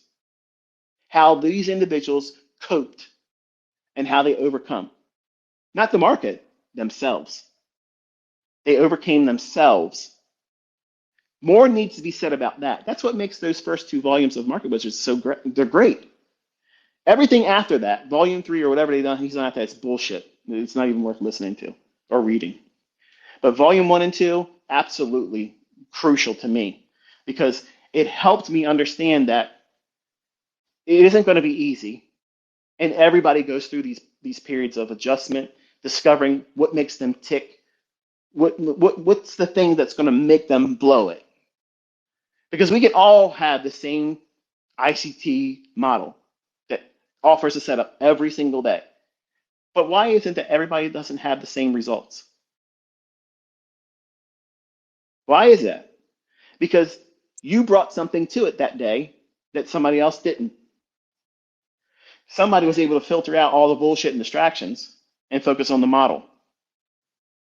But how many days have you woke up just this past week and was mad about something somebody said about you or maybe your loved one, or you just didn't feel like you've been recognized recently, and you start feeling that tug of war of like, do I have any worth, or I need to prove that I deserve a better treatment from other people than I've received recently.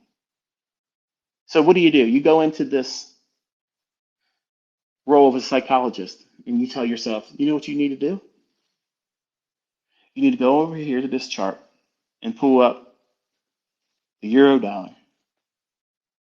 And you need to put on a trade. And when it gets to the target, you need to go show that person that you're worth something because you can do this. And any doubt they've ever expressed to you or behind your back, you've nullified that. No, you didn't. They're going to say you got lucky on that trade. That's why you don't do shit like that. You can be out here every single day calling it perfectly, trading it, showing it's there in the same fucking account, and people are still going to face it. They're going to say that you got lucky. They're going to say that something's going on. No, it's not legit. It's not kosher. Fuck these people. They don't care about you. They're not trying to see you get better. They want to see you miserable, jumping through hoops. That's why I don't do those types of things. I know what that stuff is.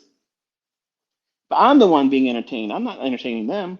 If they get entertained in the same process of me doing what I'm doing, so be it. But I'm not out here cowtailing to anybody and everybody.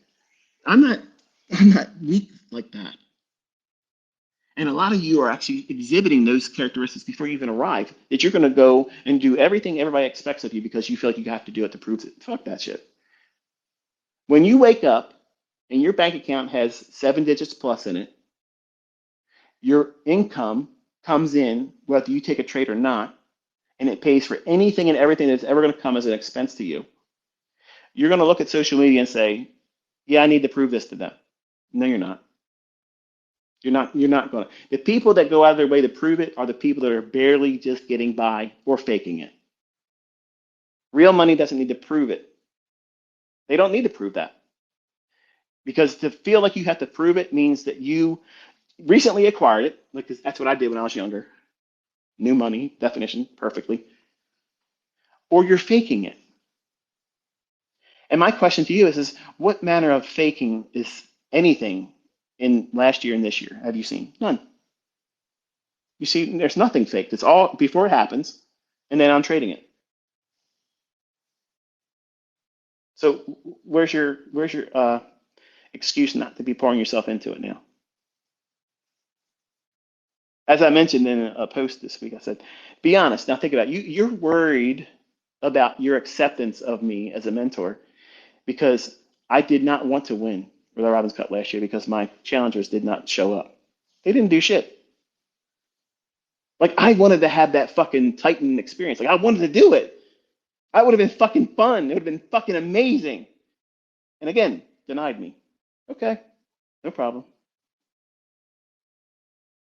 But you care more about that in the image that it supposedly mars.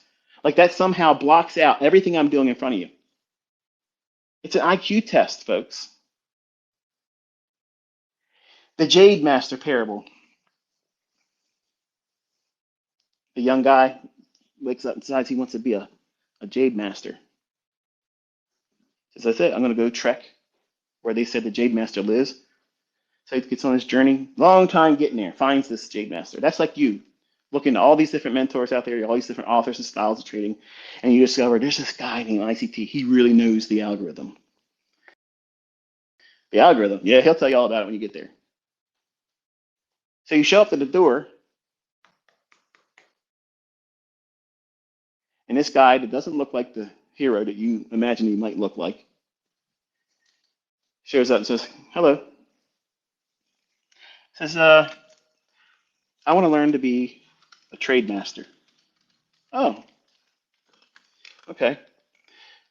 Well, watch me sit over here and do something in front of the whole world and prove that I'm the worthy trade master to listen to.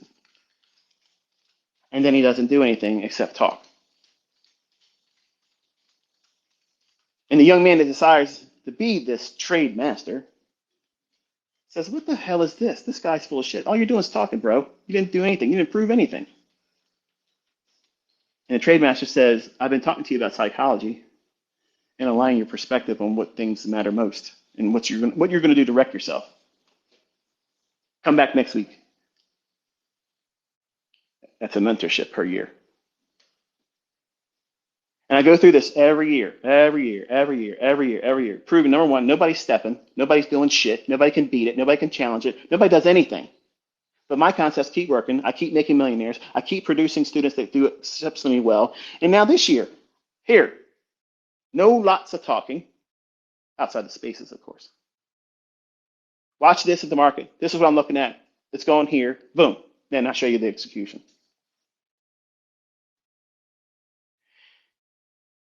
But Robin's Cup.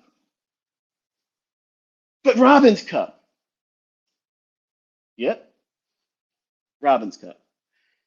Not one of those fucking competitors, not one of those talkers, not one of those trolls, not one of those motherfuckers did shit. Like I discovered how to learn how to trade this year. I didn't know how to trade last year. I have fun with this stuff. I have fun with this. It's genuinely fun. But the perspective is this. You are willing to ignore the very thing that I'm begged to do every time I come out here. Call it live. Do it live. Trade it with a real account. And you're stuck on Robin's Cup. That's the same thing in the Jade Master parable when the young man wants to go to learn to be a Jade Master. The first day he gets there, the Jade Master hands him a broom and says, okay, sweep over here. But before you start, here, take this green stone, hold it in your hand while you're doing it. What is that? In today's society, that's like, go fuck yourself, pal. I'm not cleaning your fucking house. I'm not doing that shit. I came here for you to teach me. And I know how I should be taught. This ain't how you fucking do it, man. You're a fraud. Okay. Next week, if you want to come back and learn, come back. But right now, you have to go home. What the hell? So he goes home. He's like, fuck this guy. And over the week, he's thinking, you know what? There ain't no other Jade Master able to do what he does. I gotta bite my tongue, swallow my pride, and go back there again. Shows up, knocks on the door. Jade Master opens the door up, smiles. He says, come in. He says, are you ready? Yes. Thinking it's going to be a different show now. He gives him the broom again and presses another green stone in his hand. And yeah, he sweeps the shit, and he does it for a day or two. And then finally he says, you know what, man? You're talking to me about shit that has nothing to do with Jade. You got me sweeping your fucking apartment here. Like, come on, man. Like, what's going on here? He tells him, go home. Come back next week if you want to learn. That's a trading week, by the way. And this goes on for a couple weeks and maybe a couple months. And eventually, this guy stops interrupting so frequently and stops challenging what he's doing and what he's not learning about. Until one day, he says, I got to tell you, man, I feel like you're taking advantage of me. I think you're frauding me. I think you're scamming me. I came here to learn about Jade. And I got all this bullshit, all this talking. You could have condensed all this and taught me how to be a Jade master in probably a 5-minute video. But you turned me into some fucking housemaid, like I'm a servant to you. You're engaging, farming engagements with me. You're monetizing my attention. Somehow you're making money off of me being here doing this, and I'm cleaning your house on top of it. And the Jade Master smiles and tosses him a rock, a green rock. He goes, here, catch this jade. The young man grabs it in the air, looks at it and says, this ain't jade. And the Jade Master smiles. And the story leaves you with just that. Now, to the uninitiated, the stupid fucks, they're like, well, this is a waste of time. What the hell's the point of that? And the wise, the ones that are prepared to learn, they see it this way. The young man comes there with an aspiration to learn how to do something from the best. And the best knows that it isn't going to be a fast transition. And he also knows, because he has the experience, he's the Jade Master, that there's going to be a lot of expectations placed on what they want right away as a student. And before you can be a Jade Master, you have to know what the fuck Jade is and unrecognize what real Jade is. So while he was sweeping and he was holding on to that green stone, that was real Jade. He was giving that man time and letting him lend his own experience to him. Holding, what does real Jade feel like in your hand? Not just when you're carving it and shaping it. It's in your hand constantly for weeks and weeks and weeks. So when I'm showing you examples of where the market's going to draw to, and I show you the first resistance fair value gap, that's me placing Jade in your hand every day. So that way you recognize this is what it looks like. This is what it feels like in my hand right now with someone with more experience. And then when you see somebody else that's going to come to you and say, ICT's rebranded bullshit. It's fake. Nobody makes any money with it. He's not profitable. He doesn't have a profitable track record. He has no track record. He fails Robin Cup every time it comes out, and he's always a liar. He always frauds. He never calls it out live. You'll never see him trade a live account. You'll never see him show a broker statement. You'll never see him log into an account and show you day-by-day statements. You'll never see all that shit when you have. And you tell them that ain't real Jade because you're sitting with me every day. I might be talking about tree frogs. I might be talking about world events and shit. I might be talking about my own personal things and my own experience. It's probably no interest in you in the beginning. It would bore you. Like, get to the fucking point, dude. I can't listen to this fucking guy. How can anybody listen to this guy? Because I'm talking to you in a language that's going to be understood when you have more experience. You're going to look back and say, oh shit, this makes perfect sense now. Because I can't teach you the first day you come with me and you turn to me as a mentor and say, okay, if you're this big hot shot in trading and you know how the algorithm works and when it's going to not be favorable, when it is favorable, it's going to be real easy for you to teach to me real fast because I don't have a lot of time to waste on you. And I'm going to tell you, you're saying you don't have enough time to invest in you. So I'm either going to break that spirit in you or you're going to have to go away because that's an unteachable person. So when you listen to me bloviate about things, that's going to have a whole lot more pertinence to what you do as a trader later on when you have experience and you start trading with real money, not monetized demo accounts where you can reset for less than $50. When you listen to me point out beforehand, that's me giving you Jade. That's me giving you real Jade. Some of you recognize right away when I was showing you my 2 losses, that ain't real Jade. There was nothing in those positions that was warranting an entry. None.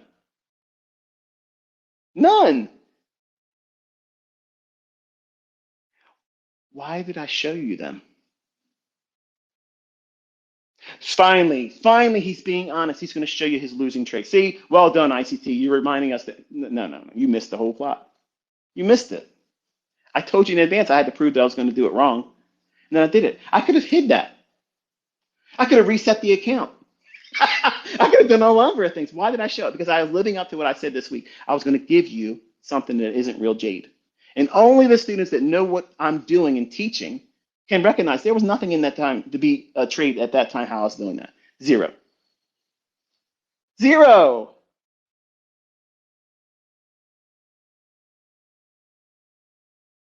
You're learning from the Jade Master. Didn't recognize until now. When someone tells you that the first percent to fair value gap is bullshit, it doesn't work, no one that's been in my presence this year is going to believe that. Why? Because you've had real jade in your hands every day, watching you use it, watching me tell you how it's going to behave, which setups are going to be yielding itself to you. That's experience. And that's what the Jade Master was teaching this young man by forcing him to submit to the process of holding real jade so that way you know what it feels like in your own hands. How can you be a Jade Master if you don't know what the difference is between a greenstone and real jade? How can you differentiate a high probability trade versus a low probability trade? By being with the trade master day by day and pointing out what makes it high probability or low probability. What causes it to be a high resistance liquidity run condition versus a low resistance liquidity run condition? How does the economic counter impact the levels of efficiency that may or may not exist in price on that given day?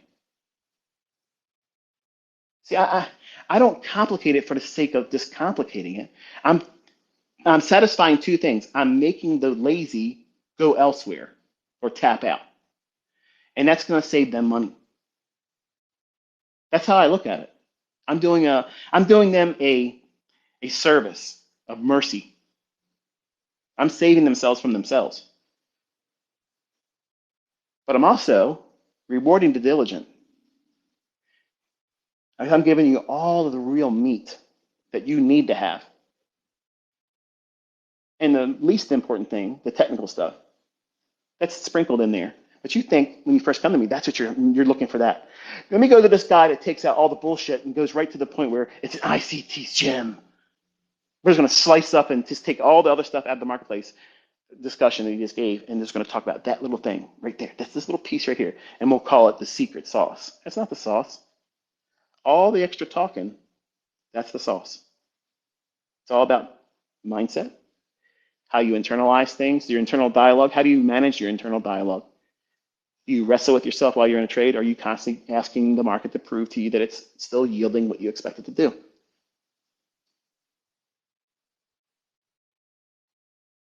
You are the one that complicates it. I'm demystifying it. But it's a boring process, demystifying it. You have to listen to a lot of things that require you to think. That's why it's not easy. Trading, once you know what your model is, it's easy. You do this, you don't do this.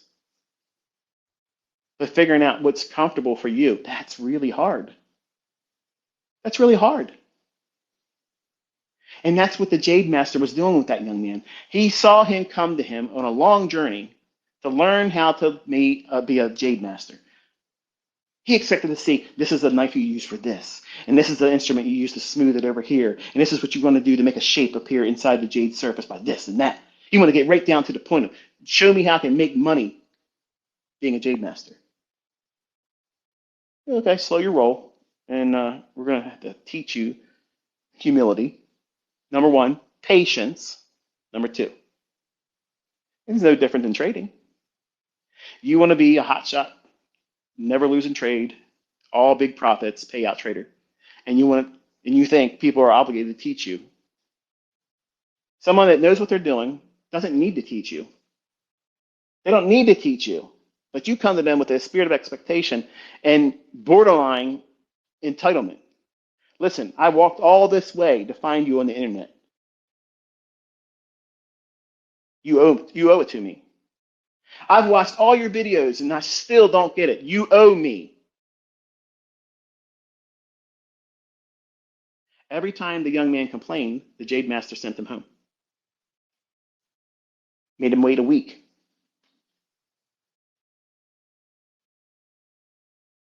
Okay. How's that any different to a trading week? No. You have lessons given to you. I tell you, look at this, look at that. So that way, what am I doing? I'm giving you real market insights that the market's going to use that day. Are you ignoring it? Are you saying this is bullshit? You're not giving me a trade entry? It's a lot of folks that I block every day that come at me with that dumb shit. Because that's like the same thing, the Jade Master sending them home. I don't ever want to hear from somebody like that ever again. Because you're teaching me the most direct way to identify you as someone that's unteachable. You're unteachable. Trading, if it's so fucking easy, all these people that talk this bullshit, I complicate it. Okay, you come out here, you call the market. You come out here and execute based on what you called. Do it every single fucking day like I'm doing. Do it every fucking day unless I tell you otherwise I'm not going to be here. I'm doing it every day. These same people that have their opinions like that, they're not going to do it. But you let them bother you. They don't fucking bother me. I'm on the wrong app if I'm trying to hide from somebody. If I'm trying to hide from somebody, I'm on the wrong motherfucking app because everybody can come at me here. And I've invited it. And it's comedy that all the excuses are falling away. Falling away. So Robin's Cup is the broom. So you think that the Jade Master, or in my case, the Trade Master, I'm supposed to tip dance into a fucking everything you want me to do to prove myself. Fuck you. There's no better way than what I'm doing right now. Because if I fail in front of you this way, this is embarrassing. Think about it. I created a Telegram channel so that way you could come in there and watch me in a controlled setting. I don't have to read your bullshit, your opinion, took the same trade as you, boss. Get out of here. Whatever I say, that's it. That's the focus. You don't have to worry about remarks. You don't have to look at emojis supporting or taking shots at whatever I said. It's just right to the fucking point and delivering like gangbusters every fucking day. Proving what?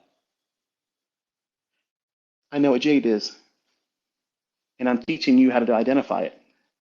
So when people tell you, or you read other people say, ICT concepts or smart money concepts are bullshit rebranded and that nobody makes money with it and you can't see it and you'll never see them use it and you'll never see any consistency with it. There's no edge in it. These are people that are lying to you. They have no idea what they're talking about. Because now that you've been with me, even this year, the first 2 months, if I would have just stopped right there, yeah, that's enough. I had people come out and say straight up, say, you know what, I was a hater of you. I talked shit about you all the time. But what you did this year, I'm fucking convinced. Like you must really enjoy doing this stuff because you know how to trade. Right. They get my humor now. I'm not hiding it from anybody.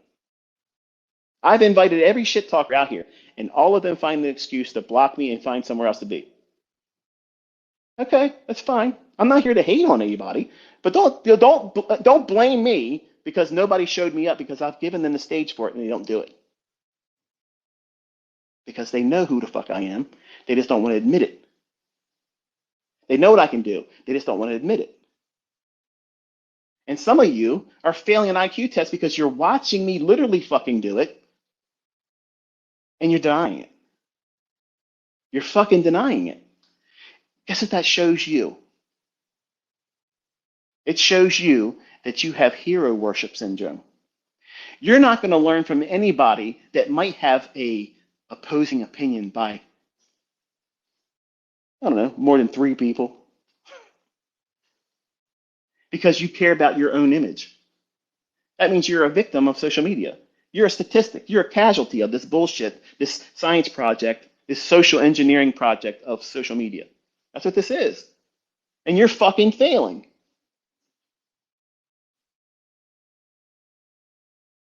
Robin's Cup is easy fucking, that's lightweight shit. Easy shit. It's easy.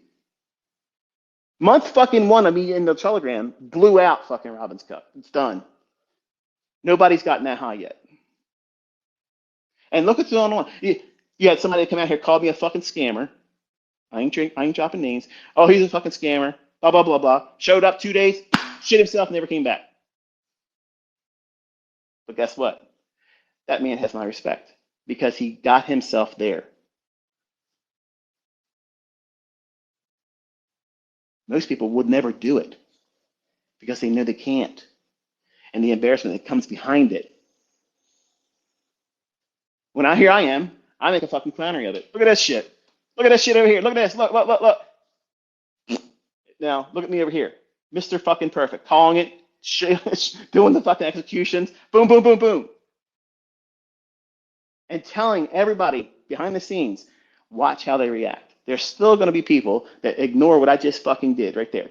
Proving that there's nothing that I'm going to be able to do for certain individuals to make them realize that what I'm teaching works, that it works well in my hands, and you can learn it too. Perception. Go back to being a magician for a second. If I hold a deck of cards in my hand and I show you a card and I ask you to sign that card, and then I tell you to put the card back in the deck anywhere the fuck you want, and then shuffle that deck, what do you think the chances are of me cutting to the card that you signed first attempt? I'm going to tell you it's 100%. I'm going to do that 100 fucking percent. How can I say that I have 100% confidence that I can do that? Because I have a PD array in that deck of cards. Huh? What the fuck did you just say? Yep, sure am. What I'm suggesting to you is that I could have a stripper deck. Now, some of you think that's a naked woman on a pole. That's not what I'm talking about. A stripper deck is where the deck of cards is cut narrow going to one end and left the same width of a natural produced playing card. So when I tell you to take a card out, I'm offering you the deck. When you take the card out, I'm going to reverse the deck in my hand, and I tell you to stick the card back in there. It doesn't matter how many fucking times you shuffle that card. As soon as I grab the deck, I can feel that wide separation amongst the narrower side, and it'll cut right to that card. Now, you don't know that as the person watching the magic trick, but as a magician, I know that there ain't nothing you can do to fuck this up. I'm going to be able to cut through it right away. And what is my resource in knowing that I can do that? I know that there's going to be one card, one fucking candle that's going to give me what I need as the edge.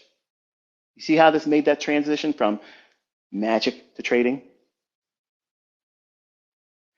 You have to have a gimmick. You have to have a novelty. You have to have something as a real catalyst to get you into a trade. But that cannot be retail horseshit that has no bearing on why price goes up and down. Oh, he's just using support and resistance. Okay, how the fuck am I picking the right support and the right resistance every single fucking time? Nothing extra, nothing wrong. Ask anybody. Ask anybody. What time frame? Pick a time frame and ask everybody, show us all the support levels and the resistance levels, all of them that are available. And then say, now, out of all the ones that's on that time frame, which one is the one going to be used next for a buy or a short? Crickets. Crickets. Everybody's lost their fucking voice, folks. Laryngitis is now spreading. It's the new fucking epidemic. There it is. Put your mask on. That's how it's going to be. They always come at you after the fact to tear you down. That's the accuser. That's the enemy. And some of you are foolish and you listen to that stuff and you ignore and you forget what you just witnessed and what you were a part of and you watched happen. With detail, this is where it should go. And the time, because I'm using 1 minute charts. I don't have the luxury to outline every intricate detail. So when I do a review, I say this is the catalyst. That's what was going on behind the scenes. This is the reasons beyond what I pointed to. This is the reasons why I chose that to happen. And you all have the luxury of watching me do it right, correctly, consistently, every time I do it. And I'm leaving the decision, do you see value in that? Some think that, oh no, this is all bullshit. You're not telling me when to get in, there's no stop loss, so this is all bullshit, it's trash. Your Telegram's trash.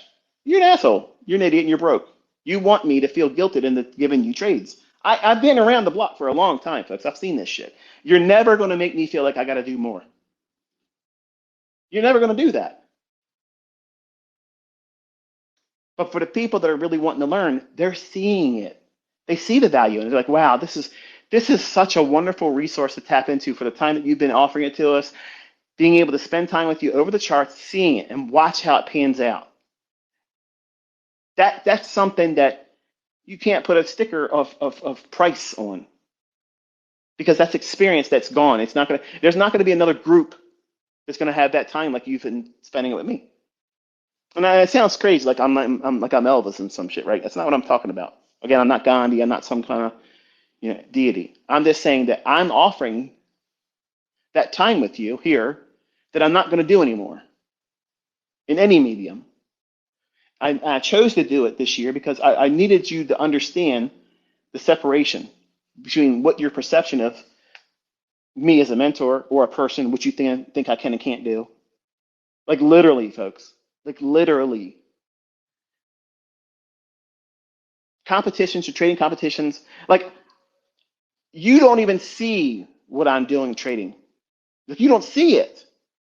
So I'm able to do far better than feeling any pressure of coming out here and saying, okay, here's millions of people watching me.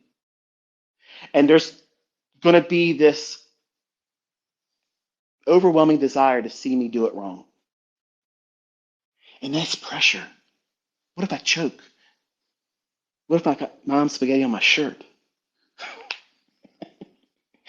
That's an Eminem thing, in case you didn't know. I'm not scared. If I was scared, I wouldn't be doing this. If I didn't have confidence in being able to do it consistently, I never would have started doing it. My image is nothing. I could care less about my image. My lectures and my teaching is where the heart of the matter is. That's what matters. And when I talk to you, I'm trying to speak to the rational side of you. What do you see? I have a lot of fun doing, the little stunts I do online for my own pleasure, because I know there's people that's not going to believe anything I do. And to me, that's fascinating. It's just almost like, wow, like that is ass backwards. Like that's really crazy. Like you're literally going to deny every single day results, every single day, right?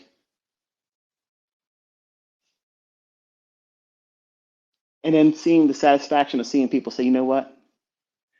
I didn't need to see you do this, but the fact that you did it just gave me a huge bump in confidence, and knowing that this is 100% rigged. You can see it before it happens when you understand what you're looking for. And it gives you a visibility that helps you fight off this uncertainty, this fear of missing out a move. See, that's the problem with all this retail horseshit. You can't tell me when the supply zone is going to form. You can't tell me when the demand zone is going to form. So you are forced to not predict price, and you must have to react to it. And I'm sorry, to react means that you're behind the eight ball. That means you're behind something. Something has to happen as a catalyst that you have to chase. That's not me. I want to know where that shit is. Okay? It needs to be in my scope before I squeeze the trigger. I need to be ahead of that target, so allow it to walk into my crosshairs. That's being in front of the charts at the right time. Knowing that your mark is going to walk in there's crosshairs. That is time-based delivery. Anything outside of time-based delivery is guesswork. I don't guess. I have zero fucking fear of telling you what I think is going to happen and where it's going to go next. I have zero fucking fear. When I do it, I'm confident it's going to do it. Because everything that I understand about price is signaled that it's going to do it. So I have everything firing that this is good. This is high probability. I know it's going to see happen. Every other school of thought, every other mode of trading, analysis concepts, none of them have that. None of them have that. And that's why they teach you to accept the randomness of price. Winning and losing in trading is a random, even distribution. No, it's not. The fuck it is. That's not true. That is not true. Because every time you take a fucking trade, if you had 3 losing trades, the next trade you're taking isn't based on sound logic. It's based on fear. Because you're going to watch your setup form. You're going to know it's forming. Then you're going to watch it form, but you're going to be scared shitless to take anything on it. And then once it runs a little bit, you're like, fuck, okay, well, I know it's probably going to go there now. Let me just get in here. And I have confirmation now. No, you're fucking chasing price. That's what's confirming. You're confirming that you're chasing price. So you're not following your model. You're not following your fucking model.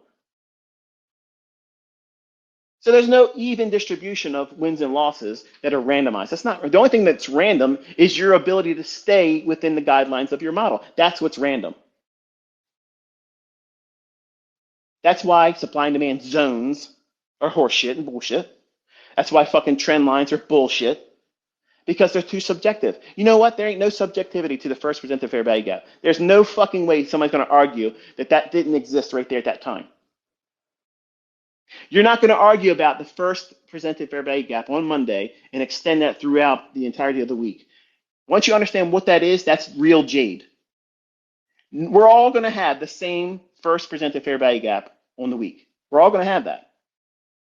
We're all going to have the same first presented fair value gap between 1:30 in the afternoon and 2 o'clock in Eastern time for the PM session, any given fucking day. We all have that. I've given you that gift. I've given that to you. That no one can hide it from you. They cannot take it from you. They can't pry it from your fucking hands. They can't tell you that it doesn't fucking work. I have pissed in their fucking face and they thanked me for it. Because they could have done this in front of me and you, where they could have ran that fucking market the other direction and fucked me in front of all of you. They could have done that. Given enough opportunity, they will start doing it.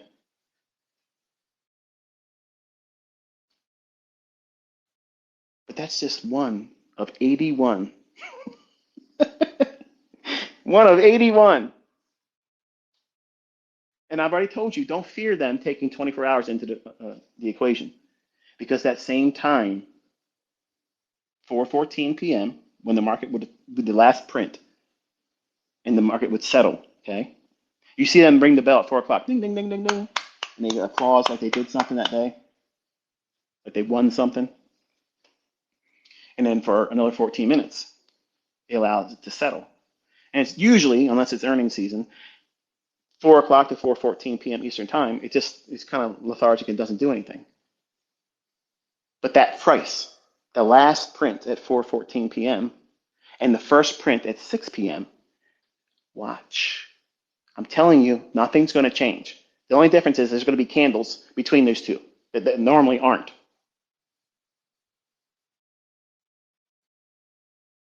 You won't need to worry about having the electronic and regular trading hour tab toggled anymore. Then it's just going to be simply just knowing what time it is. Because those still will work. And I can't wait till they shift and they show this and it's still there. And then you're going to know who the fuck I am. Then you're going to know. You're going to fucking realize then, this motherfucker, yep, I'm that guy. I'm him. I'm him. Been trying to tell you a whole fucking time. Guess what? You just want to kick and scream and deny it. Who are you? I think he is. So I didn't want to do a shotgun Saturday. I was really just looking for a nice peaceful weekend, no troublemaking at all. And I got on the X and saw some people talking some bullshit. Larry Williams is the real author of SMC, and I copied him and I copied that, and they showed you little pictures. What the fuck? Like they're like, oh my goodness, this is where SMT came from. When I told you I was inspired by Larry Williams, by his relative strength and analysis. And that's why I told you to buy his book. Those things had impressions on me. But he doesn't tell you when that divergence is going to form. Would you like to know when they form? Give me a number 1 with a plus symbol after it. If you would like to hear me tell you in the next 5 minutes when to anticipate smart money divergence. SMT, smart money tool, smart money technique. I never settled in on a name on it. I can't see your posts because I'm walking around the house. So I'm hearing some things blinking and blipping in the background, so I'm assuming that you probably are doing that now. When you see a market move into a macro, now a macro is me showing you how it's been codified, coded, scripted to run for inefficiency or liquidity. That's what that 20-minute interval every single hour, it does this. Now, if you understand that that is where price is going to seek to jump to reach for, to draw towards, move in the direction of a obvious inefficiency above or below the market, or an obvious relative equal high or low, or a singular high or low, like a London session high or a London session low. Sometimes they're not always a relative equal low or relative equal high. In London session, that one we treat a little bit differently because it can be a singular high, not relative equal highs. So a SMT divergence will form usually just before the delivery from a macro. So in other words, you're going to get that price run high. Like imagine for a moment, the market's been rallying and it goes up, creates a short-term high, and it trades off. And we'll say we're watching the NQ, NASDAQ. And then some period of time, and I'll leave that up to the time frame you're looking at because this forms on every time frame. And then it rallies up and makes a slightly higher high than the previous high in NASDAQ as we approach the beginning of a macro time. It can happen inside of a macro time. If it does, then it's super fucking star. It's gonna rock. It's gonna be a rock star performance because you got best of both worlds right there at the same time. But usually S&T will form just before a macro, and that stop hunt is the damage that frees the market to deliver under the basis of that macro time.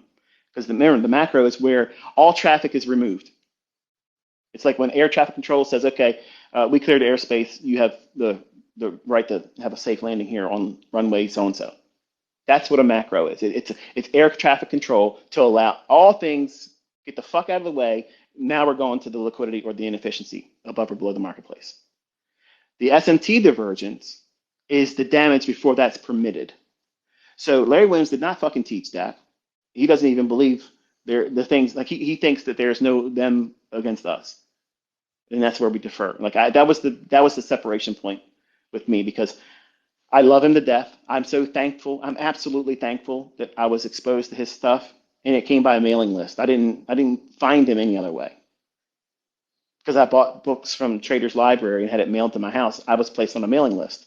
And I got a hold of Ken Roberts' shit too. So it could have been from his mailing list because he was selling the mailing list if everybody bought his course. So one of those two, I was placed on a mailing list that Larry Williams purchased.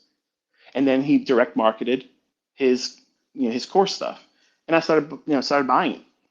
And when I got to the point where I started seeing that there's measures of manipulation here that I can't escape. It's there. I don't know what's going on, but I know it's going on. And I do think it's a them versus me. They're stopping me out. I'm on the right side of the trade. And if I was not stopped out, it was going to go to my target and I would have had the full run. I learned that real quick in my development, but I couldn't overcome it. I couldn't see it. So when I started looking for time cycles, and don't take that out of context, people are going to use that sign that right there. I don't believe in time cycles.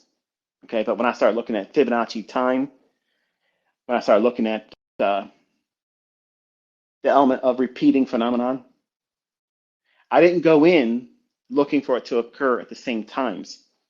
I just went in there looking for data. And I started seeing this overlap of everything in the British pound futures, everything in the Deutsche Mark futures, and Swiss franc futures. And then I started seeing it in the bond market. Now I transitioned to trading just the SPOOS market because I didn't trade NASDAQ back then. It was just the S&P market. It was happening there too. And I was like, shit, well, let me just streamline this and get it down to a window of time where I only want to be focusing on setups to form right here and there. And that was the beginning of the macro. And that's why I've encouraged you last week. You look at a 15-second chart. Look for relative equal highs and relative equal lows, because if you study them on a 15-second chart, you're going to watch how the market goes back and forth and bangs them, back and forth, bangs them, bang and bang. And you can literally sit there all day long and trade a 15-second chart. And everybody else calls it noise. But it's just literally like just anything else. The time frame's very short. You got to be nimble. And you can learn a lot by tape reading a 15-second chart, even if you can't trade the lower time frames. So many people are they're just adamant about, no, I need you to start teaching me on a 4-hour chart, daily chart, or weekly chart, or I'm not interested. Then get the fuck out of here. Because you're literally that guy coming to the Jade Master saying, I'm not learning anything. When the 15 seconds doing every fucking thing that a weekly chart, a monthly chart, a quarterly chart, a yearly chart, 5-year chart, doesn't matter what the fuck it is, it's price. But you're getting so many wonderful examples that repeat inside of just a 1-hour chart. 15 seconds is a lot of opportunity to see it banging around and take relative equal highs and relative equal lows and noticing the time that it forms these things. And I promise you a revelation in that, because you will see how one of the most used high frequency trading algorithms operates in the marketplace every single day, buying and selling all day long. You see it clearly on a 15-second chart, 30-second for some of the more significant price runs, but the real detail, you'll see it in a 15-second. And I don't want you to take my word for it. I want you to go out there and spend some time delving into that, and you will find what you realize after seeing it. That's what goes on behind the scenes. It's they're running the price on a scripted basis, and it's on time. If it's not ran by time, you're going to have a random distribution of when relative equal highs and lows are being taken out. But you're not going to see that. You're going to see that they happen at a conformed window of time. Now, right away, that's toxic to some of you. Like, no, you should just tell me what it is. No, no, I shouldn't. I shouldn't be telling you any of this stuff. If we're being honest, you're not entitled to this stuff. But you have a wonderful revelation if you do that. I'll share with you 15-second charts for the people that don't have that chart. I'll share the morning session to the guys of a 15-second chart next week, this starting this week. And that way you can look through the chart and study it. And you'll see it. You'll note it. And once you get that, the whole idea of this market being scripted or there is no central algorithm, you're a full of shit, man. Every instrument has an algorithm price engine that literally drives the market up and down, and it attacks resting orders. It entices buying and selling. There's no buying and selling pressure driving it up. No more than the 3 or 4 ticks above the high that has a standing base of orders, maybe in tune of 250 contracts. But 2 ticks above that, there's another 300 handles, 500 handles, 10 handles above that, but it stops just above to bump those, leaving all that real juicy liquidity. You mean tell me that nobody's interested in being a buyer? That they can't just rebook and send that price higher to higher to higher just to absorb that liquidity up there? They don't want it there. That's why it never goes there. It's controlled. They leave that up there because when they start sinking the market, more shorts are going to enter the market and that liquidity increases. Because what you're watching is the net longs that the smart money's holding, they need to exit the liquidity to exit out of that. So they want to build these big pools of liquidity above old highs. That's why turtle soups work. That's why they work. Linda Rash's book never covers that, and you can go and look at her book. Look and see if Larry Connors and Linda Rash mentioned that's the reason why the turtle soup forms.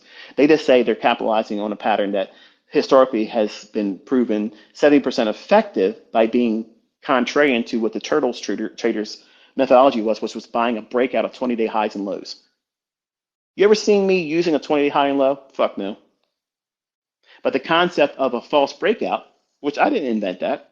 They didn't even invent that. They just gave you a specialized system of entering around that idea or premise, which is why I think the book was great when I first got a hold of it. I paid $175 for that book. I don't know what it goes for now, but I don't regret paying that much for it because it gave me an insight about stop hunts that it solidified a concern I had that validated it for me. Because if these people are writing a book about it, then they saw it too.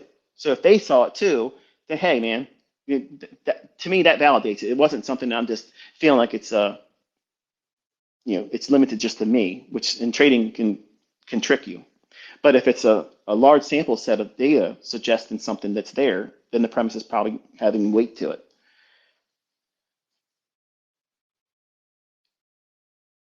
Knowing how a turtle soup will form before it forms, same premise.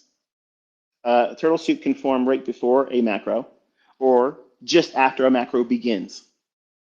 But knowing the narrative of how that daily candlestick is going to form a down close day or an up close day is going to be understood based on where the liquidity is and how we start the day. Is it going to rally first and create the high of the day, or is it going to sell off initially, trick people short, leaving relative equal highs that they run for later in the day? That creates the high of the day, and the only thing they're really running out is the engineered buy side liquidity. Then send it lower for the close, and that's your narrative. That's the bias is short, but it isn't always open, go straight down, close.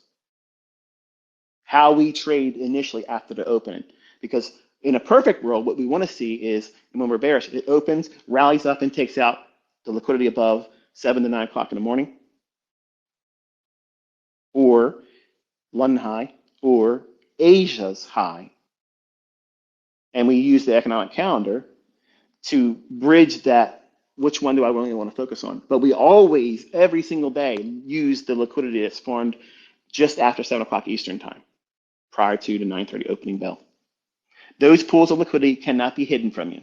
And when it's a clear, obvious relative equal high or relative equal low, and it would match how the daily candlestick should form for the purposes of power 3. In other words, you're bullish, your bias is bullish. You think the weekly chart's going to keep working towards a level higher. Okay, wonderful.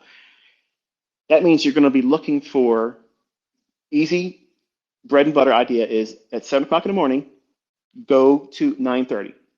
At 9:30, in that last 90 minutes, where is the relative equal lows? If there is no relative equal lows, just find the lowest low if it's a singular low. That's where you're going to expect the price to drop down in a perfect world. But because we have to watch and see what the opening range can do for the first 30 minutes, unless it just does exactly what we're expecting right out the gate, which is a Judas swing, and when we're bullish, it drops down and goes for the liquidity. Then you know what you're waiting for. Go down there and get it, soup it, use the first resistance fair value gap that you come to after it runs the liquidity. Okay, it's a little variant on the gauntlet. It doesn't have to have a breaker there.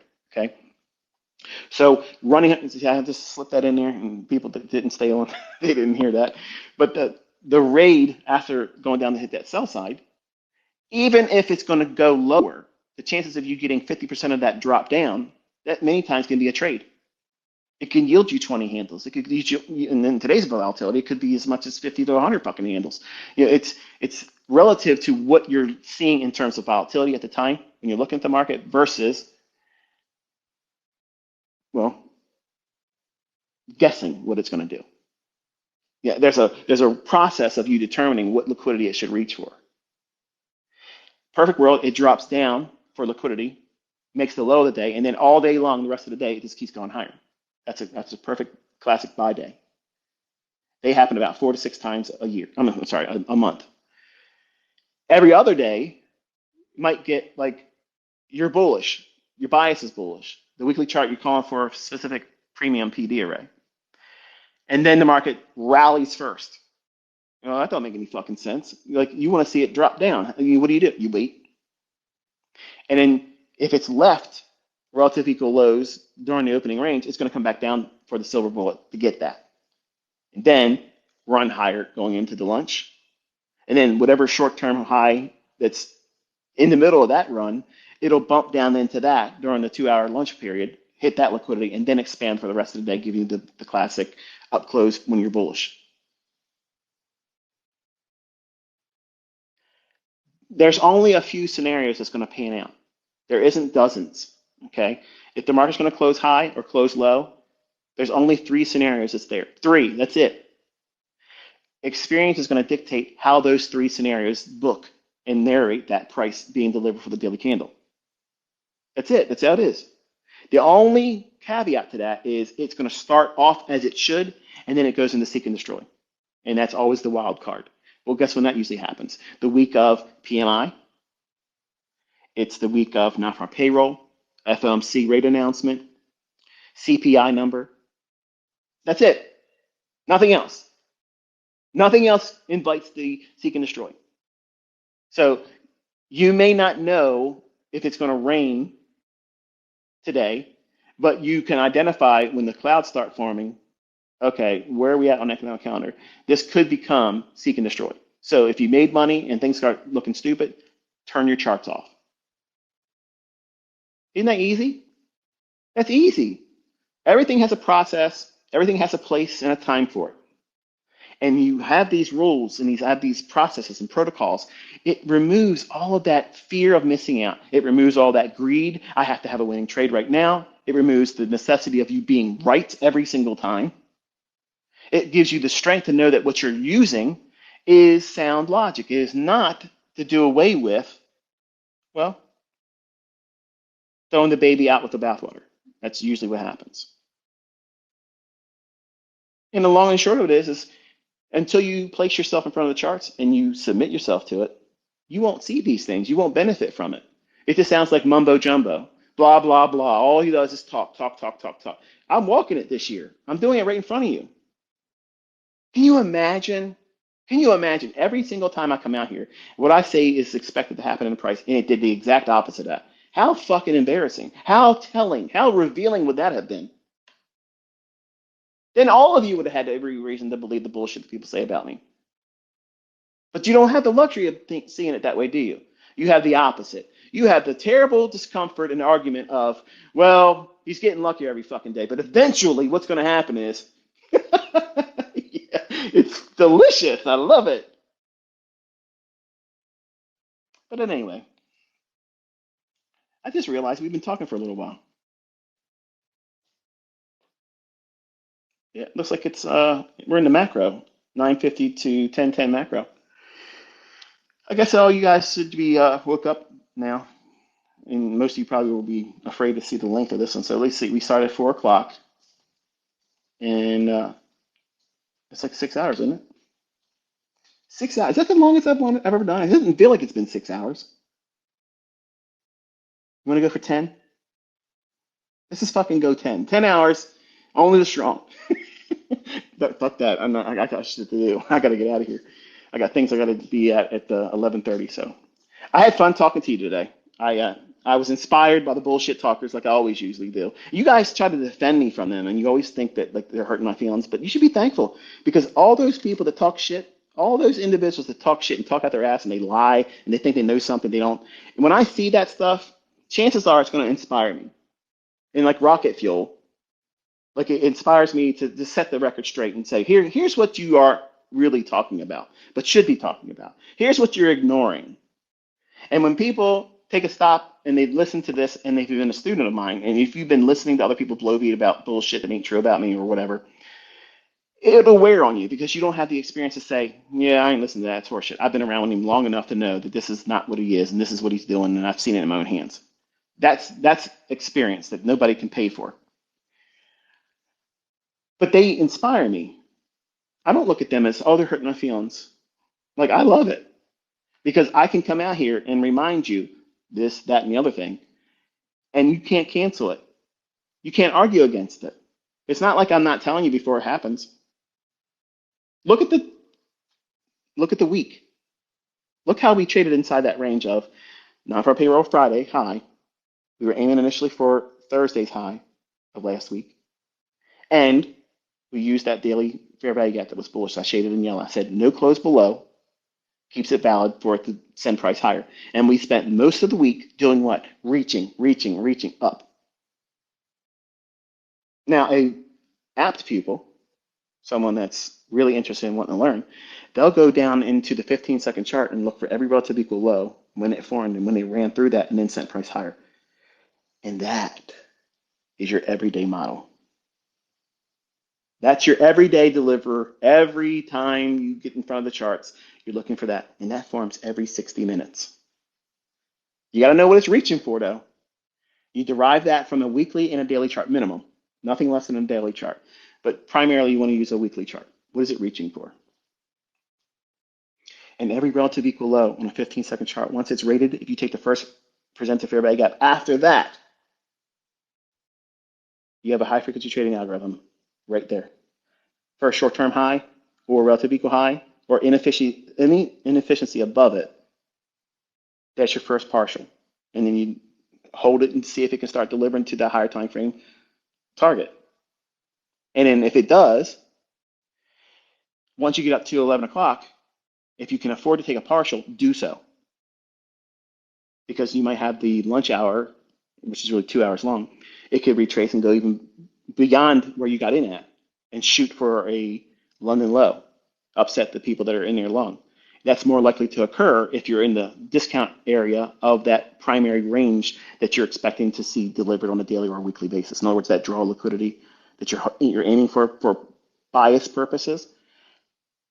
When you're in the first half of that price run that would materialize, there's going to be stop hunts like that will occur. So you have to trade differently a little bit there. But when we get to a premium side of that price run, you won't see these big drop down. They won't need to come down there because they want to get closer to that exit strategy of getting out at that pool of liquidity or that inefficiency that's a premium. But anyway, we're going to close it here and be satisfied with this. I didn't spend any time with you yesterday. I'm sure you probably all missing me going through withdrawal, strung out on ICT. So I'm going to wish you a very pleasant weekend. Have a very wonderful Saturday. And for all of you that are students of mine and are mothers, happy Mother's Day. I hope you have a very pleasant, relaxing day. And Lord willing, I will talk to you all on Monday. Be safe.